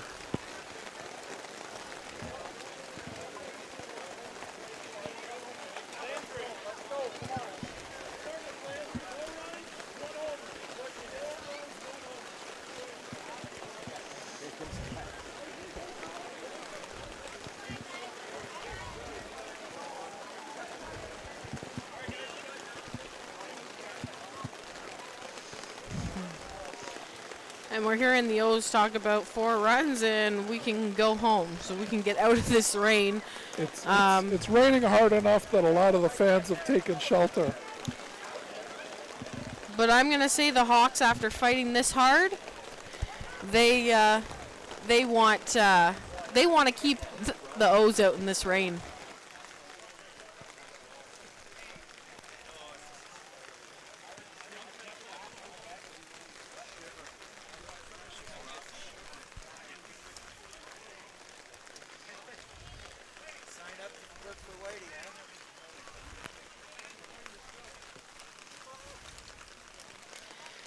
Well, I'd like to thank Steve for joining us on the broadcast today. He's going to go back probably to some nicer shelter than a tent, a nice SPO hut. And I'd like to introduce everybody to Jordan Mosley. He's also an umpire. We know each other quite well from hockey, racing. I think it's just about everything under the sun. He just got off the diamond doing a ladies' game. So how's your day been so far? Are you a little wet still? Awesome, yeah, still a little wet. I did 4 games earlier on. I was just over on 2. We had a couple of excellent ladies games over there. Which would be great because the ladies will be here we're going to have a break after this game. Hopefully one where the weather would like to go away. And then the ladies will be back here for the Undefeated game. And then we'll have a men's game later on as well. That'd be nice. Yeah, it's getting real slippery out here. Puddles everywhere. And just like that, the O's go up another run. I have marked that that's probably about their 6th home run, so they'd only have 1 left. They need 4 runs, they kept saying, so we can get out of this and get dry. And I think everybody's looking forward to that right now. The main thing's been keeping the bats dry all day. We've seen that. We've seen a lot of impressive solutions, big tarps being hung up over some of the dugouts. Just everybody's getting real creative to try to stay dry today. Yeah, I had said during the first broadcast the first game that, oh, well, you know, it's wet out here, and the viewers at home were probably better off since they didn't seem the risk of getting wet, colds, you know, sick, or having a bat helicopter off to them. Yep, that's the place to be today, absolutely. Out in the dry, runner on first here. That ball's going to head out to left center field. Fielded on the hop. Going to move runners to first and second.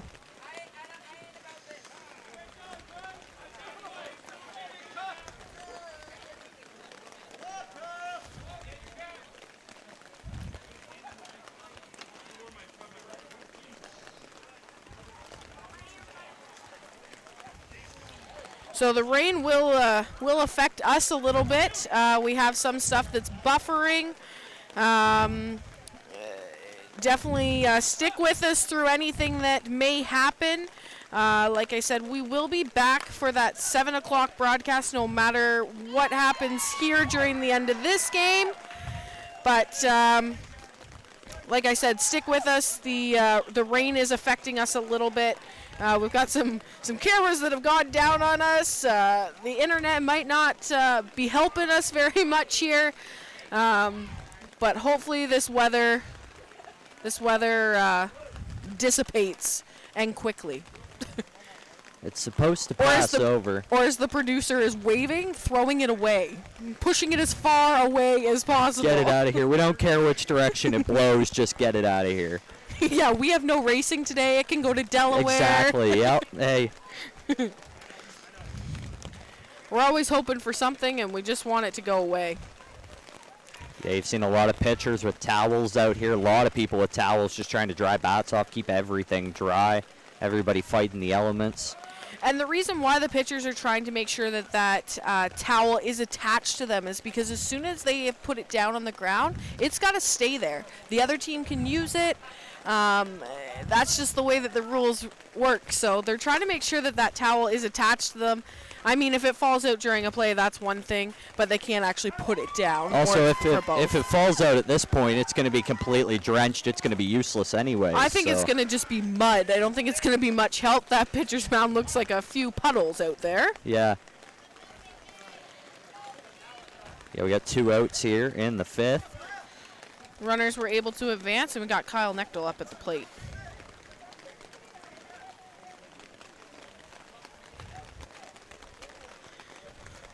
Little mound visit. Going to talk this one over with an empty base at first.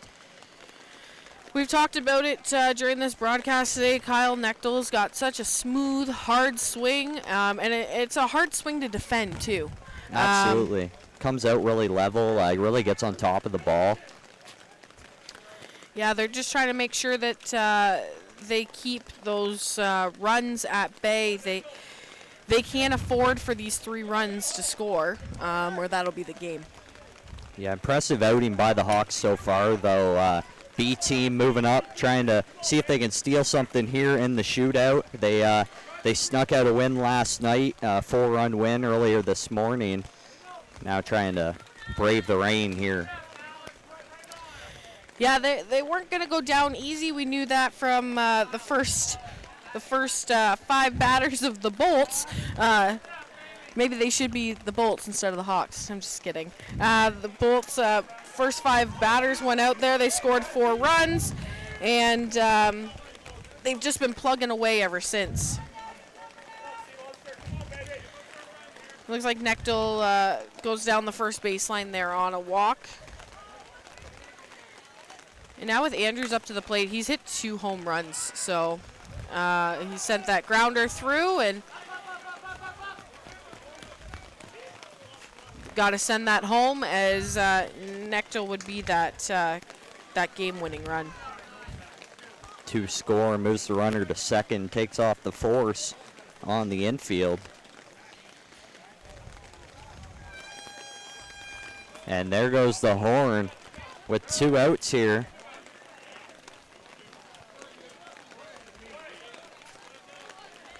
The O's want to keep going. Umps are going to get together and talk about it here. Yeah, with 2 out, it's going to be a tough call on them. Do we just play for that third? Do we play for that winning run to come in off a 3? He's right there. I wonder what they're going to decide at this point. Looks like they're going to let him go. I think they're going to let them go from what home plate umpire Mark DeCoste is and they're walking him. signaling. I think it's going to be that run scores. Game will be over. If they get that 3rd out and we're going to push another inning, we're going to wait and play on. Makes sense. It is coming down hard out here. Now that time slot that we are going to take a break in, we may have to pop on and let you know that they're finishing out a Masters game. Not sure how that's going to shake up for that 7 o'clock start, but we'll keep you posted, I guess, the best we can at this point. Mother Nature's just not working with us. And that's game. Unfortunately, for a pitcher, Dallas Dalby, that last run comes in on a walk. After the intentional walk, walks in the game winner. And they're going to meet up to shake hands here. Sure, they'll be flying through this one. Everybody wants to get back to the dry.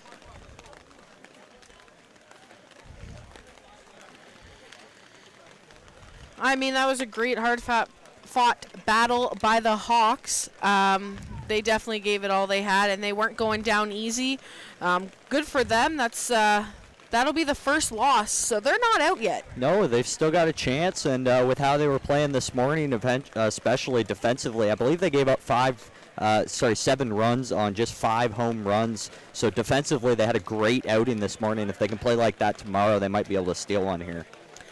Yeah, they may have one more tonight. I'm not sure if they have one under the lights or not. If not, they'll be back tomorrow morning. So we do wish them the best. I mean, they're a B team, and they're hanging around, and they're definitely giving it all they have.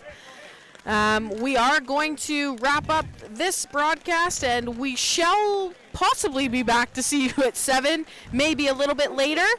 Just stay tuned with us and kind of keep an eye. We'll pop back in when we can with the ladies' undefeated game. And we look forward to seeing you then. I'm Kate Friel, and he's Jordan Mosley, and we will be back with you at that time.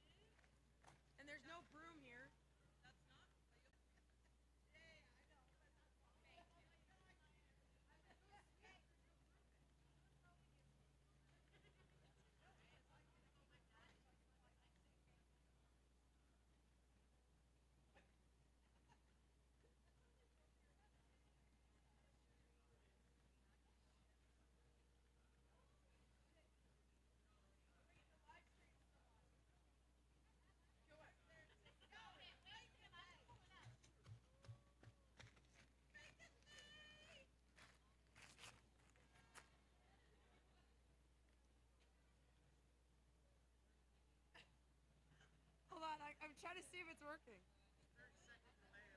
Is there? I didn't know if it was still on. I have somebody watching it. Do you have it on? Oh! Is it bad? How good is it?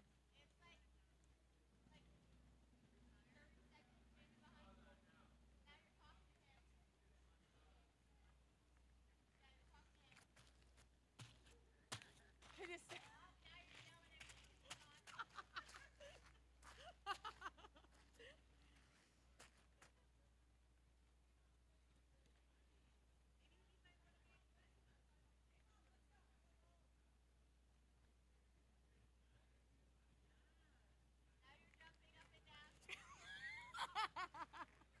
Can you hear it though? Can you? No.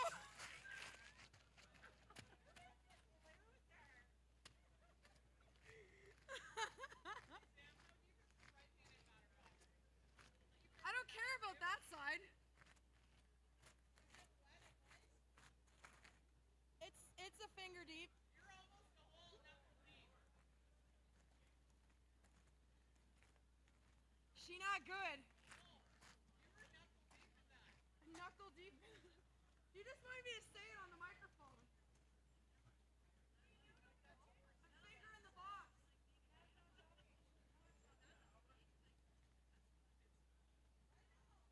If there was a broom, I'd sweep it, but there's no broom. Race, baby!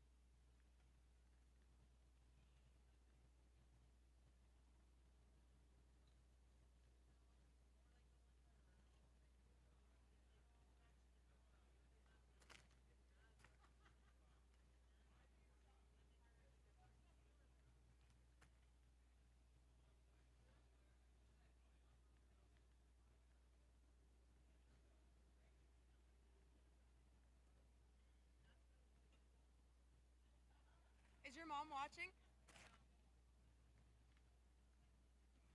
I was gonna say, share the link to your mom so she can watch.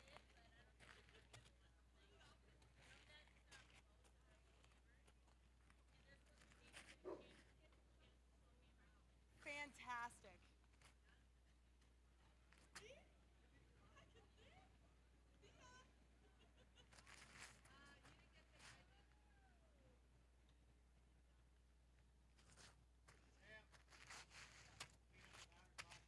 If there was a broom, I would have done it by now.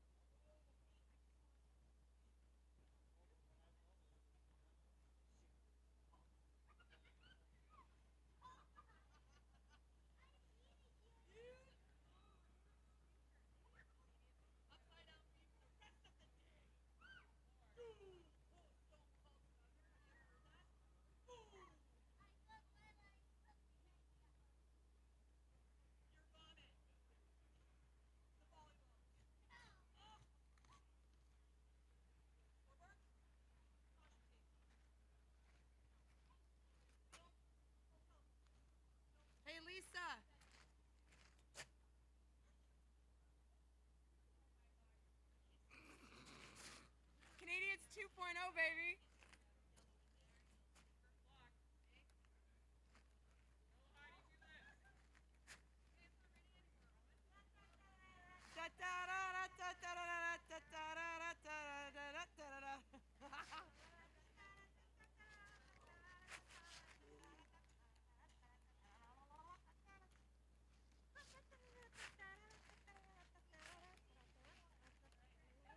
No, don't do it.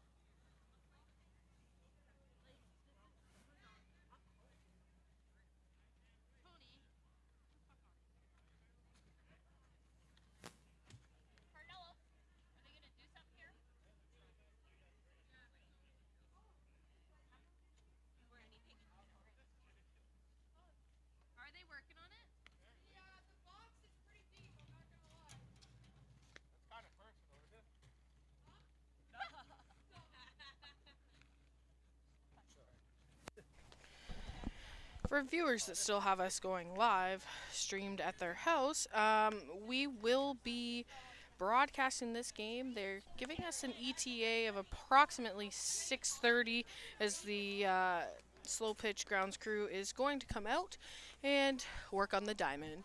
So again, we should be starting around 6:30. We will keep you posted.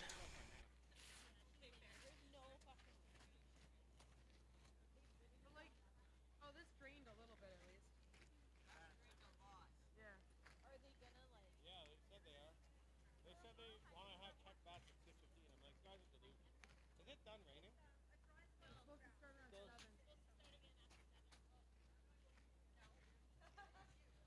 What's the matter, Bella?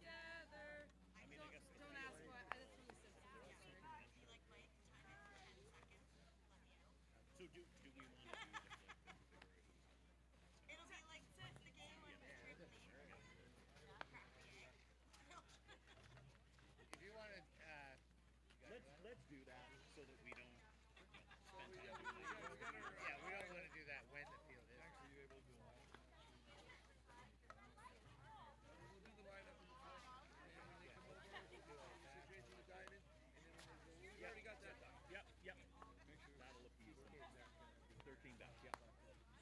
Yep. 13 back. 11-2.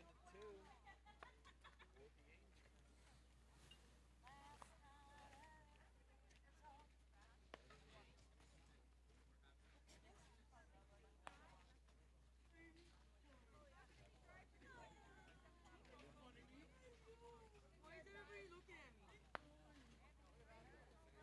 Horseshoes, tails. I suppose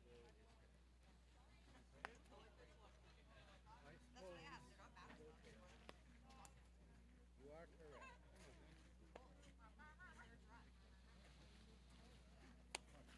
Again, don't worry, we'll do your bad. Everything now, so we can do it. We were trying to hold through the tunnel. Twister on the diamond. We're heading.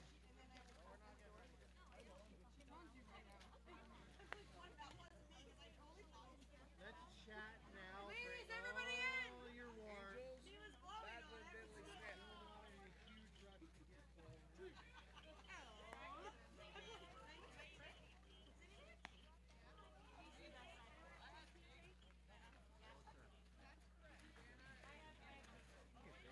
Jordan, you look like you're freezing where you're at.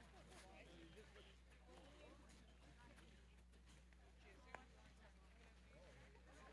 Where are you guys going? We don't want to look like. We're ready. Just we are ready. The field's down there.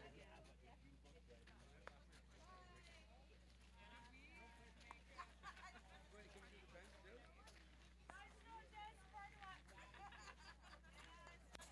Yeah, we won't let them leave. One of us has to stand back there. What do you think? And I might, and another one might have to come down here too. If your toes are in the water, it should be at a beach. Amen. Agreed, 100%. Yeah, so they got a. It looks like they did some here, but yeah, they've got a. No, what he did, he's pushed it to the system. Right, pull it back. Like he's got a. I don't know what he could. See, normally I'd say push it back. Oh, that's where the mic is. Okay, yeah, like we don't. Yeah. No.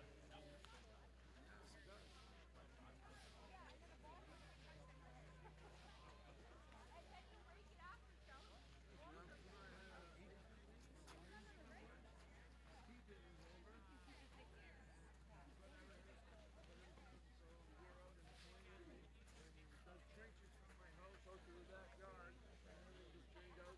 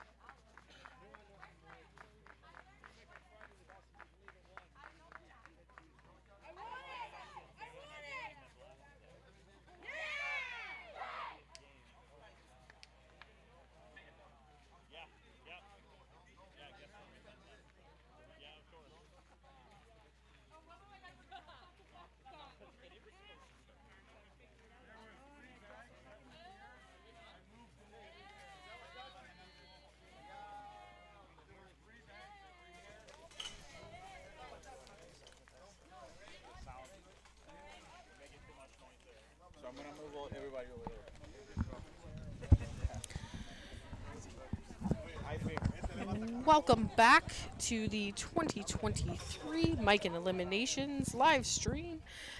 We are going to have the Ladybirds versus the Angels here in a few moments. Everything's getting set. I'm Kate Friel, joined by Jordan Mosley here on the broadcast. And Jordan, what do you think this game's going to be like since you've been umpiring women's ball all day? Yeah, these two teams, obviously, they're awesome when they get paired up together. They've had a ton of great battles over the years, a really good middle infield on the Ladybirds side. So just watch the Angels to be pushing the lines as much as they can, and should be a great game between these two really good teams. Yeah, and this is the undefeated game, so this is the best of the best for today. They both have been to Canadians multiple times. The Angels are bronze medalists, so they're looking to get another berth back in 2024. Yeah, Angels going to be starting in the outfield. They'll be our home team for this winner-winner game tonight.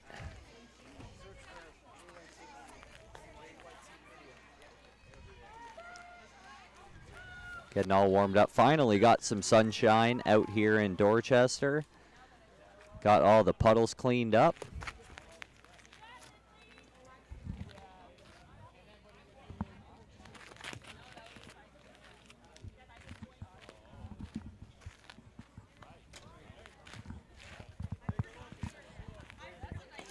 Grounds crew was out here, as you probably saw, as we were still streaming, trying to get the diamond ready for this game.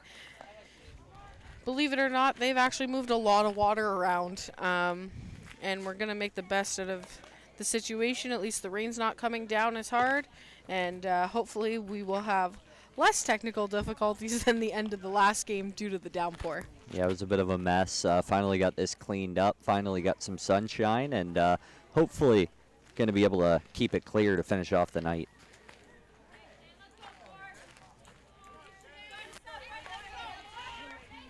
First batter for the Ladybirds is number 4, Shannon Hilton. Looking to lead this game off and hopefully get on base. Again, for the viewers that are just tuning in, sorry, for the first time, we do start with a 1-1 count. Just speeds up the game a bit. Got a runner on first there. Shannon Hilton leads off the Ladybirds with a single up the center. Brings Christy Bremer to the plate. She's going to poke one out to right field. Fielder under that makes the play. We got one out here in the first. Yeah, it looked like Hilton tagged up and was about to take off, realized she was a lot closer than she thought she better head on back. Yeah, looked like she was trying to draw a throw there. Couple steps, just feel out the outfielders. See what you got to work with out there. Brings Sarah Berry up to the dish, number 8 here. Third batter for the Ladybirds with one out.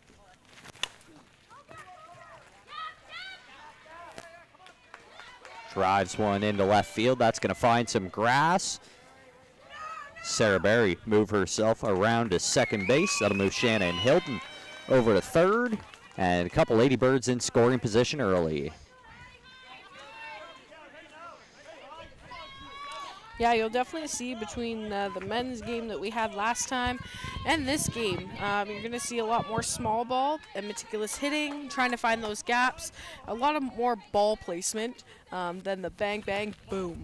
Yeah, for sure. And some of our better A pitchers out here, you can see a lot of pitches on the plate and a lot of working around with the height here. Oh, and that one just clipped there.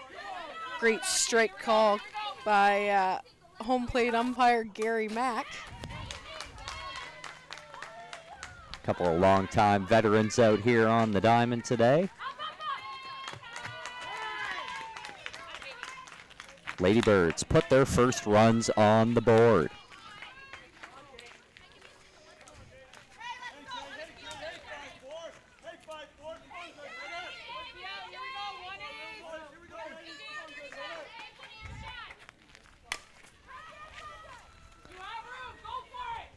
That ball popped out to the left side. Third baseman tracks it down and makes the play. And that's 2 away, Jordan.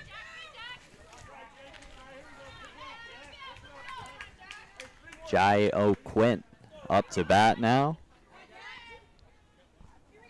With 2 out, looking to make something happen with the early lead.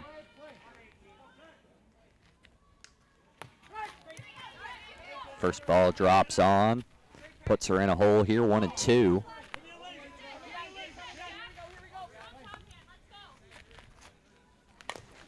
Bat on ball over to the third baseman. Fielded, sent to second for our 3rd out of the inning. Ladybirds with a good start. Couple of base runners early, and they go up 2-0 in the top of 1.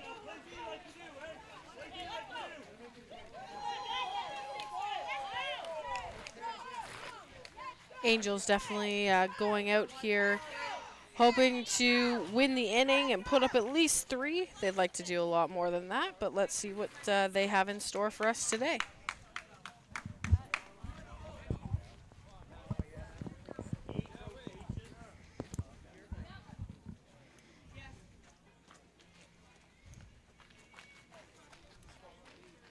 Michelle Lorenz taking the mound for the Ladybirds.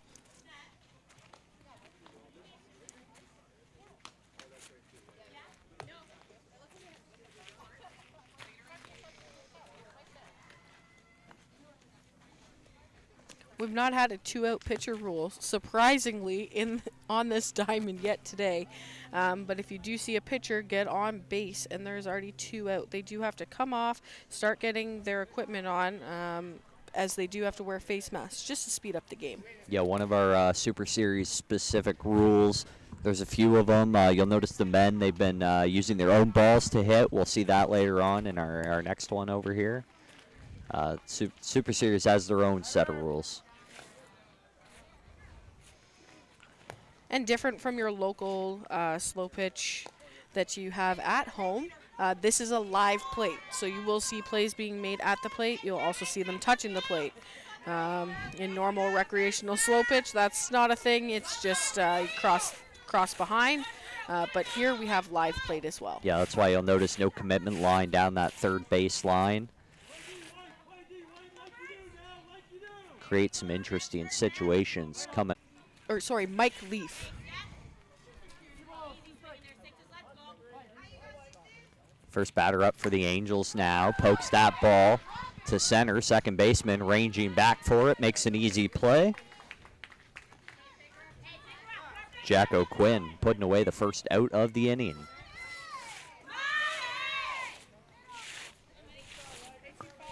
Also a little bit different from the men's ball, as you'll hear on the microphones around the diamond. It is going to be loud.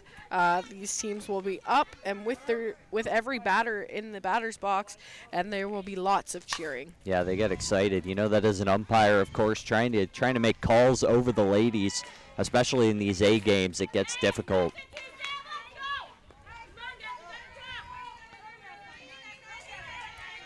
Is it difficult, or do you just need to be louder? Maybe a little bit of both. Maybe they don't listen to me.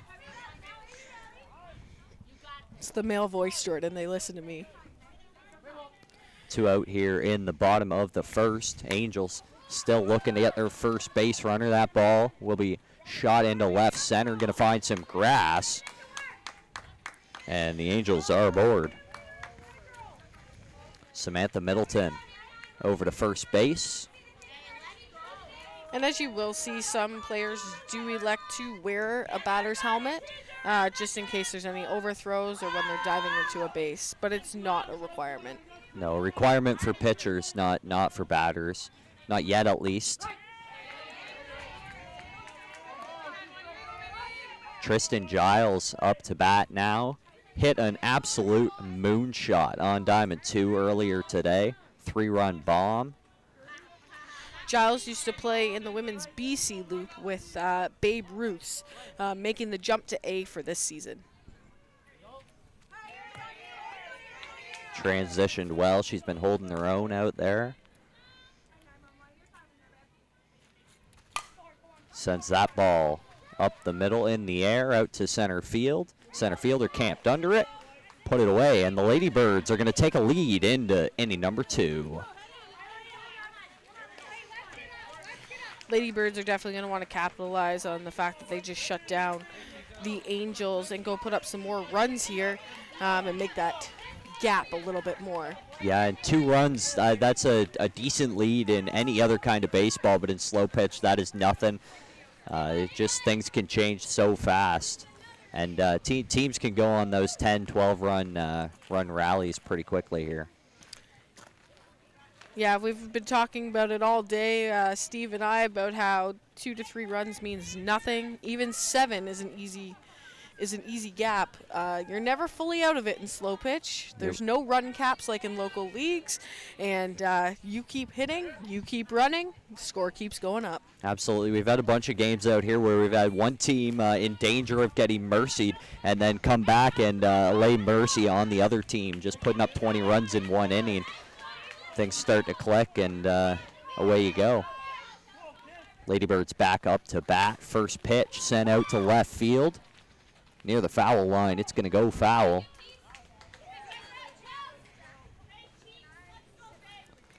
That's big. If you can get a foul on the first pitch, gets you to a 1-2 count.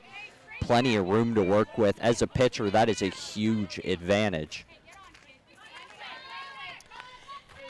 Now, some of the players do like to wear the helmets here, as it's a preparation for the Canadians. For the Canadians, for the women's teams, it is a requirement to wear a helmet. So with these teams getting ready to go to the Canadians, if they've already got a berth for this year, or trying to win theirs this year, they definitely are going to take the time and preparation to get ready for the Canadians, as it could be different while running.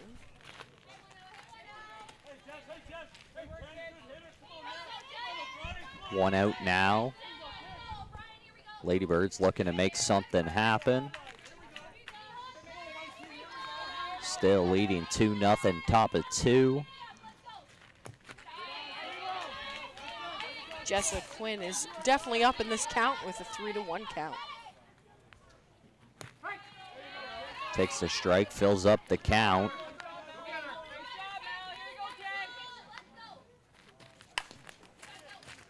Ground ball over to short. Routine play over to first, and that'll bring us to 2 outs.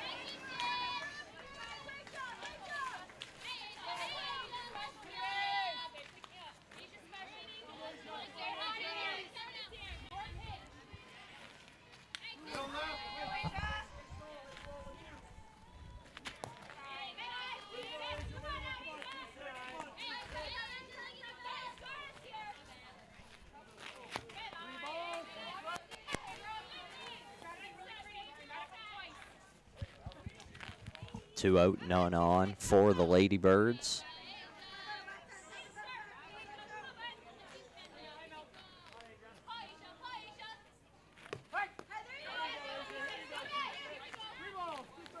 Count fills up. And that ball poked over the head of the shortstop into left center. Ladybirds have one aboard.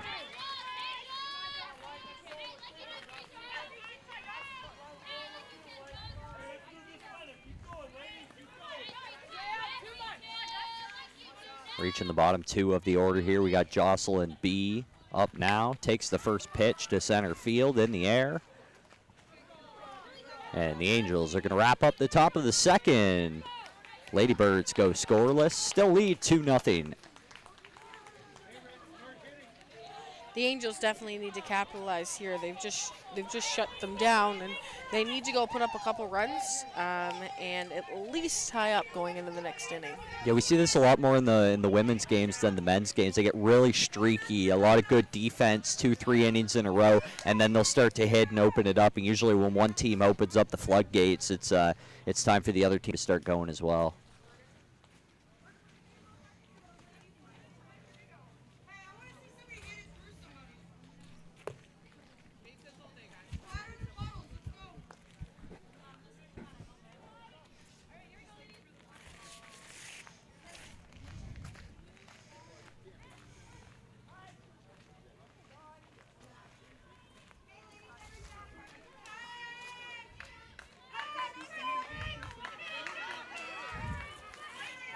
Up first here for the Angels Liga Herink.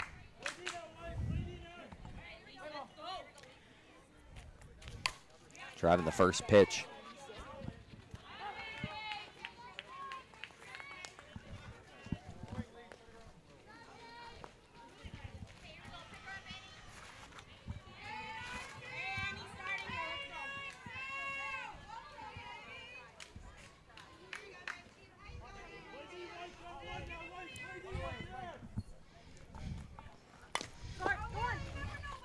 Knight drives the ball over to the third baseman through her legs, and that error is going to cause the Angels to get aboard. 1 on, 1 out here in the bottom of 2, still trailing by 2.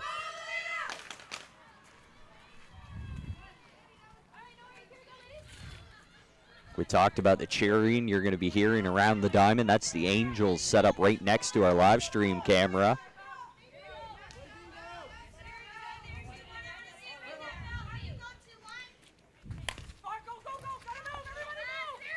Sarah Bell sends the ball over to the first baseman. First baseman airmails the shortstop at second there. And another error gets 2 Angels aboard here in the second.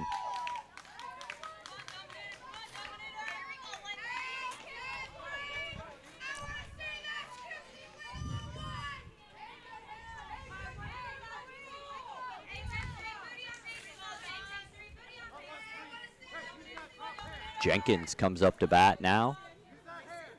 Finally, a couple runners on. And takes the first pitch to left center. That's going to find some grass as well.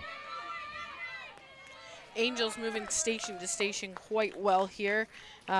Just making sure that they're not running into outs either, but also being a little bit conservative early in the game.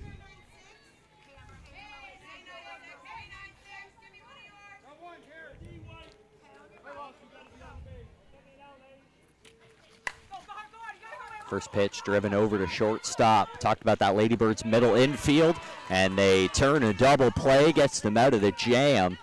They're going to leave 3 Angels aboard. And we're going to head to the third.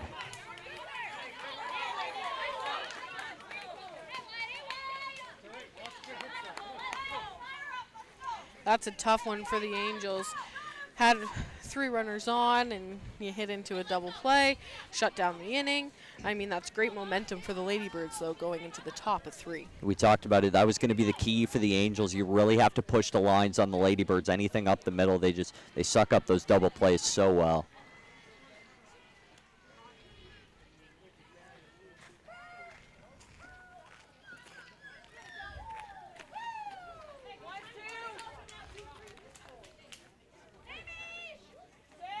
#17 of Melanie Crandall is on the mound for the Angels with Knight behind the plate.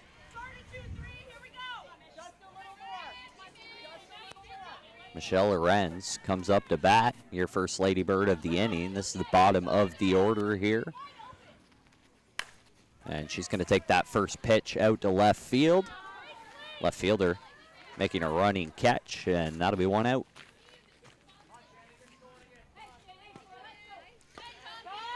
We're back here at the top of the order. Last time up, Shannon Hilton had hit a single.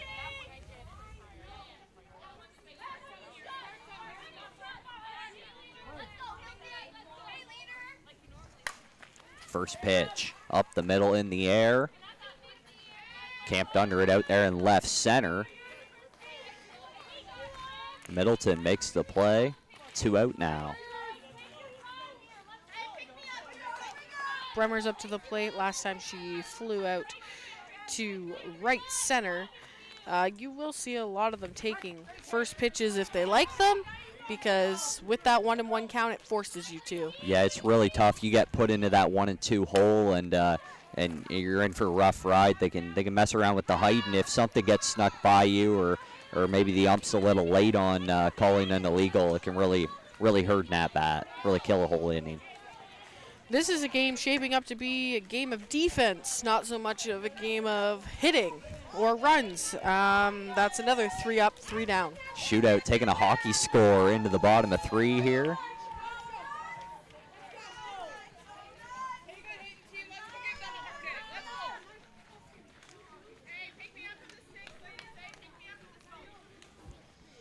Jordan's right. I'm wrong. I better say it at least once because it won't happen again. I'm just kidding. We're not sure what the coach is sporting, but he's got a nice look going. I don't know if the girls made him do it for the camera. He lost a bet. That's the good luck cap. They've been walking around with that for a few weeks out here now. Well, that's unfortunate for him, but hilarious for his team. He doesn't seem to mind. He's digging it. If he starts cheering and singing like them, though, he knew how to get more airtime.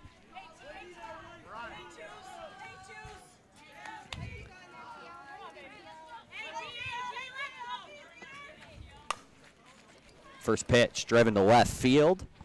Fielder under that. Ladybird's going to put away the first out of the inning. Angels had something rolling last inning, got the bases loaded. Double play took that all away.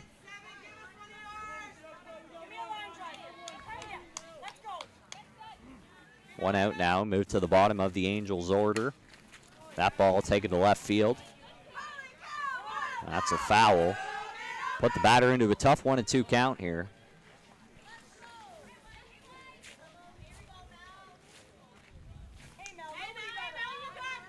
Melanie Crandell up to bat. It's the Angels pitcher. And that's what becomes tough when you got that 1-2 count, watching pitches that close to the edge. That one right in the middle, and she's going to go down looking, mark up the backwards K there on the Angels side. with 2 out, the top of the order here needs to check in and hopefully keep it rallying on 2.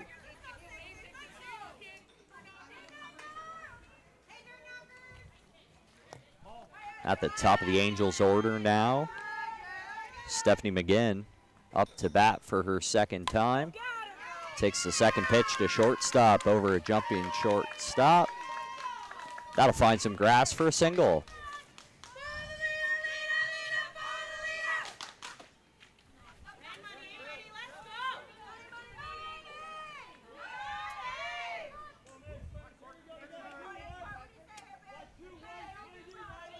Money Courtney Gable up to bat.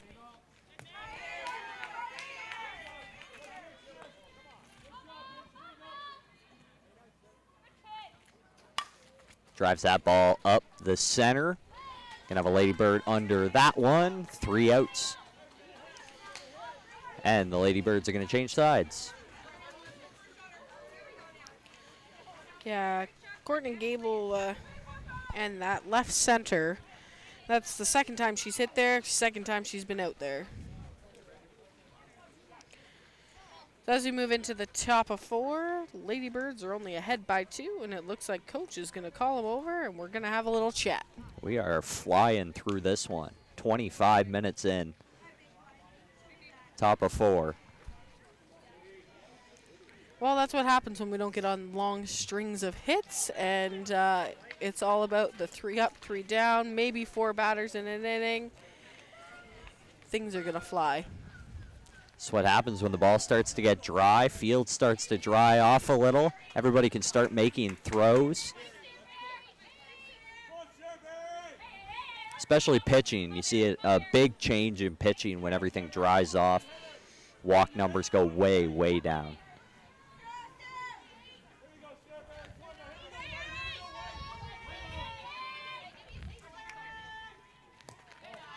Sure, somebody finds a puddle to hit it through, and that could switch things up a little bit here. Yeah, grounds crew did an excellent job of cleaning up this diamond before we got going again. Not a whole lot of puddles. That ball out to left field, tracked down, and the play made by Sarah Bell. 1 out now for the Ladybirds.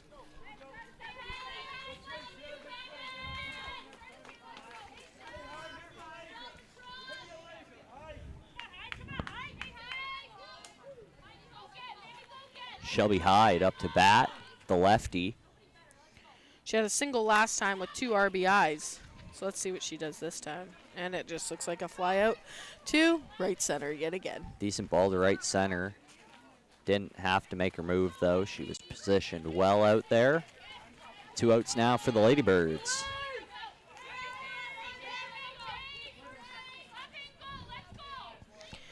Again, we'd like to thank you for tuning in to our YouTube live stream. Again, I'm Kate Friel with Jordan Mosley.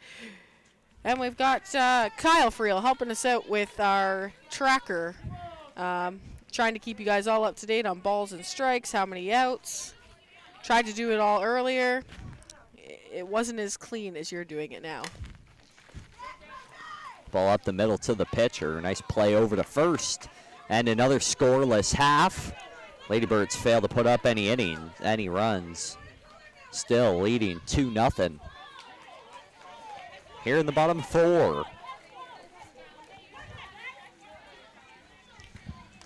Well, Jordan, I think in order for this game to take flight, I think we need somebody to get their bats going, because right now, 2 runs, and we're in the bottom of 4. That's not great for either team.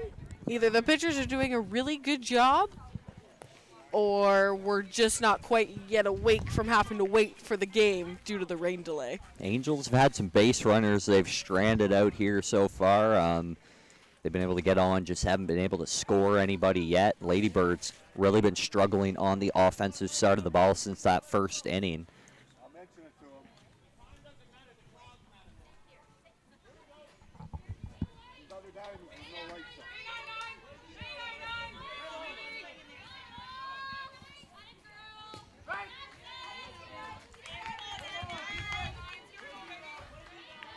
First pitch strike to your leadoff Angel Middleton. She's going to drive that ball to right field, and it's going to go out into diamond 2. Another strikeout for Michelle Lorenz.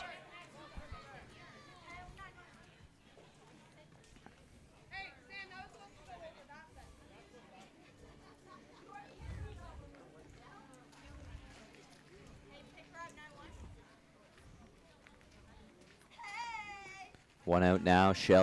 Angels' 4th batter, Tristan Giles, up to bat.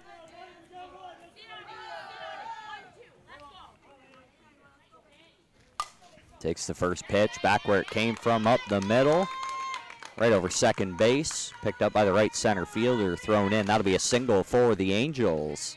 1 aboard.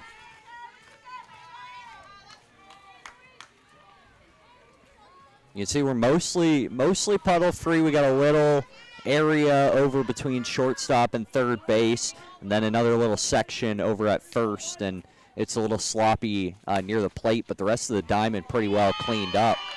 That one poked to the right side of the infield. Move runners to first and second now. 2 runners on with only 1 out, and Annie Knight is up to the plate.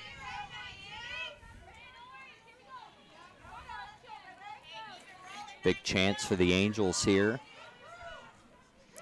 I think it's been about big chance every inning, almost every batter. They're definitely trying to keep their team up and in this game. Yeah, it's going to be a key to keep the forces off if you can silence that middle infield for the Ladybirds. That'll be the strategy. The Angels, again, conservative, load up the bases with that single to center. And in another situation, we had a courtesy runner over at first. First courtesy being used by the Angels. And that'll be number 2, Trish Donnelly, going in to run.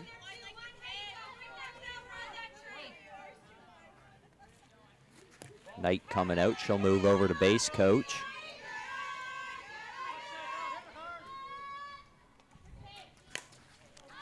That ball to the right side. Infield flies on, but that one's going to be out in foul territory by about 6 feet.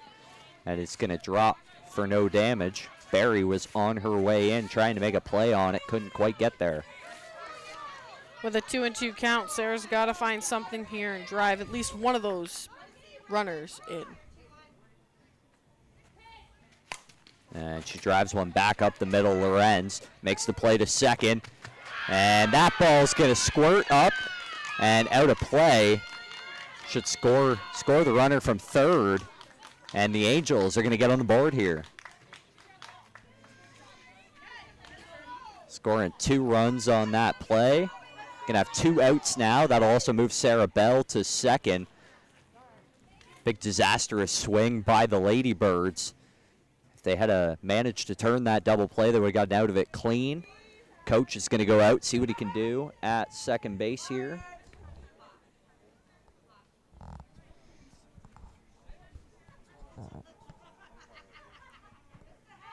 Giving a talk, looks like nothing doing, but worth an ask. Coach in his magnificent hat, gonna head back over to third. I wonder how hard that was for Mark Hegel to take him seriously with whatever comments or questions he may have had. I would have been pulling on his ribbons. I think he was wondering if Bell had reached first base before the ball went out of play, but it's from the time of the throw, and she definitely wasn't there when they unloaded.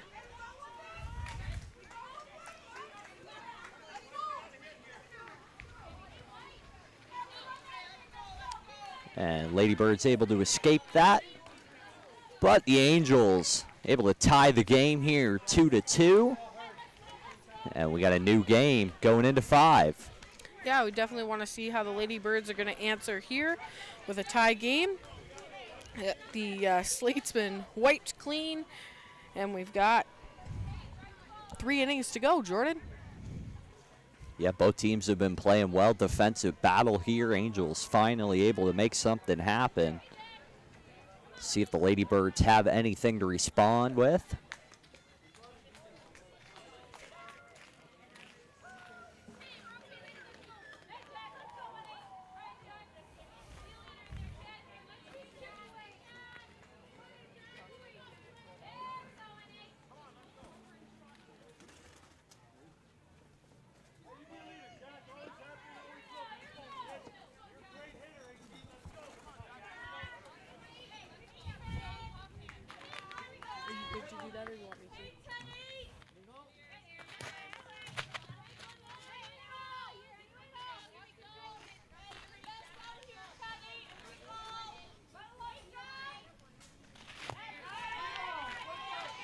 Three balls, 1 strike to the batter.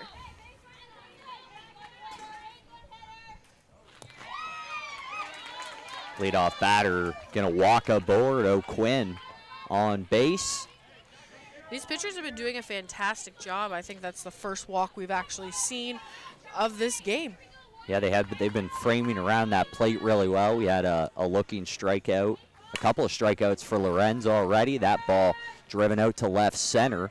Fielder under that makes a catch, and the tag at second, close play.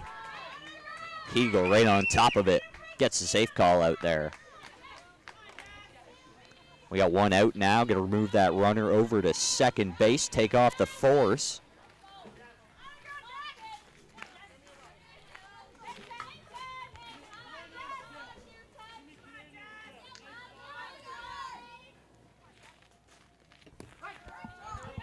First pitch, strike.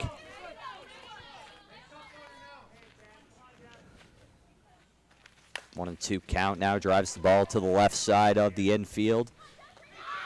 Play made at first.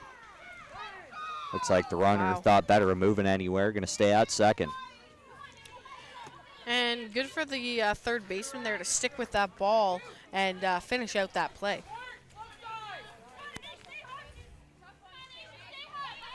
Two outs now, 1 on. Still a 2-2 game here in the 5th.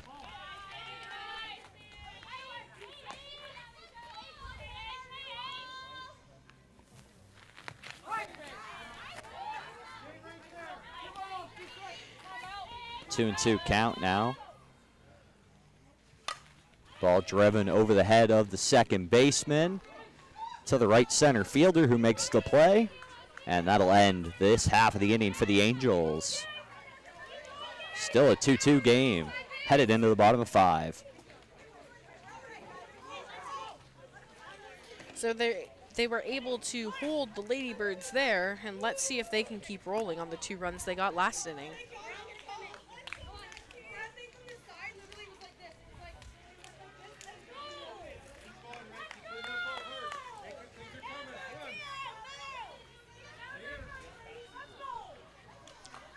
I'm struggling this game, Jordan. This hat is really throwing me off.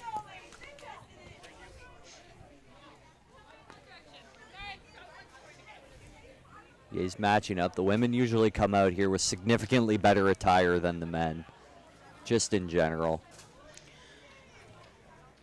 And apparently so do their coaches. Of course. Probably of course. dressed by them, though.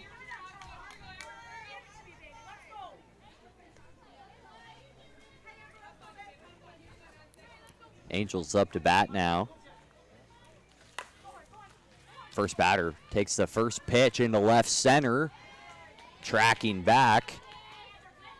Shannon Hilton makes the play out there in left center. We got one out.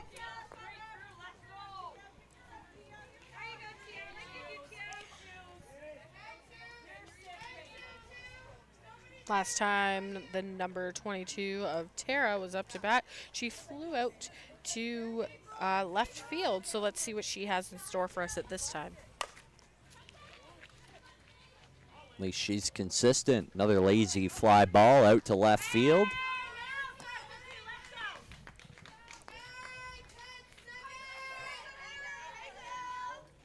Two out now. Angels looking to get something rolling. I wonder if they get close late, do you think the hat down there at third base is going inside out? Double up the rally cap? Ooh, I don't know. But that would be interesting. That'd be fancy.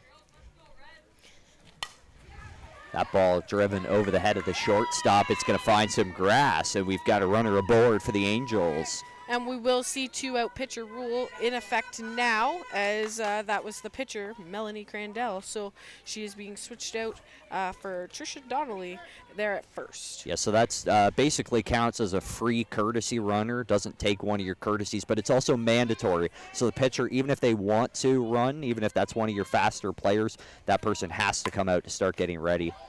That ball right back where it came from, up the middle, and a low throw to second, but they're able to make the play. And that'll take us through a scoreless bottom of the fifth. Still 2-2 as we head to the sixth inning.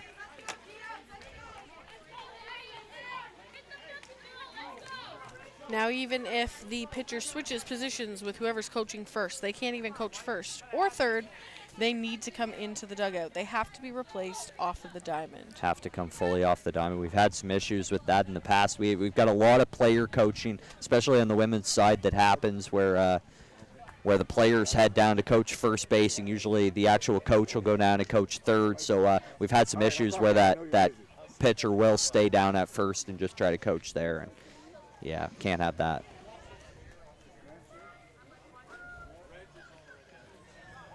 It's a really good rule, really speeds up the game. Lights are on here. Oh, and we finally got the lights on.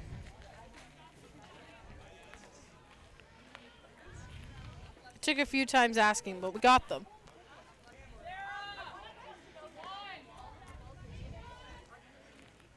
Somehow when the lights came on, the diamonds started looking a little more wet. It's an illusion, I The think. puddles maybe. are glimmering. They don't look too bad from where we're sitting, but on camera, they're not looking great.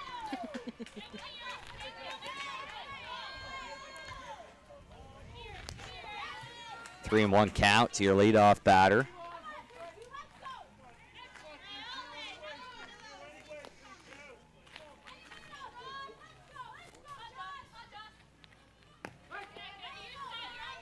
Count moves to full now.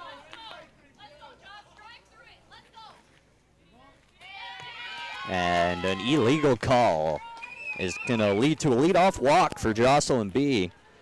Number 32. She's going to head on down to first. One runner on for the Ladybirds.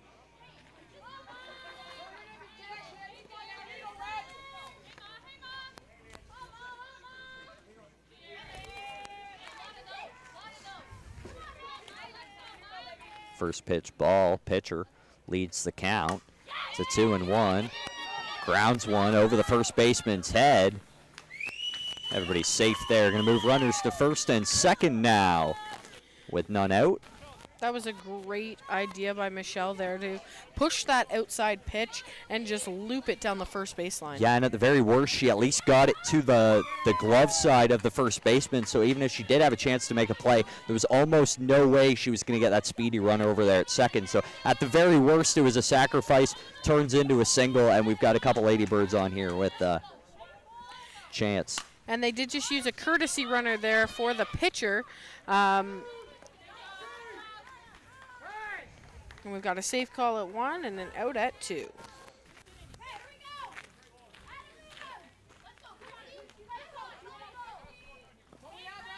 Again, for the Ladybirds, moves that runner into scoring position. Able to leg out and save from the double play at first there.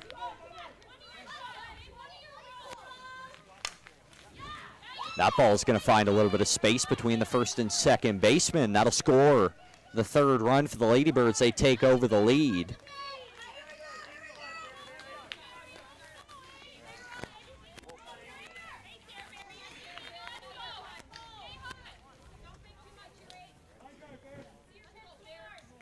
We've got runners on 2 and 1 with number 8, Sarah Berry, up to the plate.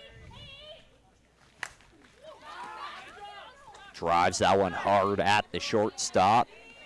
Quick line drive out, and that'll take us to 2 now. Still got a runner in scoring position. Ladybirds need to capitalize while they can. 3-2 shootout here in the 6th.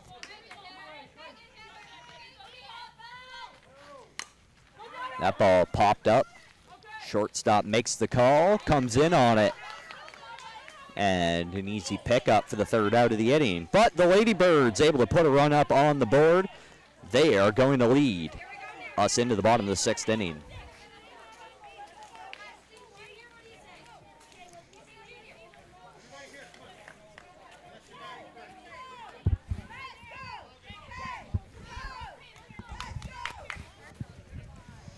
Angels with the hey ho, let's go chant. So they're looking to get something started here.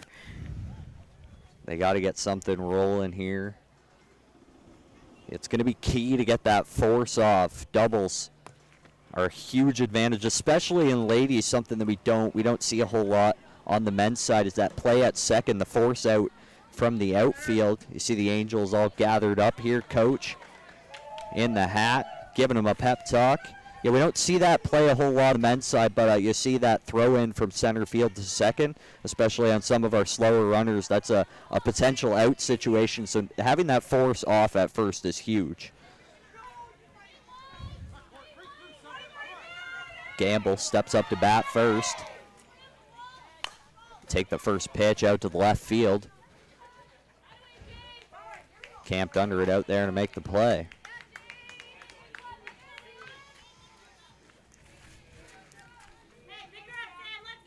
That brings number 99, Sam Milk. What she has for us here. That first pitch just catches that corner for the second strike on the batter. Yeah, that's tough with the 1-1 count. It's tough if they're able to sneak that first pitch by you. Really puts you into a hole. That ball popped up to the second baseman. Ranged back a couple steps and then in a few steps and wound up in pretty much the same spot to make the play over there at second.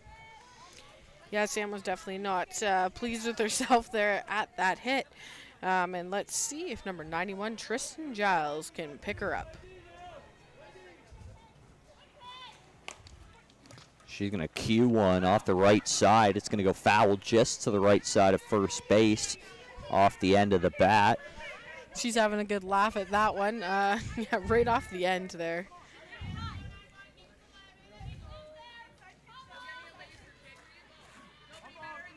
Good hitters every once in a while that just get their hands around a little too quick, and it makes you look like you're hitting it off a tee sometimes. She's gonna watch. Not well off the tee. Not well. Corkscrews it out there. 2-2 now. Pops that ball to the right side. Looks like it's going to roll foul, and they're just going to let it roll, and that'll get them out of the inning. And we are headed to the top of 7 with a 3-2 game here. And this game could just all be decided here in the 7th. If the Ladybirds can open up their scoring better than it's been. I don't think either team's really come alive when it's come to hitting today. The pitchers are doing a great job making everything non-hittable. But one team's got to figure it out here and run away with this game. Yeah, I've seen this out of the Angels too many times, though. They just come alive late. It happens almost every week. We got the Ladybirds gathering up here. Coach on this side now giving a pep talk. Everybody just needs to swing the bat. Need some runners on here, create some chaos. It's a big game here. Winner gets to sleep in tomorrow morning. That's what you're playing for.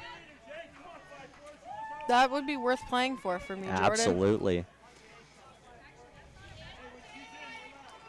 I mean, you and I both had a late night last night at Delaware Speedway, so I mean, sleeping in for us seems like a good thing. Yeah, I mean. Now, we will be back tomorrow in the second game slot of the day to start rolling with the finals. So we'll be right here again on Diamond 1. I believe men's will be here for the eliminations, and we'll see who takes it home. Yeah, it should be interesting. Saw the Hawks last game against the O's. They struggled, but they're still going to be in it tomorrow, so we'll see what they can do. I saw Rush hanging around. They're still in. We got a lot of really good A teams still here. The Naturals still hanging around as well.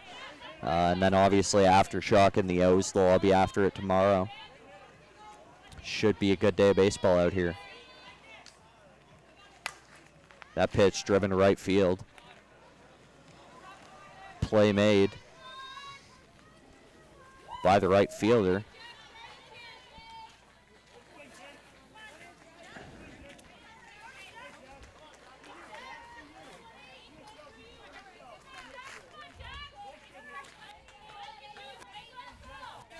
She's got a walk and a fielder's choice.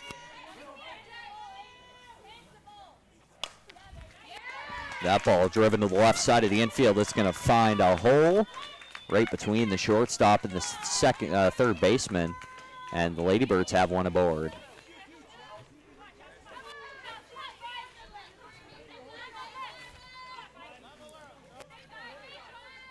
Now, we've seen the Angels have been really conservative when they have gotten base runners into scoring position this game.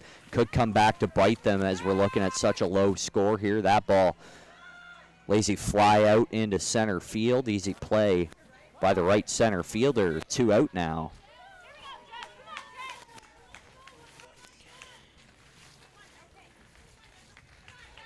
Jess is looking to get this out of the infield. She's hit to shortstop and to third. Both been thrown out at first. So she's really hoping to touch some green here, Jordan. Takes first pitch for a ball. Gets her to a 2-1 count.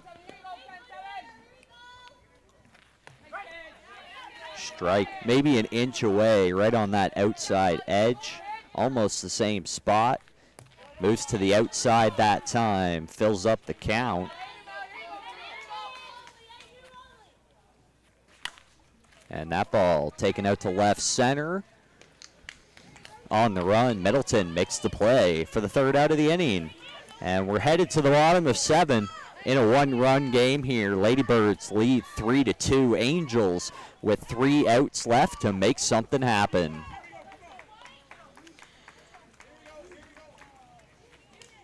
Angels are wanting to hit. Ladybirds are just wanting the 3 outs. So it's who's going to prevail at this point. Anything can happen, but Angels need 2 runs to win, 1 to tie it up. And Ladybirds are hoping that that's not the case.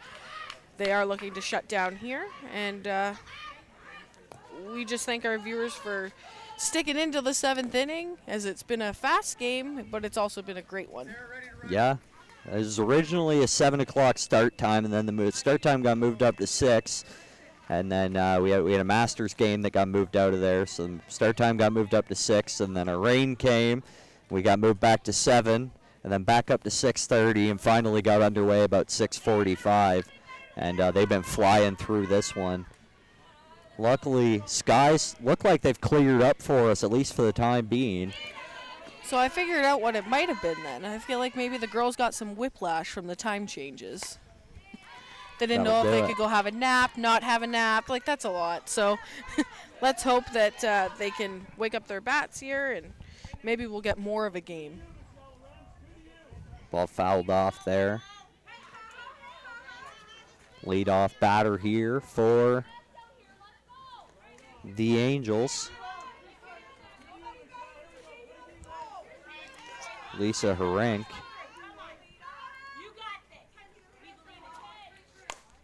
Takes that into left field. Another fly ball. Camped under it. The left fielder makes the play.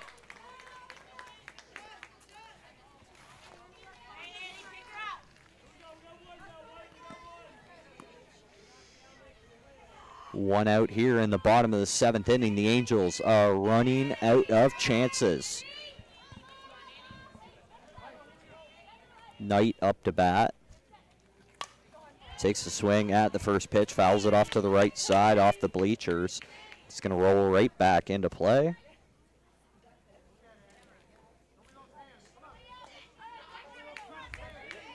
Looks like he wanted to check it.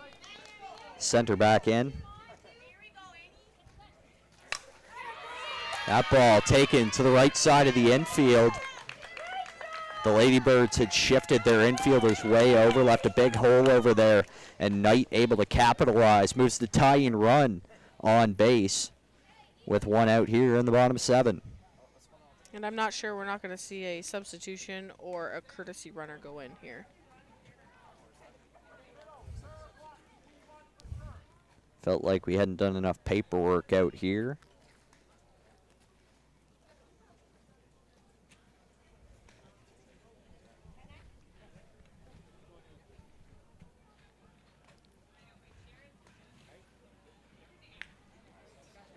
Looks like potentially a substitute runner at, oh.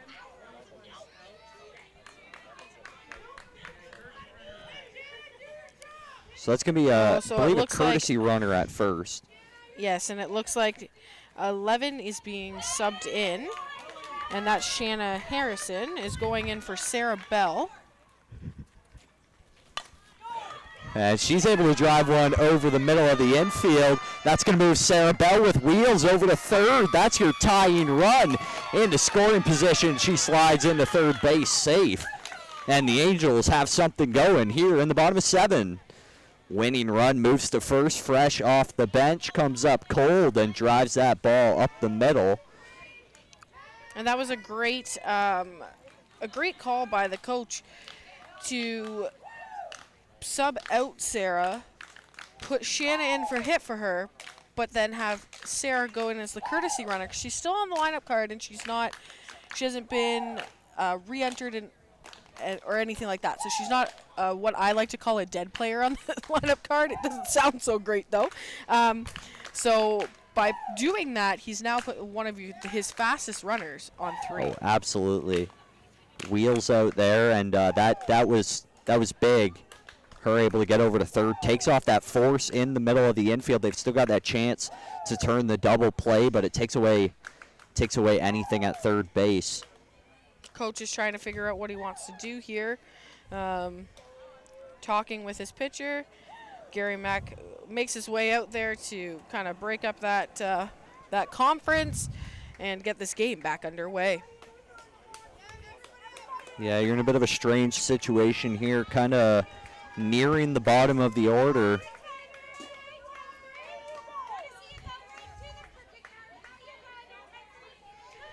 And if we thought it was loud cheering-wise before, we've got a runner in scoring position to tie up this game. That ball poked into center field. Is it going to be enough for Sarah Bell to tag up? She's going to come home easily. And with 2 outs now, we've got a tie game.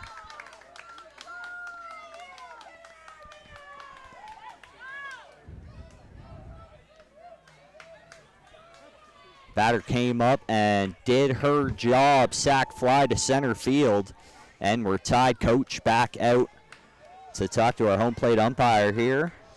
I believe they are going to put in the number 2 of Trish Donnelly to hit for Amber.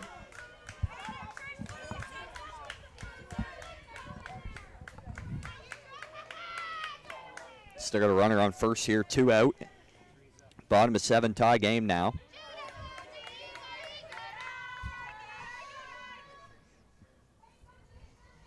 Another pinch hitter fresh off the bench. First swing of the game. Drive that ball in play, foul to the left side.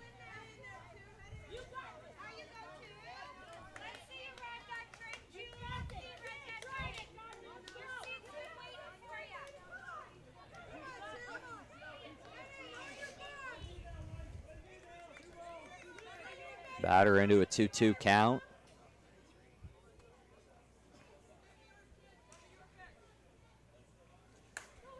And drives. A nice line drive out to left.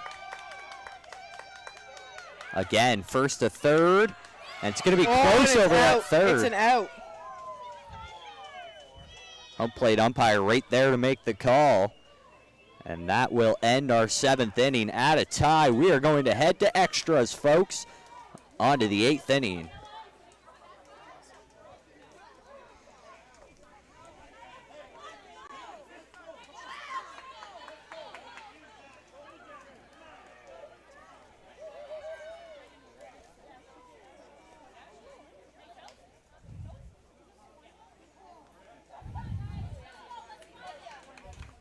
Really clutch at bat by the Angels, forces extras.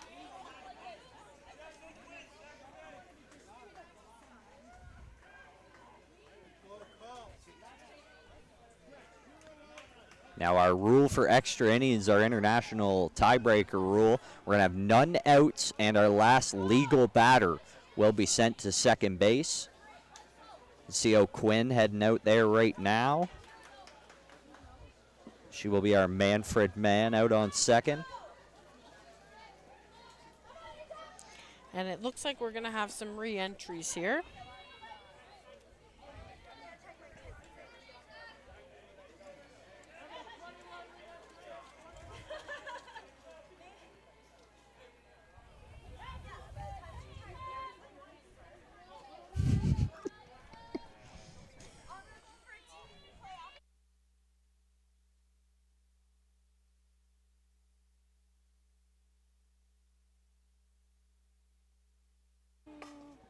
Ladybirds' first pitch of the inning goes to the third baseman. Easy play across the diamond. That'll take us to 1 out.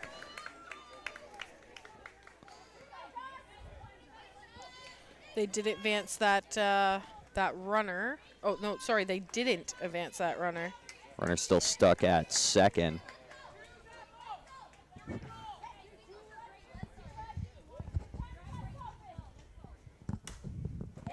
That time they'll advance the runner. Line drive over the second base. Runner's going to turn third, come home. No throw, no play. And the Ladybirds able to put away their free runner on the board. 1 out now after that single. And the Ladybirds go up 1 in the top 8.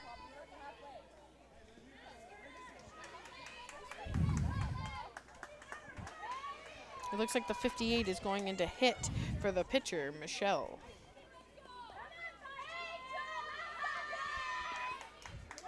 Libby Chung up to bat. Taking her first swings of the game.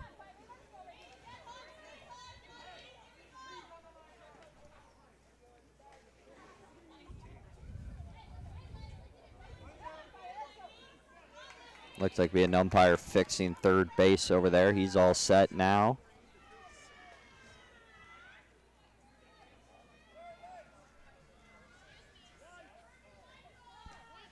Oh, there is a car with their lights on in the parking lot, so needed them to turn their lights off as they are shining into the first and second baseman's eyes by the looks of it. I think it was Mark Eagle's eyes more than anything.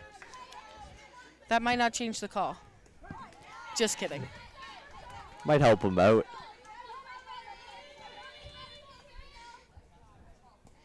That's a ball on the inside edge.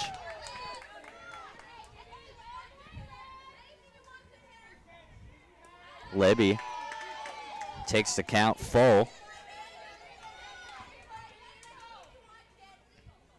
Outside pitch. She's going to watch it fall. Count. I held really my tough breath to there watch for those a fall. moment. I believe that was 2-out pitcher.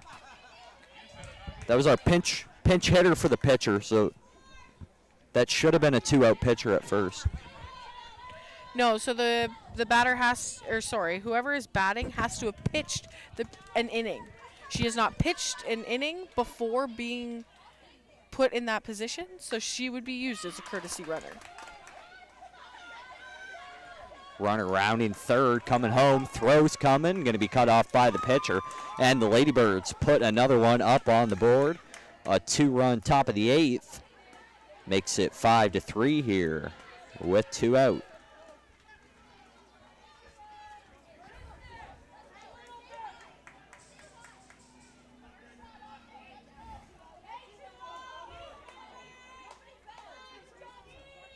Christy Bremer up to bat, your number 2 hitter. She's going to ground up the middle. Diving play made over there at second base. And Smart heads up running.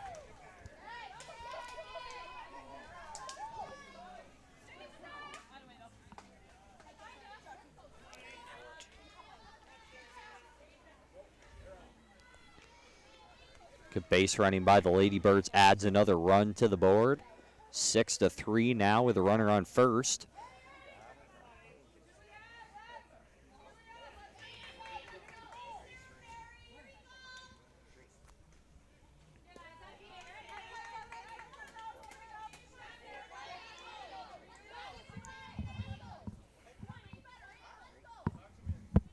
Two 2-1 count now. Another ball taken to the inside. 3-1 is the count. Classic pitcher wants to go fast. Batter wants to go slow. Battle here, and the batter wins it. She'll take ball 4. Put 2 runners on for the Ladybirds.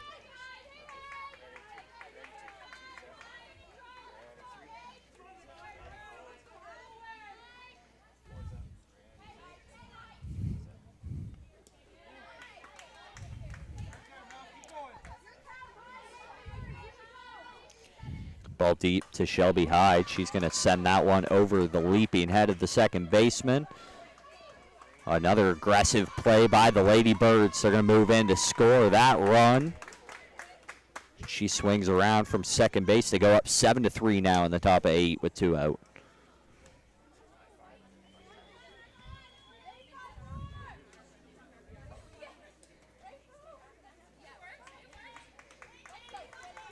Now the Angels definitely want to stop the bleeding here with 4 runs in, and then they've got a shot at taking this back. And that's not going to help. Another grounder finds a hole on the right side. And another run's coming in to score. Yeah, and on top of that, it's going to move your runner from first all the way over to third. Excellent running by the Ladybirds. That'll flip this score up to 8-3 now. Takes off the force at third. Runners on the corners. Again, we're in extra innings here. 2 out, top of 8. That ball driven up the middle. Scores another run for the Ladybirds. They begin to open it up. And I did say, Jordan, that all it was going to take was 1 inning. So it'll be interesting to see how much the Ladybirds want to, the Angels want to open it up once they stop the bleeding. Yeah, and this is tough because if you're the Ladybirds coming into it, you don't really know what you got to do. So just hit the ball as much as you can. But the Angels know exactly what they have to do now going into it. Angels plate conference or pitching mound conference here. Just going to take a second to speak this one over. But the Angels know what they have to do now going into the bottom of the inning, and that is a lot of pressure. They were able to handle it last time, able to score that run, but they're going to have a lot of work to do in this one. Yeah, right now they've got to score 6 runs. So they just want to get out of this at this point. And it looks like Gary Mack was wandering his way out to break that up. Saw him coming, and they decided to disperse anyways. They were scared of him. He was coming in hot. Well, it depends if when he gets there he's going to bust out his dance moves, so. Nobody wants to see that. I don't know. They're pretty awesome, Jordan. Especially when he's ends up doing the worm after he dives out of the way for a ball.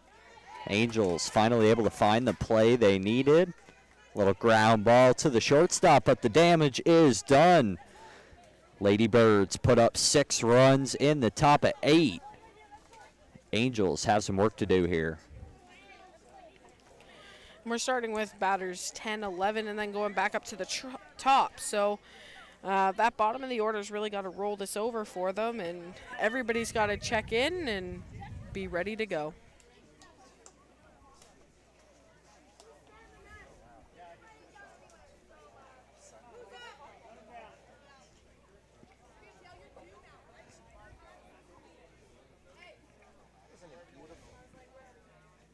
Beautiful sunshine. Sun is setting over the trees on the first base side of the field. Actually could become a bit of an issue for our left side infielders here. You got to worry about the sun in the sky and the glare off the puddles out there. I think our left fielder and our left center fielder should be at least almost in shadows at this point. Shouldn't be too bad out there, but the sun becoming a factor here. First it was the rain, now it's the sun. I guess we just much rather the sun than the rain. I guess we need to pick the lesser of two evils. I'm going to go with the sun's a lot sun. better for all these electronics up here. And I'm sure on the pocket of the person who had to buy the electronics. First ball driven to the left side. Third baseman in the sun didn't hurt her. She's able to make that play. 1 out for the Lady Birds. 6-run gap here. Lady Birds lead 9-3, bottom of 8. Angels have a runner on second. That ball driven out to right center, camped under it. Right center fielder makes the play, and we got 2 outs now. If the Angels want to make a run at this, they need to rally with 2 out. Tough place to be. Good news is this isn't an elimination game. Usually when you get down to this point, you're worried about going home. Everybody knows they're coming back tomorrow, but having that extra bye game is huge. That ball up the middle. Excellent play made by the pitcher, and she's going to put this one away.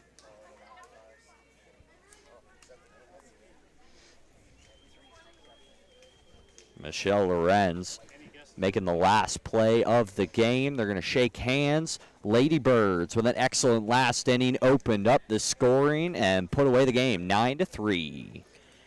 So that puts a wrap on the undefeated game there, and now we're going to have the men's undefeated game coming in and taking over the benches here shortly, or Kyle Nechtel's going to go in and do that now.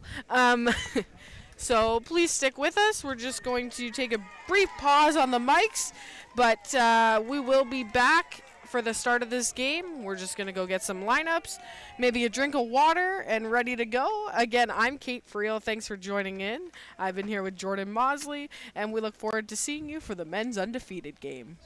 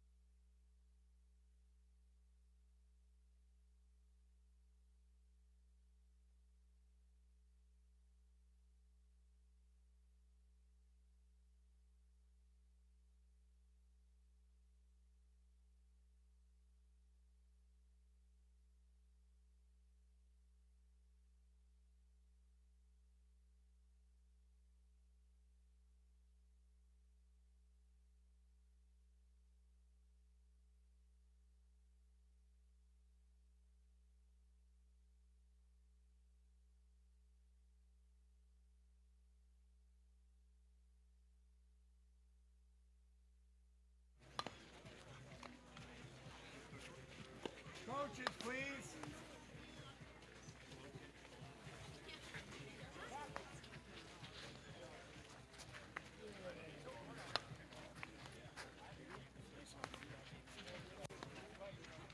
Well, the problem is if you mess it up, then you have to get back together for it.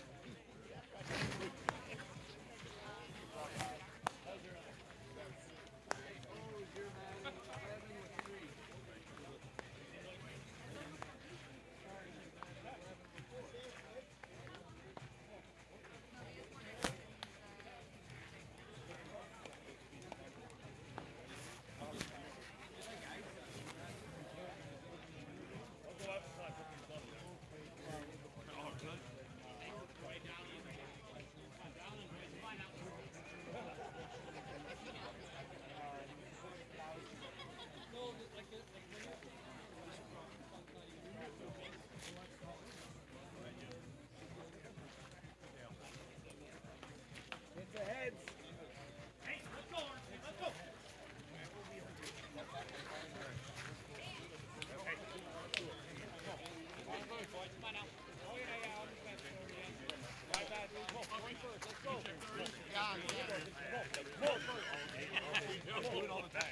It's a parlay. Always play right now. Come on. Go score first, Kenny. Come on, man. What do you say? We got to put up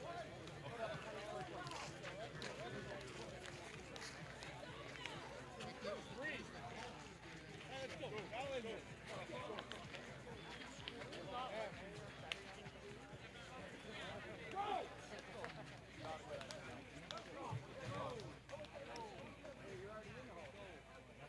Right here. Let's go. Come on. Let's go. Come on. which would be fine. But then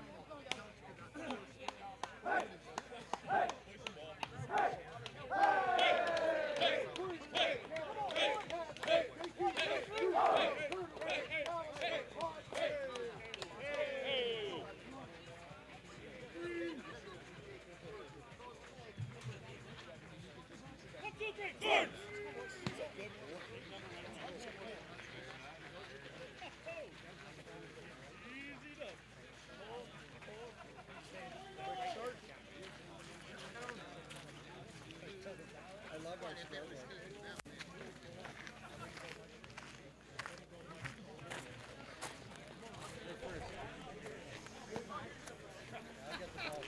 Hi viewers, welcome back.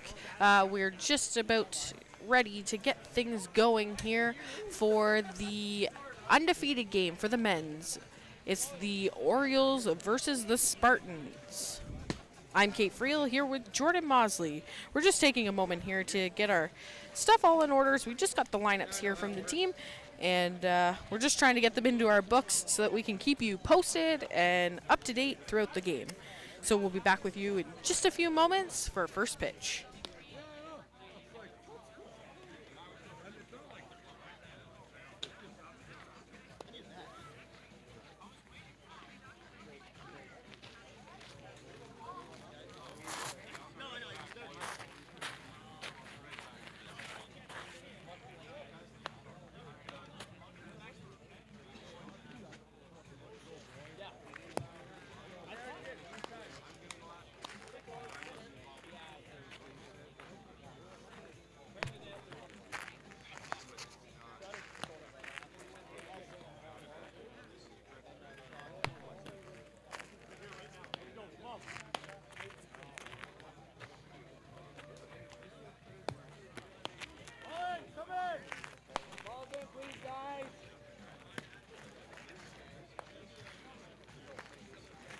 Batter, please.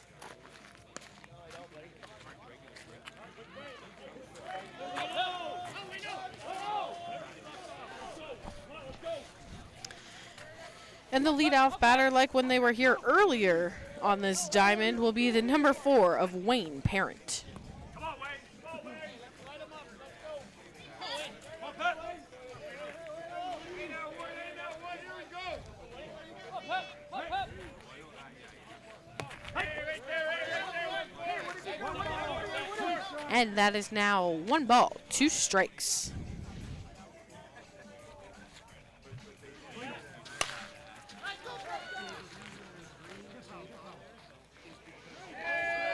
And he was able to go track that down and get that out in right field.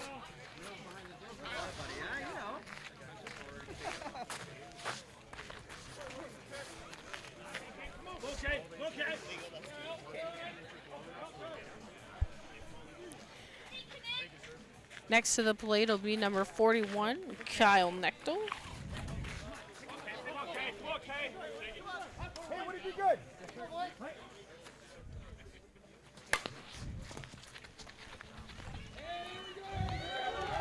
Easy ground out to second, not the way the O's wanted to start. Put themselves in a hole here.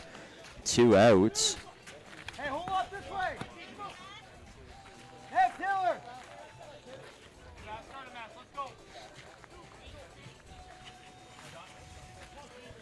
2 out, nobody on. Top of 1.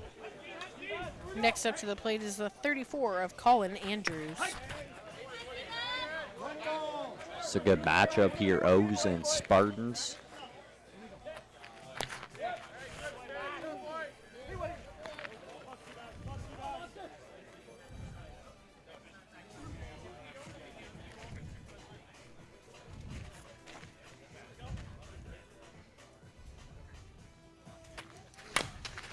Pitch taken again to the middle infielder, who's able to make that play over at first. That's a big first inning for the O's. Big first inning for the Spartans. Excellent defense, able to get out of that. Scoreless. And we saw our women's game was a shootout. That's very rare to see that on the men's side. Quite often they use all 7 of their home runs. Maybe not quite as much on this big diamond. 310 is how the fence measures everywhere here on Diamond 1. You hear lots of Jordan's voice here for a minute as I'm trying to catch up and get everybody's names and numbers into the scorebook.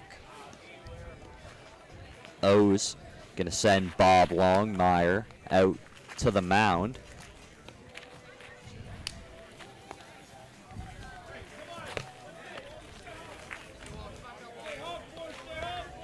Seeing him on screen, getting all warmed up right now. Another big difference, really crowded infield here with the men. The majority of the teams in the majority of situations use a 5-man infield. Occasionally they'll drop a guy if they need to, if they're getting beat deep. But most of the time they use that 5-man infield. It looks really crowded, really tough to squeeze anything by on the ground.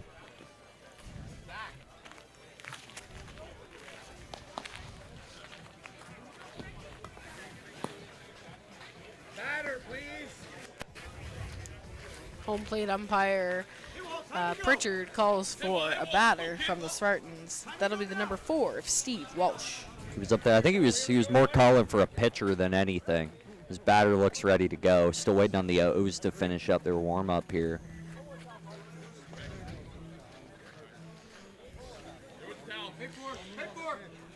And out there at U1 is Stuart Bowden, and U2 is Mark DeCoste. Whole bunch of umpires here. Usually use the 2-man system for men's A. Our showcase event, eliminations out here. We've been doing 3-man for all of our elimination games. Lazy fly ball to left field. The Spartans going to start off similar to the O's. First batter, first pitch, first out.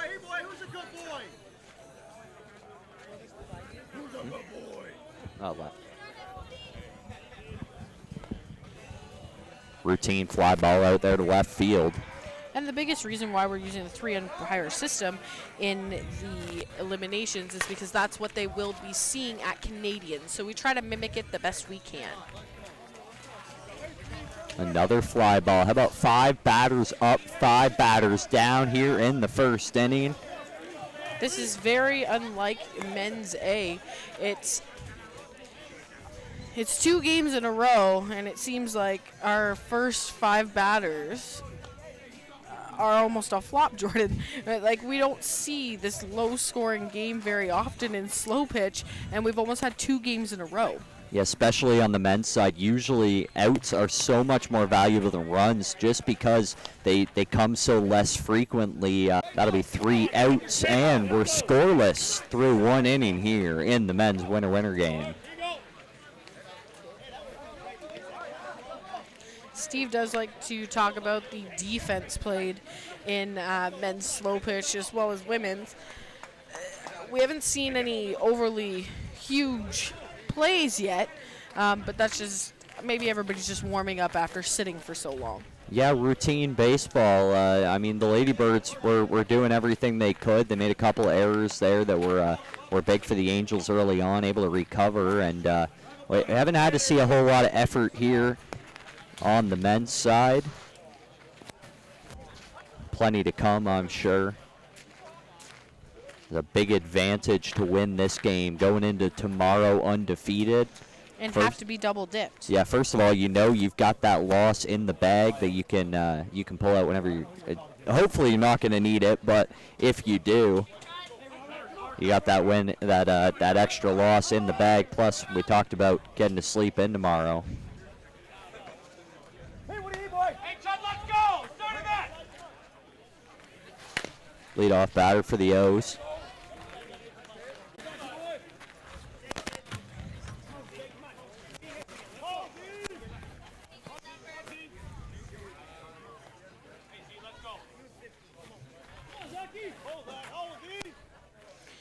And up to the plate next is the 16 of Zach Ranta.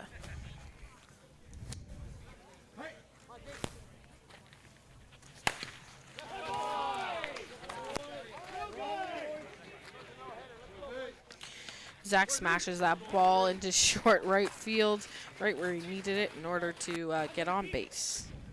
First base runner of the game. Spartans O is able to get aboard here in the 2nd inning. Next to the plate's number 15, Ryan Gates. In the game earlier against the Hawks, he was able to hit a couple doubles, get on base lots. So we'll see what he can do here.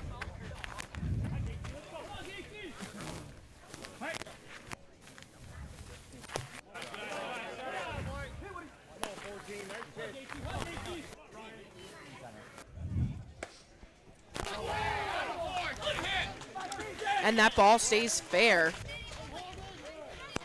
We've got runners advancing to 3 and a nice double for Gates. Finally, the O's come alive here.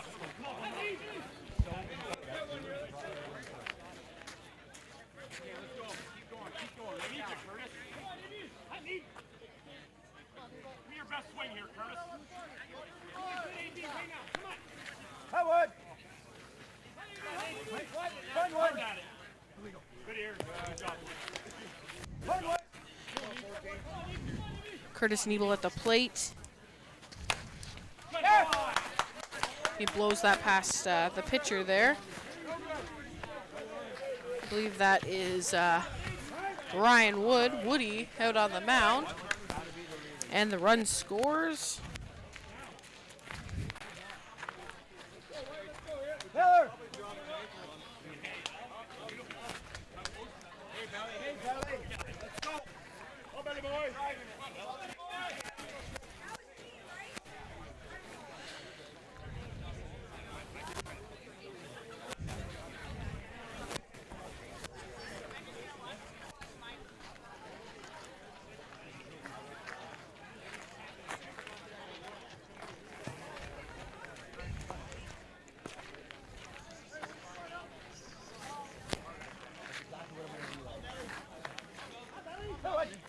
We've got Belzy up to the plate here. He was doing pretty good in the last game that we had over here. He had a couple of singles, hitting it hard through the infield. And let's see what he has in store for us.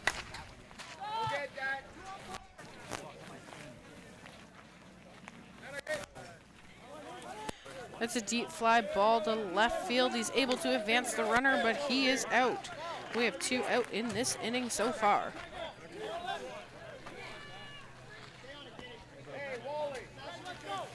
Next up to the plate is the 91 of Craig Landry.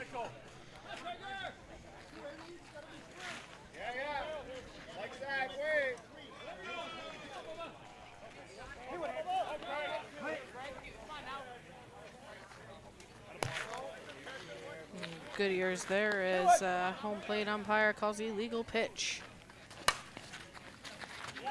Ooh, that took a nasty hop there off of the 5-man. That's going to score the run and move him 2 spots.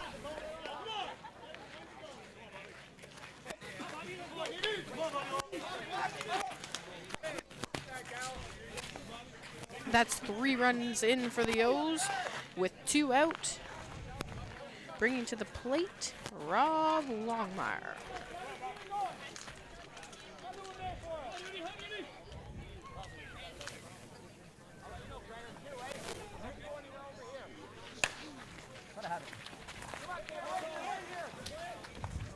Ball driven up the middle, diving play by the middle infielder. A great scoop by the first baseman as well. Good play all around.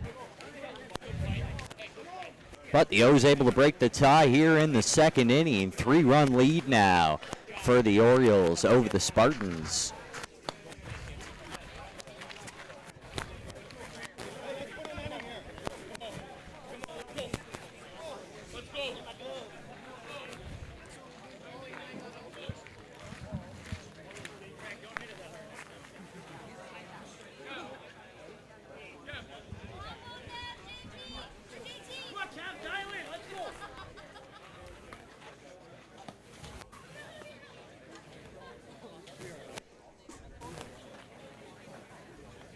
Kevin Champeau up to bat first for the Spartans.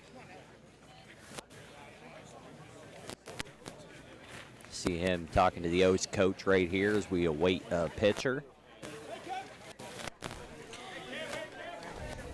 And that's why we normally use that 2-out pitcher rule, just to speed up the game. Rob was the last at bat, so that definitely changes things. It can sometimes help to speed up the game occasionally, but sometimes it doesn't always work out as intended. And we sometimes got to wait for these pitchers. Some of them aren't too bad when they just got the face mask on, but a lot of them are wearing, chest protectors and shin pads and full goalie gear these days. So, yeah, we got to give them a couple minutes. Especially with having those shin pads covered underneath his pants, it's going to take a little bit longer. That ball driven out to left field. Tracking it over there, makes a dive right near the fence. Looked like they called it out of play. It was way out of play. But that was a great hustle by Kyle Nechtel. Pritchard got out there to make the call from behind the plate. I'm glad he got way out there from behind the plate.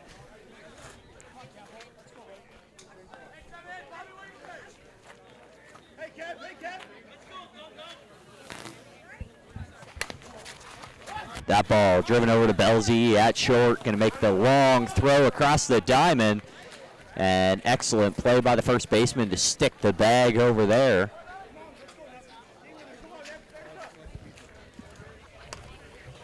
We got 1 out here in the bottom of the 2nd inning. Spartans trying to put a dent on that 3-run lead. The O's just opened up in the top half. And like we've been saying all day, Jordan, 3 runs is nothing. This is a game of slow pitch, and hopefully we see some big hits this game. In this division, they have 7 home runs. After that, it's an out.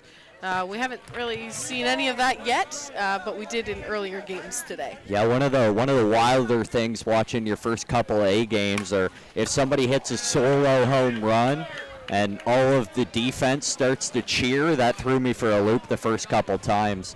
You realize that once they cap out of that 7, anything that they put over the fence is an out, and that changes the entire strategy with how you have to approach an at-bat, knowing you got to keep the ball in play. I think it was more for me, the batter comes up, hits a solo shot, and then goes, oh, man. Yeah, I wish I could accidentally hit home runs. Ball driven to left field, that's going to be out of play. Over into the parking lot on the 3rd base line. And Neville, number 17, who's currently standing on first base with a single, he actually used to play for the O's. That ball driven to the left side, going to beat an outstretched 5th man in the middle infield. And excellent running by the Spartans, able to stretch that into a double. Takes off the force. That's huge. Couple of runners in scoring position. Moved them over to second and third. Ball just ate up our middle infielder. I love white jerseys, Jordan, but I don't love them when they come home looking like that. They're not coming home with you, at least. Well, none of these ones, but like on a daily basis. Between that or my child's white shirts. Spartans make the out at second. They're gonna, Spartans get called out at second, trying to stretch it into a double there, but that's gonna score both runners that were on. Chop into that lead a little bit, now down to 3-2. Empty bases though, 2 outs now, bottom of the second.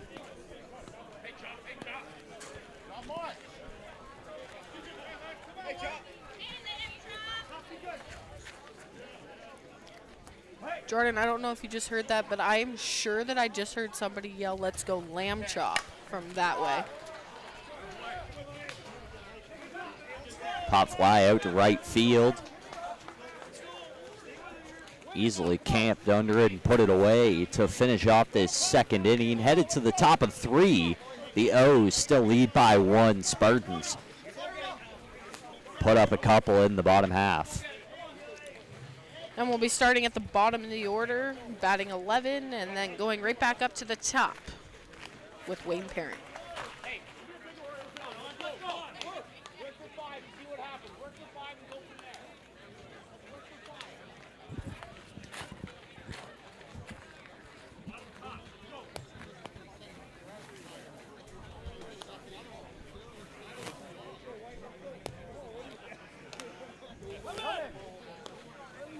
Batter, please.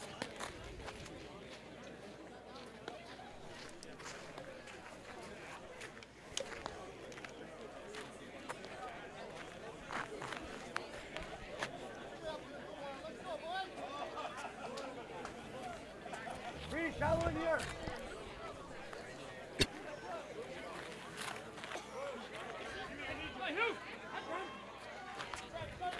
Spartans turn to play defense here in the top of the 3rd inning. O's looking to put up a couple more runs after finally opening up the scoring in the second.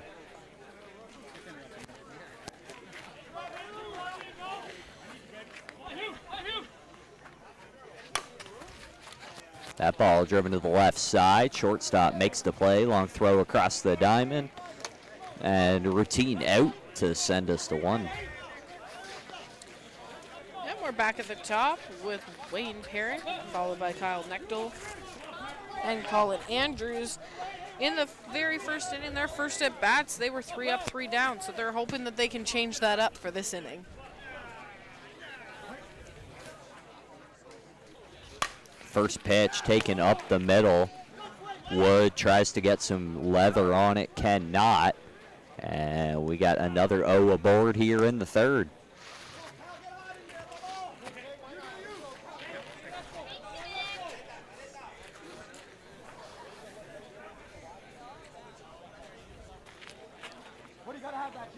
I think if Wood would have stood up on that play, Jordan, he may have had a better shot at that ball.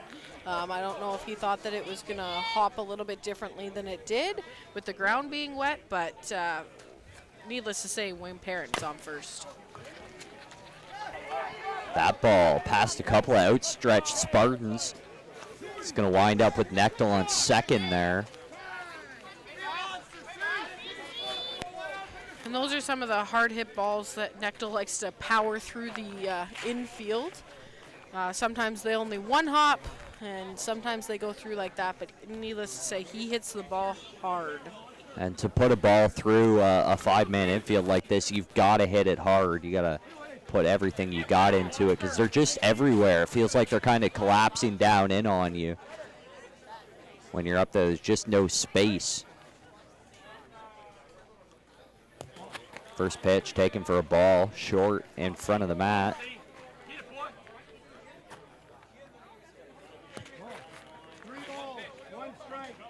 The lefty up for the O's. Drives that ball just to the left side of second. He's going to find a gap, find a little bit of room, and a couple O's come in to score. There was a little bit of an error there on the outfield when he went to pick up the ball. He missed it the first time, allowing those two runners to come in. Come on, Robert, be great. Of Wayne Parent and Kyle Nichtel. The O's open up the lead to 5-2. And next up to the plate's the 43 of Rob Godden.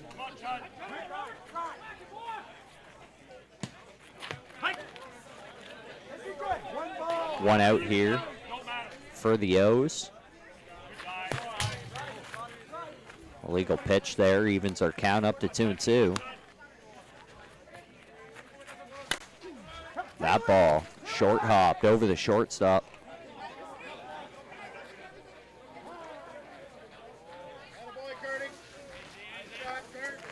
Fly out to left center.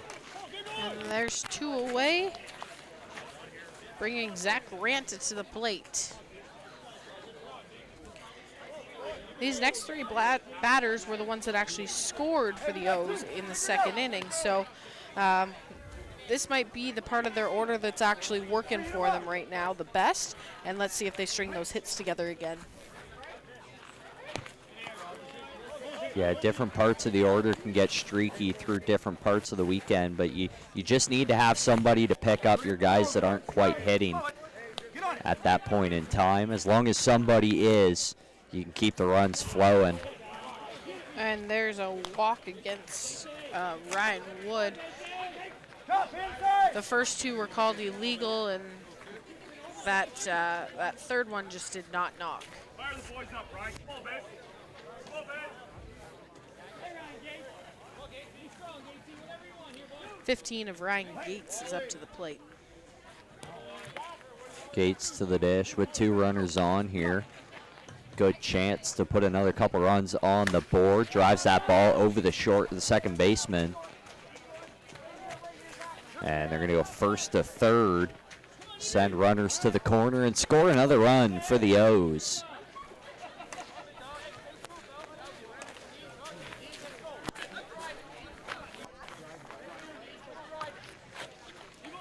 The O's take another bit of a lead here. They put up 3 runs so far this inning, and they push that score 6-2. A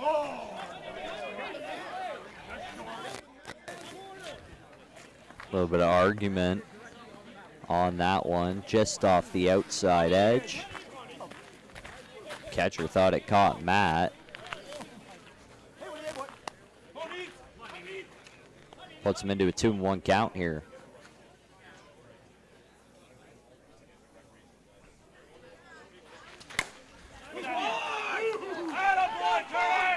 Driven to right center. That's out of here. Gone. 3-run shot for the O's. And surprisingly, that's the first home run of the game.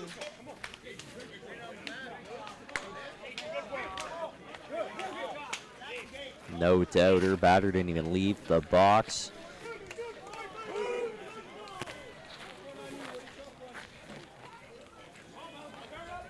They're going to reset now. Belsey up to bat.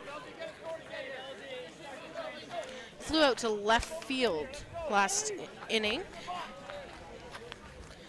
And we've already got 2 out. Big power hitting lefty here. Going to be trying to keep it in the park.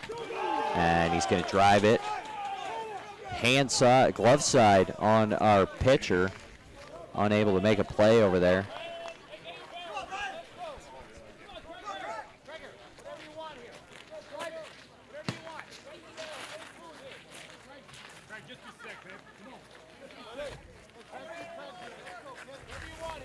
Runner on first, 2 outs. Craig Laundrie up to bat. Driving that ball over to the middle infielder, who's going to make the play at second base. And the Spartans escape, but not after giving up a few runs. Changes the score over here to 9-2 for the O's.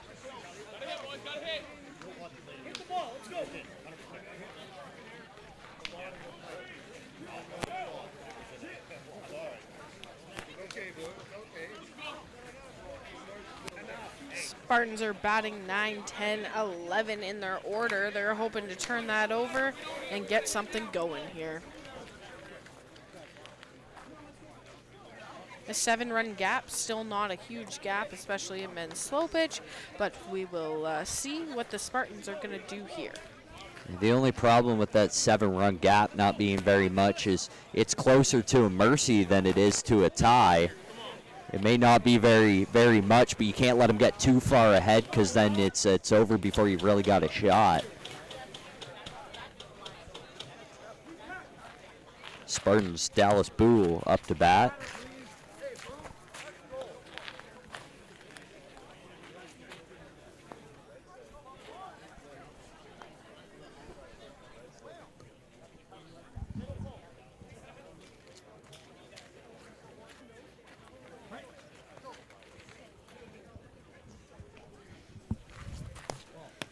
First pitch lands inside. Batter count now 2-1. Boo doesn't like the inside pitch on the edge there. Gonna even the count to 2-2 now. Takes a walk back into the box. He's hot. That's the catcher for the Spartans. He was hot about that call on the outside edge last inning.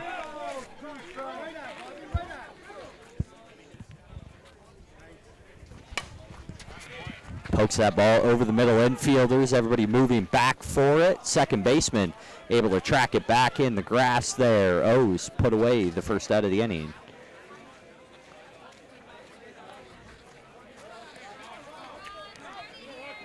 That'll bring the 79 of Rod McKenzie to the plate.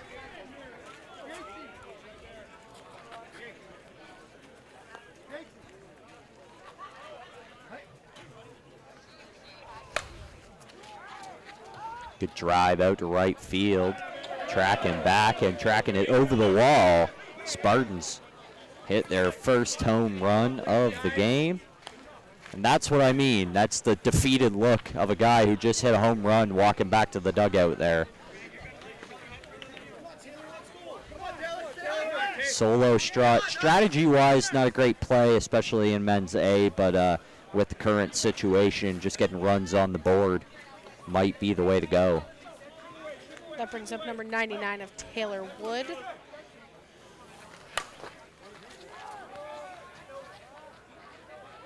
That's decent lumber on that ball, but it's going to be a fly out to right field. We've got 2 out hitting the top of the order. Again, batters for the Spartans. We're 3 up, 3 down. They are definitely looking to turn that around and at least get on base here for their team.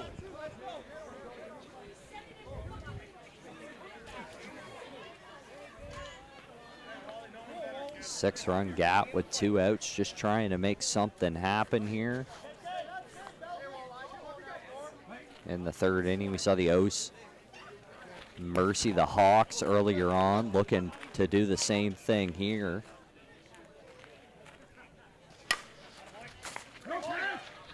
Ball driven over to short, bobbled, and the play made out. Called safe at first.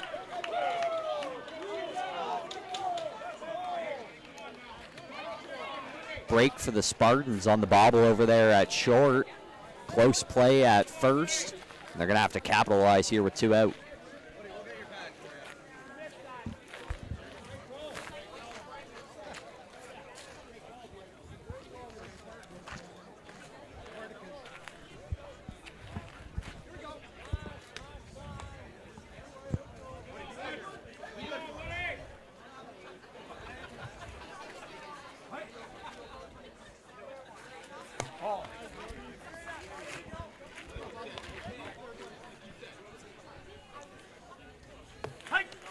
The Spartans definitely have to capitalize getting that runner on in such a close play and really push that on the O's. And another play over to Belsey, bobbles that one again. And another close play at second. Slides in there, excellent base running by the Spartans. And he's going to be safe at second. 2 runners on now. Talk about a break, a couple in a row for the Spartans here. A couple of weak infield hits.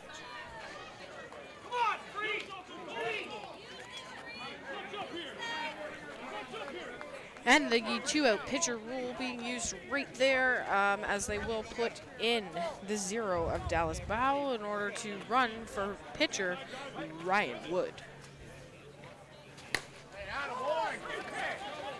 That ball poked right up the middle in the air. Long run for the middle infielder. And good job. Batter did not give up on it. Finds himself on second base and scores a couple of runs. Spartans cut that lead from 9 down to 5, rallying with 2 outs here. Yeah, and just like I said, those first 3 batters definitely wanted to get on base, and they've got to hit a rally here for sure. So those 6 runs that the O's put up in the last inning, the Spartans have put up 3, so they've cut that in half, and they are definitely looking to go win this inning. Kevin Cambeau comes up with a runner on, fouls off the first one, gets himself into a hole here, 1-2.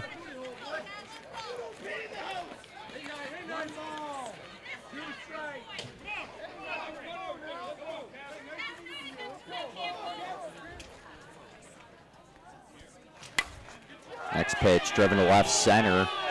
Left center fielder tracking back, and it's going to be over the wall. Home run, another one for the Spartans, and they inch closer. Make the score 9-7 now. I think that's about the 3rd one I've seen him hit today. I was over watching earlier as they were playing on Diamond 7. So that might be the 3rd or 4th, actually, that I've seen him hit just today in 2 games. So he's definitely one to watch when it does come to home runs, especially coming in clutch for the Spartans in order to drive some runs in. Belzy's got to be kicking himself over there at shortstop. Those errors coming back to bite them. Another one. Ball squirts off the glove of a leaping middle infielder there. And the Spartans have another runner aboard. Brings the tying run to the dish here.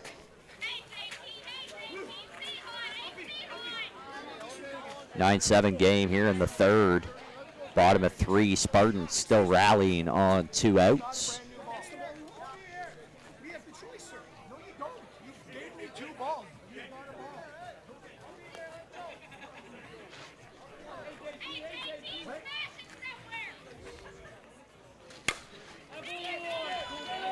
ball. First pitch driven to left field. That one again finds its way over the wall, and suddenly the Spartans have tied this one up.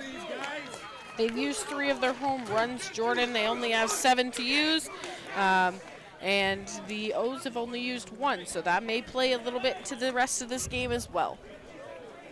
But they did have to start getting some runs on the board. They were hurting there. They definitely had to pick up some momentum. 6 of their runs this inning have been scored with 2 out. Tricky play. Second baseman throws over to first. Little off target. First baseman able to stick it, and the O's able to cease the bleeding. But big comeback by the Spartans. Big 7-run inning, and we're tied now as we enter the 4th. We definitely are, as we watch a few frustrated O's coming in after that inning, as the Spartans have just put up 7 runs, 6 of those after 2 out. So we'll see how they respond here on the bats. Yeah, and a couple of little bobbles, a couple of really close plays, and either of those, if they had gone the O's way, would have shut down that whole situation. Really frustrating coming out of that, knowing that everything bled off of those 2 plays there.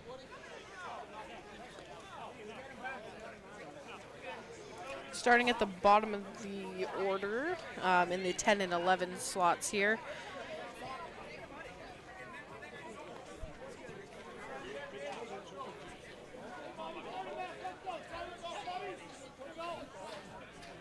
Batter, please.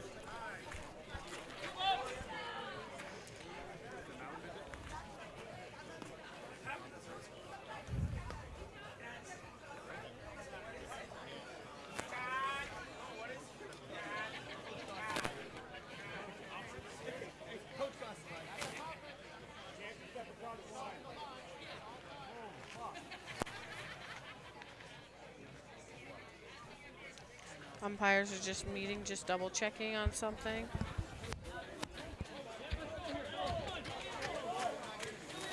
looks like everybody is set now, and here we go.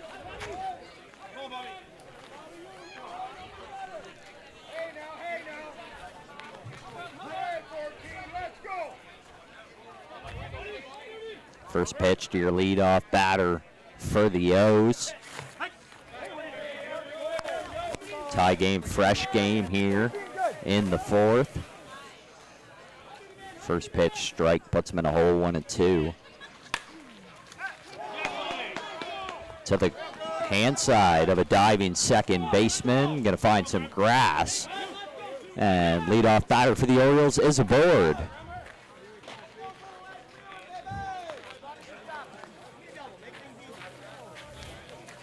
That was Bob Longmire.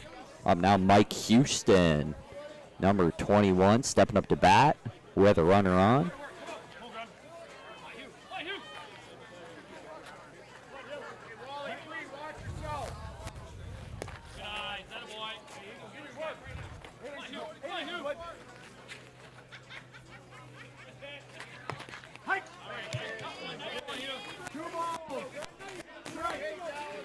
Two and two count. So Houston takes a look at that one just off the outside edge, fills it up. On the ground to the shortstop. Backpedaling, able to make the play at second. Can't quite turn over to first. Houston was blazing down there. One runner on, one out now. That brings us back to the top to number 4, Wayne Parent.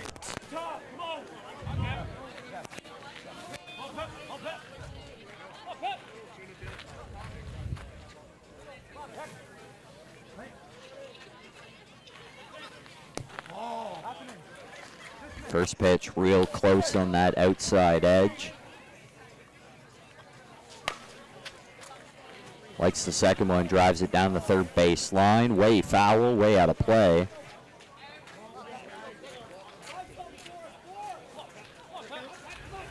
Hey, what do you need, boy?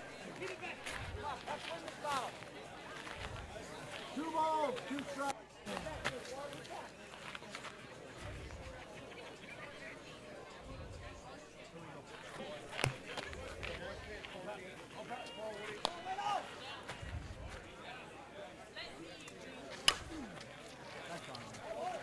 Pitch driven out to left field, going back on it, and that one's going to clear the wall. The O's put another home run on the board, break the tie,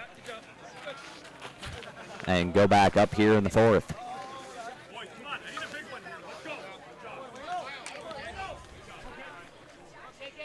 With that, that's going to bring Kyle Nechtel to the plate, with the O's being up by 2.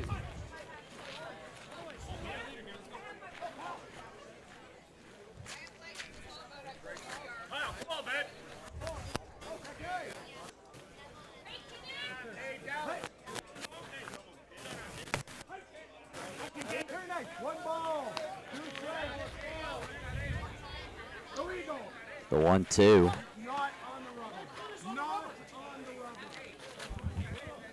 That was a quick illegal.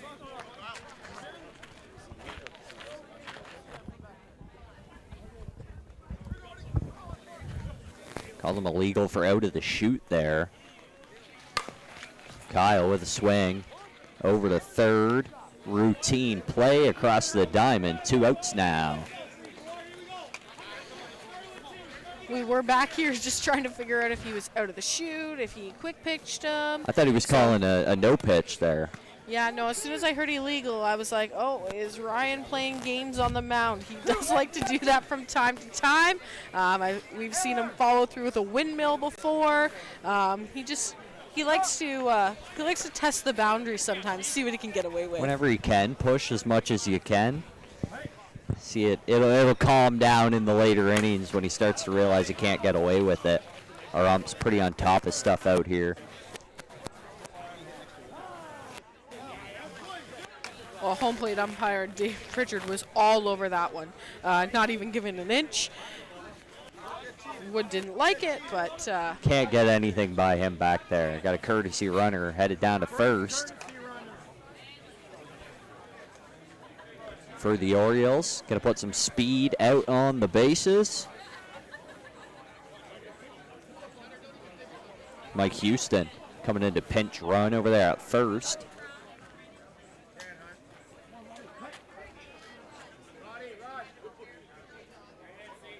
Rob Gaden up to bat. Puts that ball over to the middle infield. He's going to be able to make a play on the line drive. That'll end the top of 4. Going to the bottom of 4, but the Spartans have lost that tie. They fought so hard to get back. O's up by 2. And 2's not that bad, Jordan. So the Spartans want to go out here and carry on the momentum that they had last inning and start it all over again. It's all about getting hot when it counts, and it really only counts when you're holding the bats.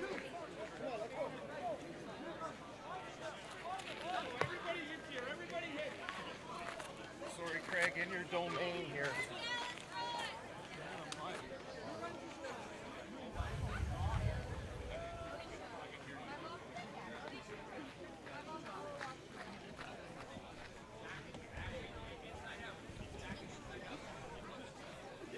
Batter, please. This guy can report that man in for the reason. Looks like leading off this inning for the Spartans to be the number 1 of Curtis Lampkin.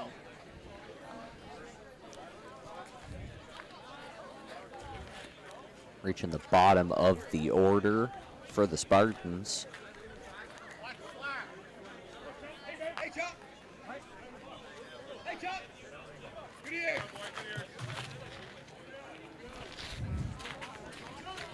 Illegal on that first pitch to a 2-1. And he evens it up with the 6-footer, 2-2 now. Yeah, that just caught that front corner, Jordan.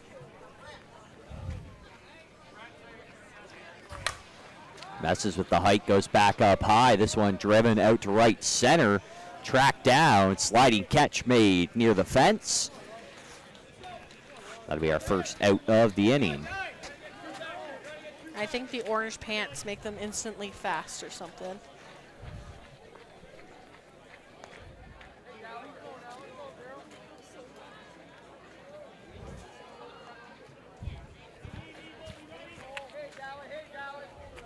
Do you think if I get some, I could be faster and run through the pits? As a Oh, that'll do it. Oh, yeah.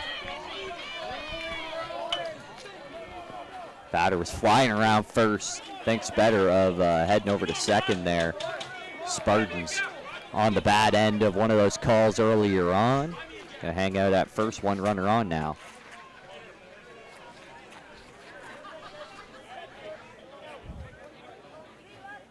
Rob McKenzie up to bat now for the Spartans.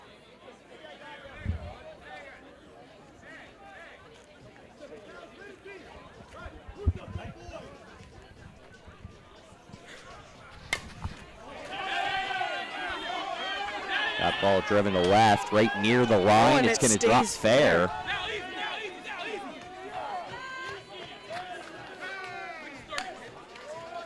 And there's 1 run back and a runner on 2. So that was a great poke. And that'll bring us to the bottom of the order with the 99 of Taylor Wood.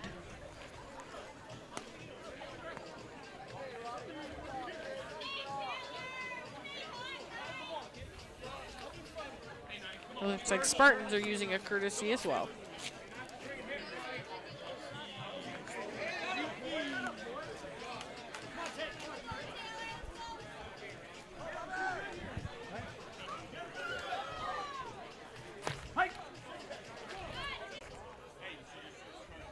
Pitch on the way. Just a bit inside.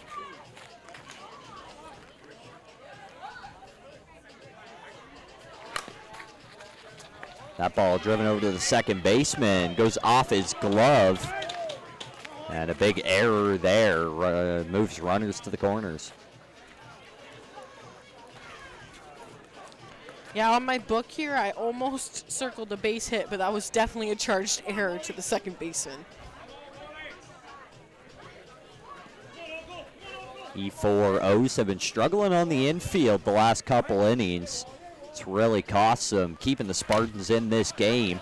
That ball over to the pitcher. He's going to turn to second, and another error. Second baseman just missed it.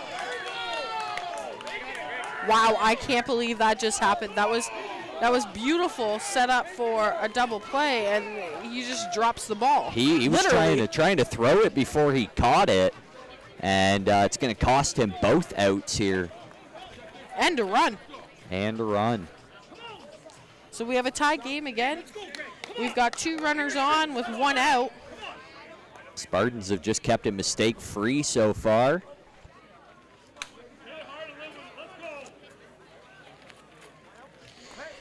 And number 7 of Greg Roth is coming in to hit for Ryan Wood, the pitcher. And he does just that, getting on base. Another run comes in to score.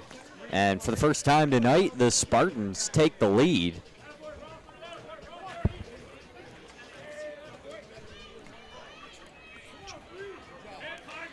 So it looks like they've re-entered Ryan Wood to run.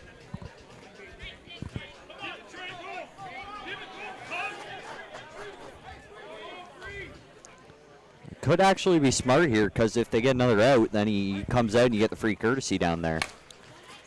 Ball driven over to shortstop. He's going to take it himself. Saves any potential at another error over there. Doubles him up at first, and they're going to get out of the inning. But the Spartans able to break the tie, move up to 12-11, and take their first lead of the game. And sorry, Jordan, I did get a little distracted by Dave Jones dancing to the music that people may hear in the background. I'm not sure if they can or not, but people have some music going on in the background, and he just came dancing right beside me. And He's a dancer, you know. I was a little confused. I mean, his moves aren't as good as Gary Mack's, but they're up there. From way back. Yeah, I think he was doing the shopping cart. Yeah. Oh, yeah. That is a nice puddle that we do see over by first base. Yeah, you can see there's some shininess over there right between second and third as well. Bit of a puddle still over there. I think the whole plate area is relatively cleaned up now. But in between second and third, it looks like there's another one. I mean, when I was playing, I probably drove just about everybody on my team, especially whoever I was driving home with, whether that was my husband or my teammates, because if there was puddles, I was going through them. It didn't even have to be a close play. I just wanted to get dirty. Yeah. Right up your alley, rolling through them, eh? Well, if I got dirty, at least it looked like I did something. There you go. Make Kyle do the laundry. First batter up here for the O's. Looking to get back underway, down by 1 here. Diving play by the Spartans. Second baseman can't quite come up with it. And the O's have one aboard here. Almost went.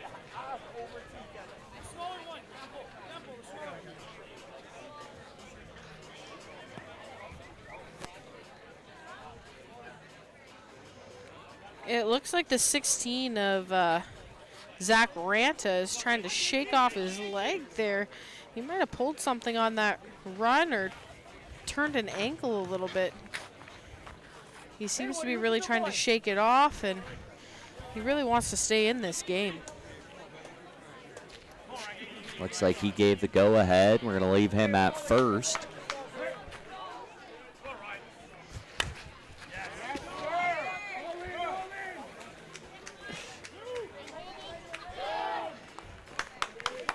Slide into second.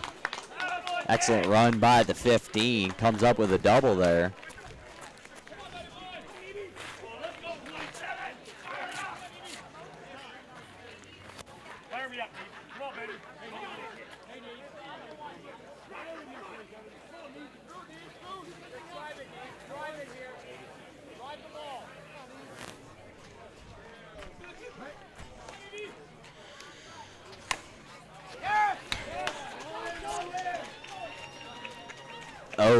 with another hit there, single to the right side, going to score a couple runs, and they retake the lead.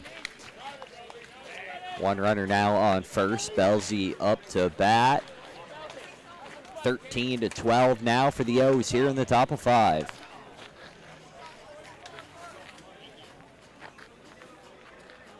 Hey, Wood. Get off for me.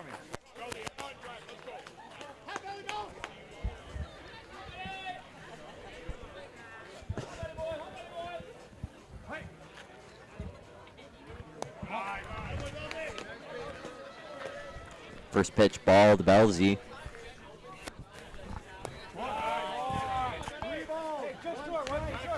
3-1 count now. And the lefty takes a strike to fill it up.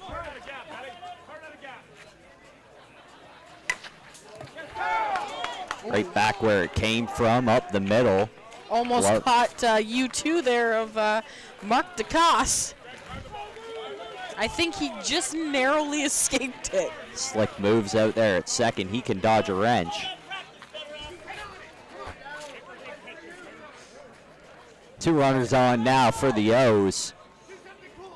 Rallying here up by 1.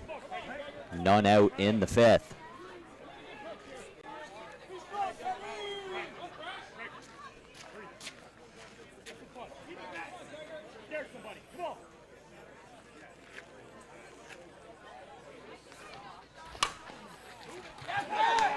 Ball sent up the middle to the glove side of the middle infielder. Oh, he missed it there out in center field again, which is causing, could have caused Belzy to come in there. And the Spartans were they were relatively mistake-free coming into this inning. Hadn't made a whole lot of errors. We had that issue at second base. Now a little mishap in the outfield cost them a double.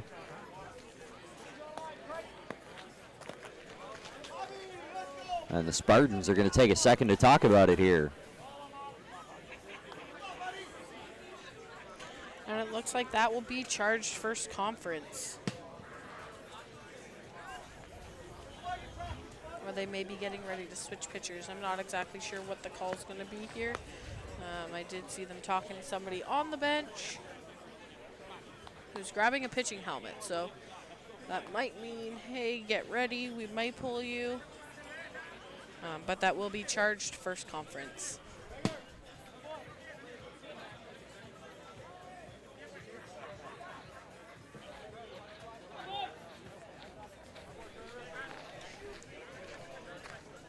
Looks like he was just warming up the mask there.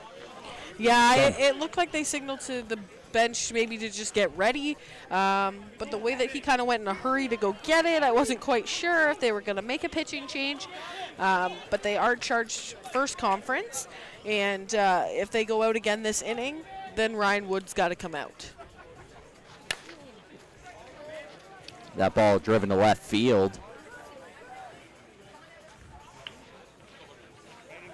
Play made in left field. O's all tag up. Belzy's going to come in to score. Our other runner moves over to third now. 1 out. The O's stretch out that lead to 3 now, 15-12.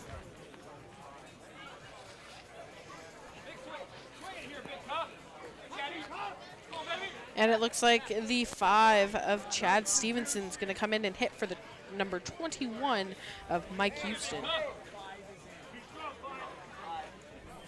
Mike did hit to shortstop for a force out at first there. They went 6-3, and then he did hit into a fielder's choice as well. So I'm not really surprised that in a closer game there wasn't a batter change.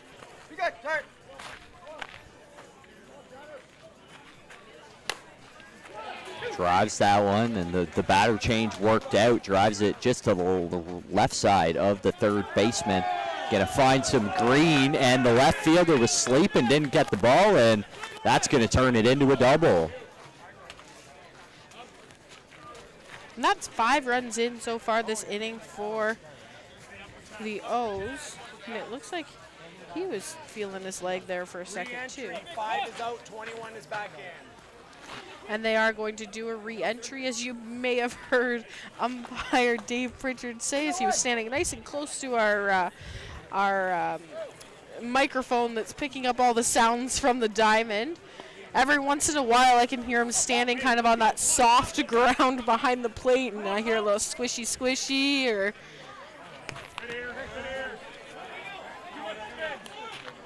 Legal call there gets us to 2-1. Another pitch very close on the outside edge brings us to 3-1. Driven to left center. No That's chance there. Picks it up on a hop.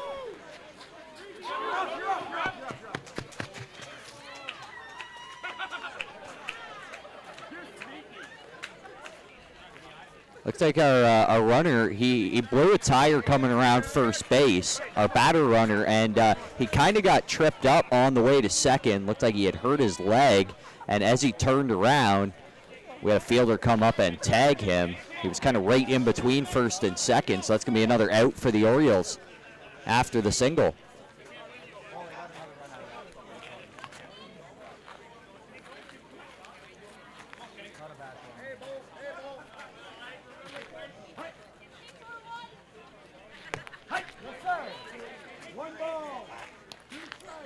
Even though they get their second out there, they were still able to cash one more run, and that's probably gone. Fielders didn't even move. See you later. Another one on the board for the O's.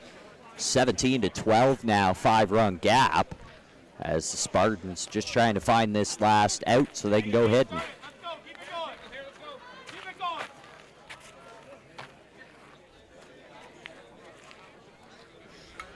And that was the second home run that the O's have used. In the top of 5. Spartans have used 3 of their 7, and the O's only 2, so. Colin Andrews takes a tough strike, brings his count to 2-2.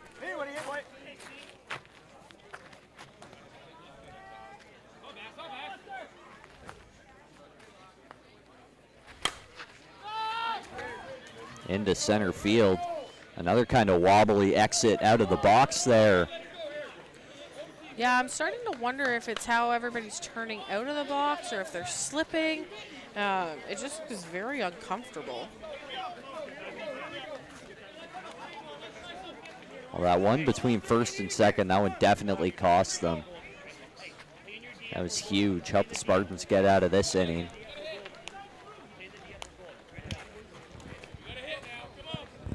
Just a bit of a misstep, and he was actually right over where near where that puddle is between first and second, so that slippery ground might have had something to do with it. You can see the puddle on the right side of your screen there. Also, like that, all the water, all the standing water at least, has disappeared from our kind of plate area, but could still be a little slippery in there. All that ground's still pretty soft. That could be what's causing these ankle knee issues coming out of the box. I just sent Kyle over to double check the score that we have showing for you. As my book read 18-12, and he had 17. So we have figured that out, and it is 18-12. I can't believe he doubted you. I can't believe he didn't instantly know I was right.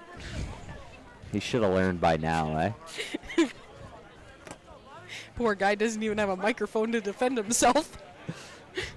That's what makes this fun. Spartan's first batter to the left side. He's going to reach. Wheels on the 9 of Kevin Cambeau. Neville Clayton up to bat, number 21. Like I had mentioned earlier, he used to be an Oriole, so playing against some of his old teammates and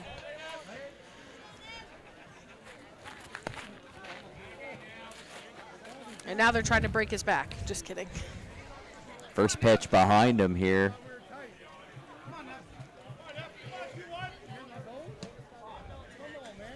Looks he's thinking about charging the mound. Maybe with a big smile on his face and a bear hug to follow, but... Well, that first heater was high and in, you know.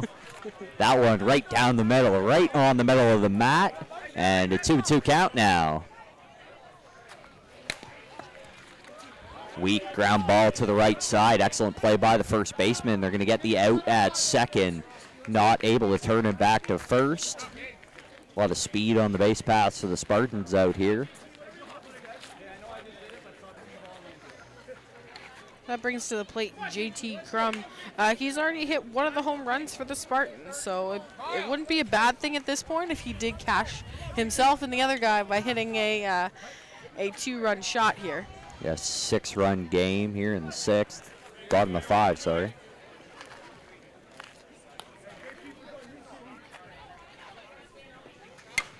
That ball driven to left field on a rope, and it's caught by the left fielder. Kyle Nechtel. 2 out now here in the Spartans half of the 5th.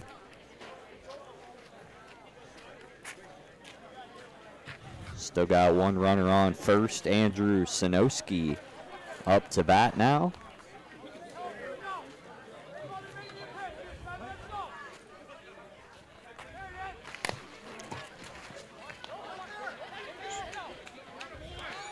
Weak hopper to the pitcher. He's able to pick it up and runs him out to first. Makes the play himself.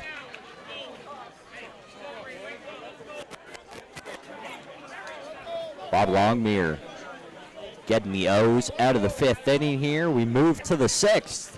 Still a 6-run game. O's lead 18-12. Again, we'd like to thank everybody tuning in on YouTube and listening in on our broadcast. We would love to see you back again tomorrow as we are going to have the finals for the men's side right here on Diamond 1. We should be back, I believe it is the 10 a.m. spot tomorrow with coverage. It should be myself, again, with Jordan Mosley on the broadcast.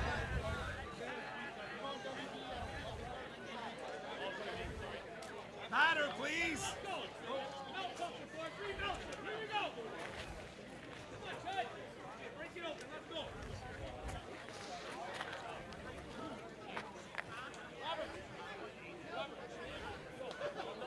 Having a ton of fun out here. This is a great opportunity for folks at home to be able to watch some high-level softball.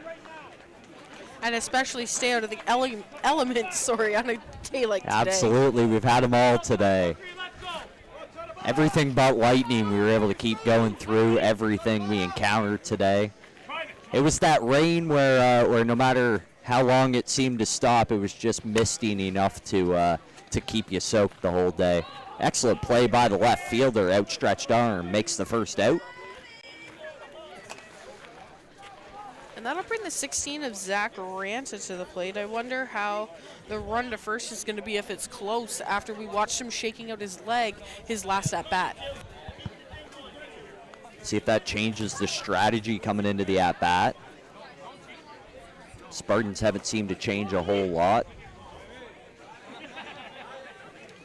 Shifting them pretty heavily.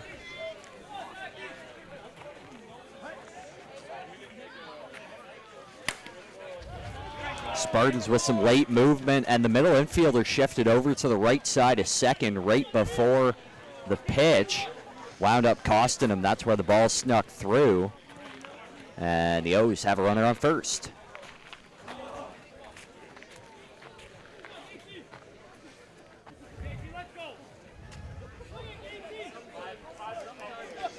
Ryan. Oh. Sorry, go ahead, Jordan. Ryan Gates up to bat now. Took the words right out of my mouth.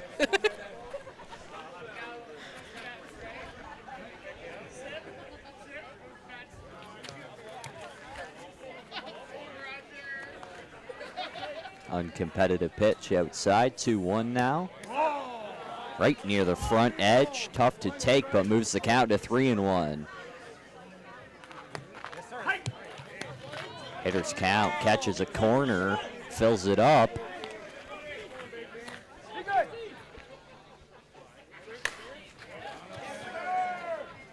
That ball finds some grass in center field. 2 runners on now.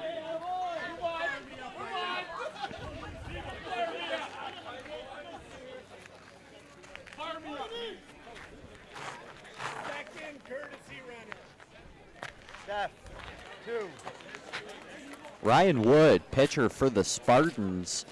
He was a pitcher for Team Canada at the border battle last year. So he's been around, looking to lead the Spartans to a win here tonight. They got some work to do, though, still down by 6. Yeah, Ryan Wood also used to be with the Naturals before starting his own team here with the Spartans and taking things under his own direction. It's been a success so far, finding themselves in this winner-winner game in a LIMS, biggest tournament of the year, or our biggest tournament of the year. That ball hit over the center field fence, going to be a 3-run shot for the Orioles. They extend that lead a little bit more.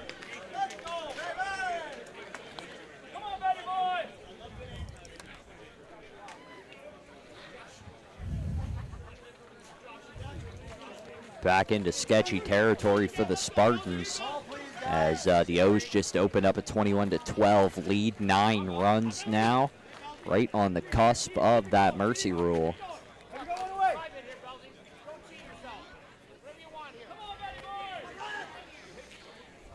Spartans do get last say as they did win the flip to be the home team, so that'll definitely play in their favor. It's whether or not they use it to their advantage. That's helpful, but we talked about that pressure with the A's last game and knowing what you have to do going into that last inning.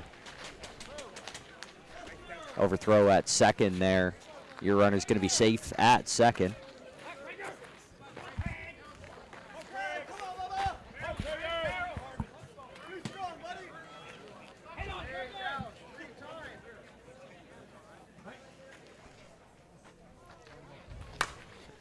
Ball driven hard to right center. And they watch it fly over the wall for a home run. 2-run shot, going to score Belsey there from second base. That should bring them to 4 out of their 7 home runs right there. They're not afraid to use them if it'll end it, that's for sure.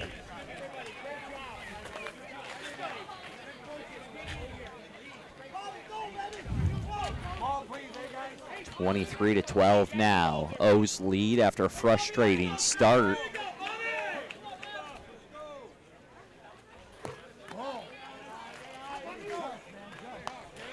They definitely like to leave a little bit of buffer for that 12.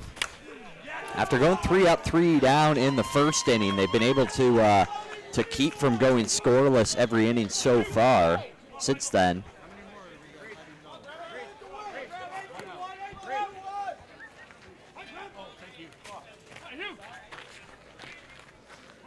This game started in the sunshine. We've slowly slipped into darkness as we moved on.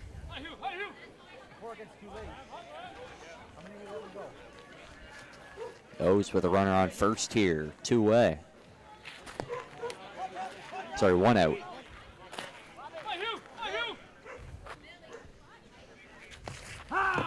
Ooh, that just caught the edge. That was a beautiful pitch by Ryan Wood.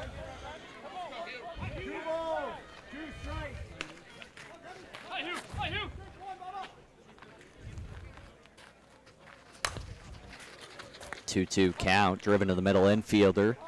They're going to make the play at second base. Nothing happening at first. Had some wheels up in the box.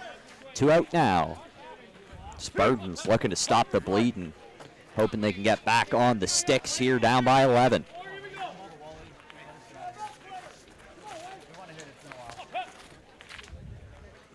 Wayne Parent's been hard to stop at bat today.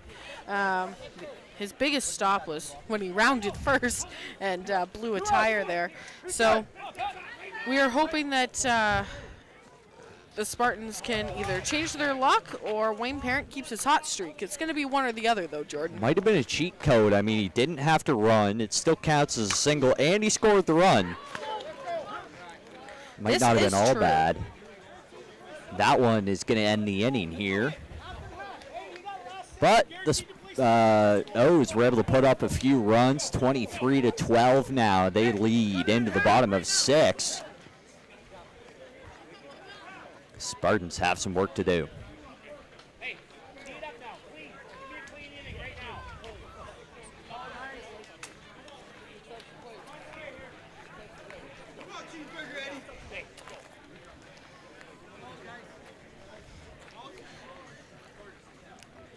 Again, we'd like to thank you for tuning in. I'm Kate Friel with Jordan Mosley, bringing you the broadcast here for the Mike and Limbs here at Slow Pitch City in Dorchester, Ontario. This is where we'll be bringing you the broadcast as well for the 2023 Canadian Championships, brought to you by SPO. A lot of exciting stuff happening in Dorchester here this year. I believe this is the first time they've had the Canadian Championships out here since 2008.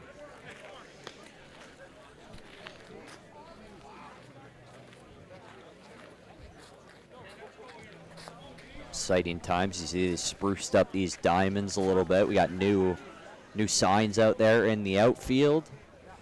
New distance signs.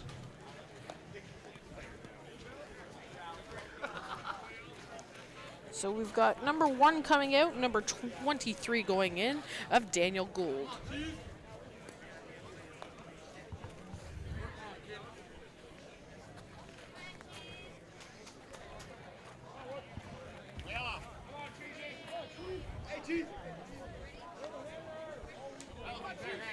Off the bench, coming in cold here.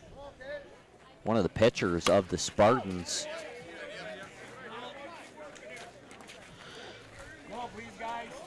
Definitely pushed that ball just a little bit further than he wanted to. Outside, gets himself into a hole here, 1-2. Pitch coming.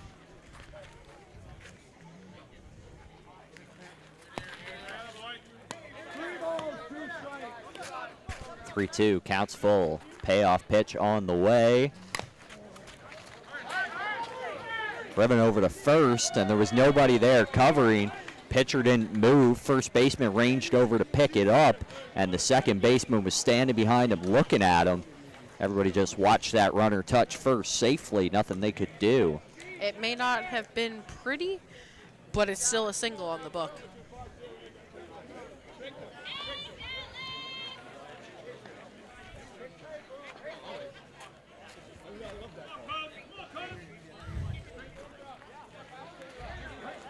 Dallas Boole up to bat.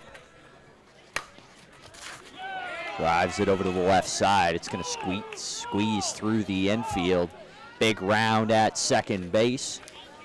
Runners to first and second now. That brings up Rod McKenzie. He's got a home run and a double, so he's looking to keep his streak alive here.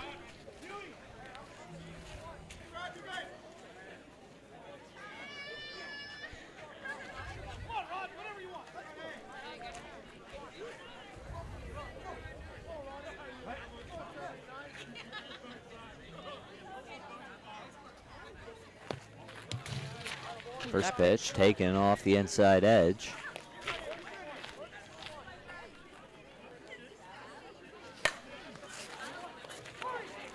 Driven to the right side. Second baseman was playing way deep, and he was able to make the play from about 6 feet in the grass. Throws it over to first. Pulls the first baseman off the base, but the tag was applied. And we move to 1 out here in the bottom of 6. Spartans trying to get something rolling. Down by a mittful.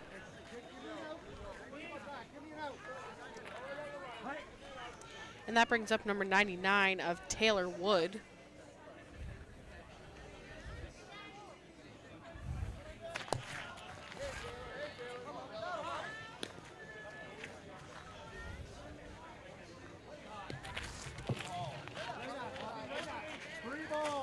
Wood gets to a 3-1.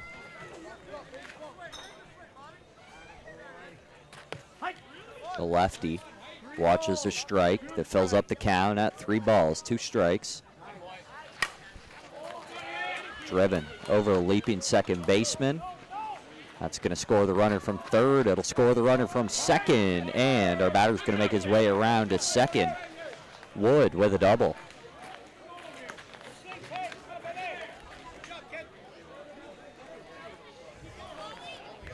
Definitely got himself an average on that as he had flown out to right. There was an error by the second baseman on his last at bat, so he finally put the double in the scorebook. It's a big one, 2 RBI double. Leaves himself in scoring position, but they need a lot more than just him. 1-2 count now. Just off the outside edge. That ball driven to left center. Oh, and it goes over. Another home run for the Spartans. Chopping into that lead just a little bit more. They too are also at 4 home runs.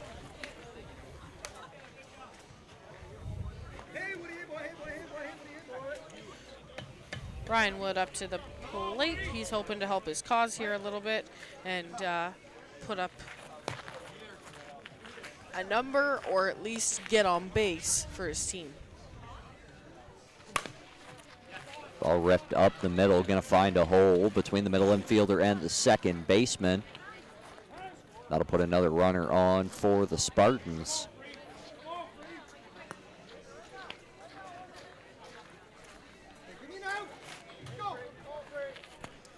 That'll bring the 17 of Derek Freeman to the plate.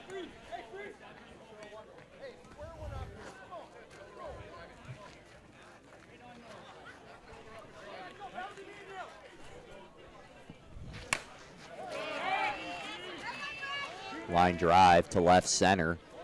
Gonna move your runner all the way from first around to third. Runners on the corners now with 1 out. Freeman credited with the single there. And this is bringing up Kevin Chapeau again. He's got a home run.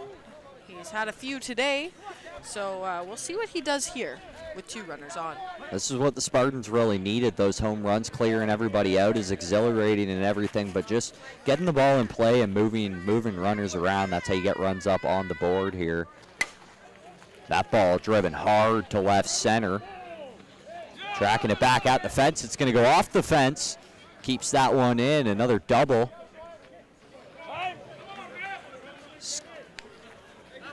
Sorry, a single. It's a single and it scores Ryan Wood. Freeman, I think, held up just to make sure that it wasn't a caught ball, which is the smartest thing to do when you're behind chasing the lead.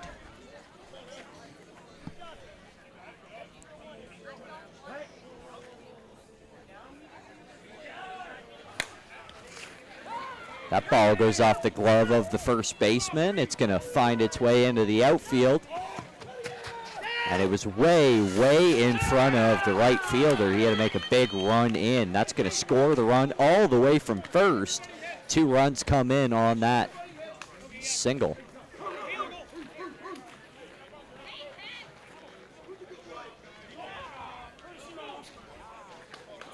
Orioles infield has been struggling. Had a rough game. Luckily, the bat's been able to pick them up, putting up 23 runs. Doesn't hurt.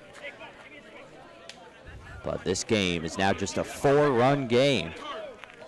Still 1 out here in the bottom of 6. And the Spartans have used up their second courtesy.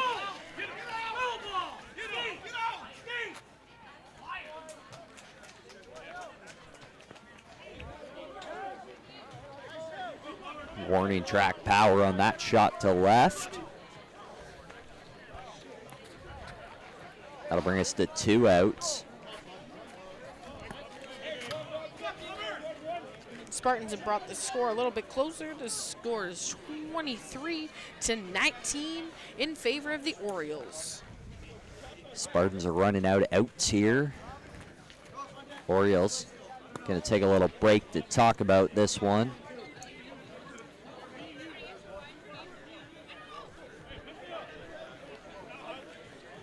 They've got a few they're definitely going to want back after this game. A couple of key infield errors. And by the looks of things, Jordan, on deck right now, they will be doing a substitution and bringing in the 11 of Chris Plummer to hit for number 10. He hasn't really gotten on base yet in regards to fielders' choices. And a 4-3 putout. So it looks like the 11 is coming in to hit for number 10.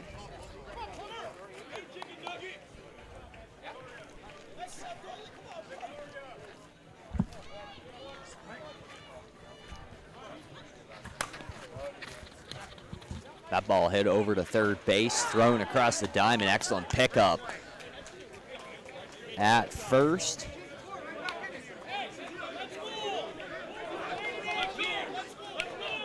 And the O's able to escape that one, leave a couple runners on.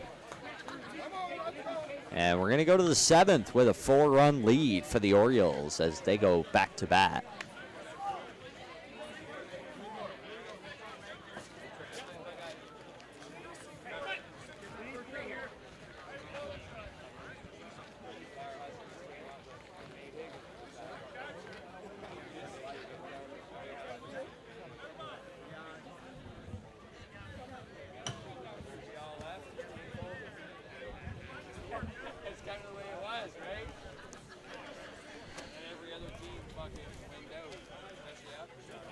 So it looks like the Orioles going to start off this inning with Kyle Nechtel up to the plate with Seabass right behind him.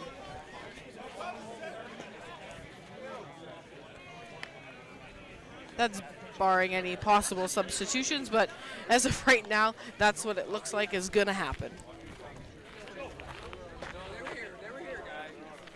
O's need to go to work, 4-run buffer. Not going to do it if the Spartans hit like they did last inning. They've been picking up steam throughout this game. Yeah, top of 7 here with a 4-run spread is not a lot. We've talked about how quickly things can change and how many runs in an inning can make a huge difference. It's crazy in this A division how you can go from almost a mercy on one side to almost a mercy on the other side, right back to a super close game, just the swings they have. Insane, that ball ripped foul into the trees. And this is definitely a batter I could watch swing a bat all day. 12 feet. He just gets on top of it, turns the ball over so well. Just really tough to defend. Yeah, just hitting lasers everywhere. Takes a close pitch, outside edge.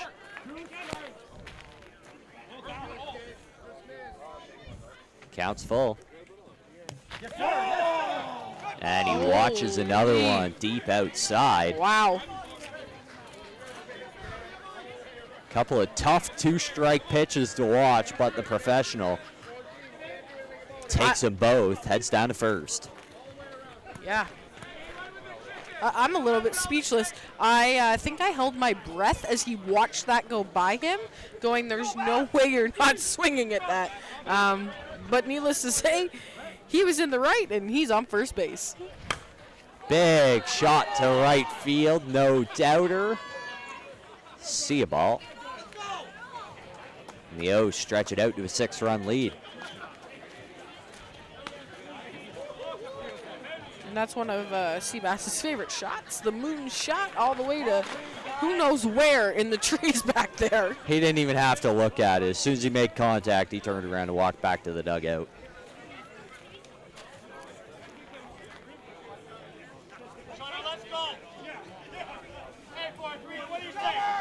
And that brings Rob Godden to the plate.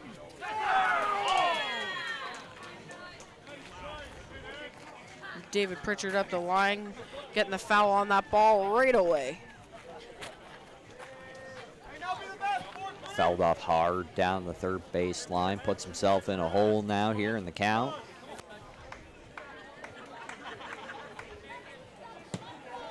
He's grounded out to one, and he's flown out to the outfield. Normally we see Rob Godden just hitting everywhere, all over the diamond. But it looks like he's kind of struggled today. He had a home run earlier in the day, but his bat's just not where it normally is. Ground out to the middle infield there, right over second base. 1 out now for the O's here in the top of 7.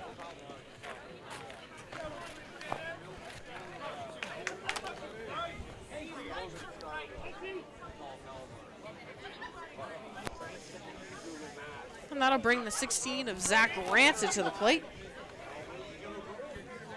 He's had a great showing this game.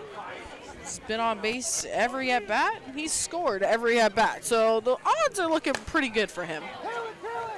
Drives that one tailing away from the fielder in right. He's able to track it down near the fence. Makes the catch. 2 outs now. I guess maybe I shouldn't have talked about his odds right before he hit. You ruined I think it. I might have jinxed it. Ruined the perfect day. Well, I guess Zach Rancid can blame Kate Friel for that one. Ryan Gates up to bat now, the lefty.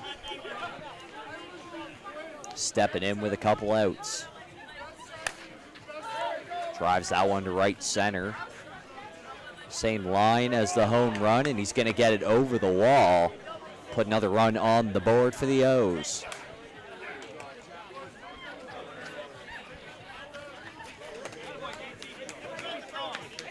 I've got a tally of that's being 6 for them. So they've got 1 left they're available to use.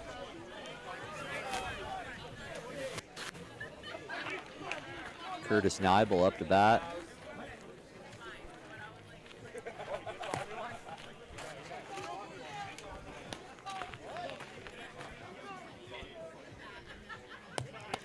Nebel's got 2 home runs already in this game.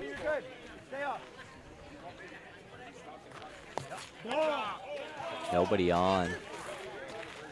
Nebel takes that pitch, walks down to first.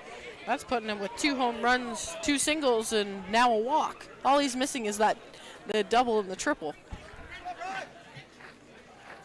Belzy steps to the dish. Lefty with power here, 1 on, 2 out.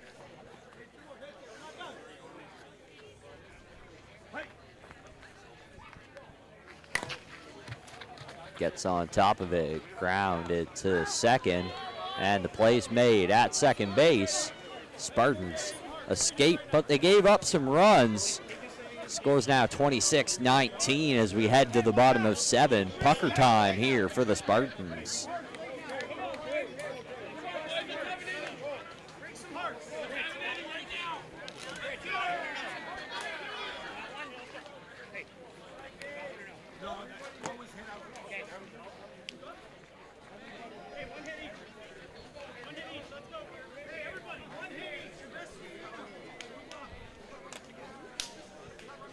So the Spartans will go into this inning chasing 7. Again, I'd like to thank everybody who's joining us online, watching live, or watches the broadcast back later. We thank you for joining us, and we appreciate the support here with the eliminations. Again, we will be back again tomorrow for the last 4 games of the men's eliminations.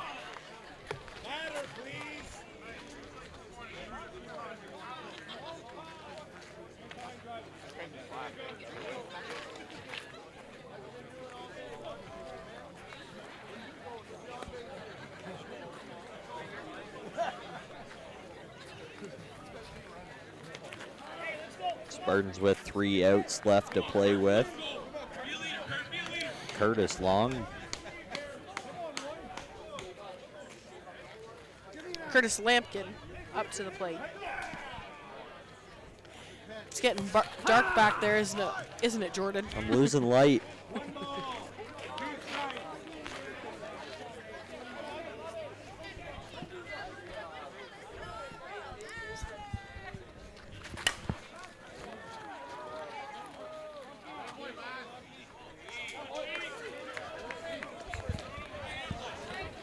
First out made out there in right field.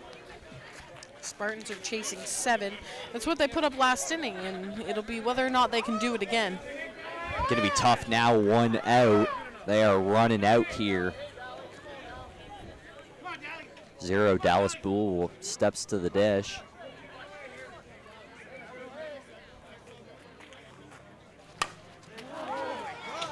He's going to send that one out to left center.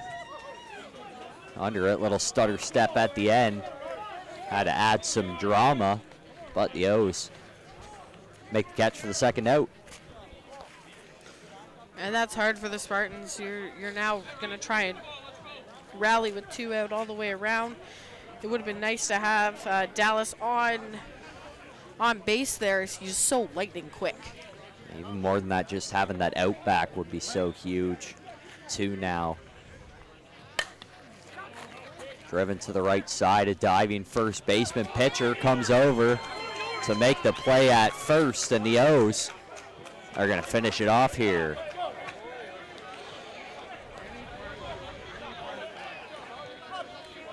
Well, and the Spartans go down and are talking about that last out, but it looks like the call's going to stand, and that will be a 7-run difference that gives the O's the game.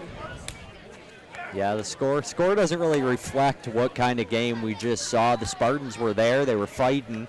It was close for a while, and the O's just able to come alive with the bats later on. Yeah, and sometimes the score doesn't always reflect the game in slow pitch, because it can just be one bad inning that changes everything. But we'd like to thank everybody for joining us. We've enjoyed bringing you the games here today. Jordan Mosley and Kate Friel here. We'll be back with you again tomorrow to finish out the eliminations right here in Dorchester at Slow Pitch City.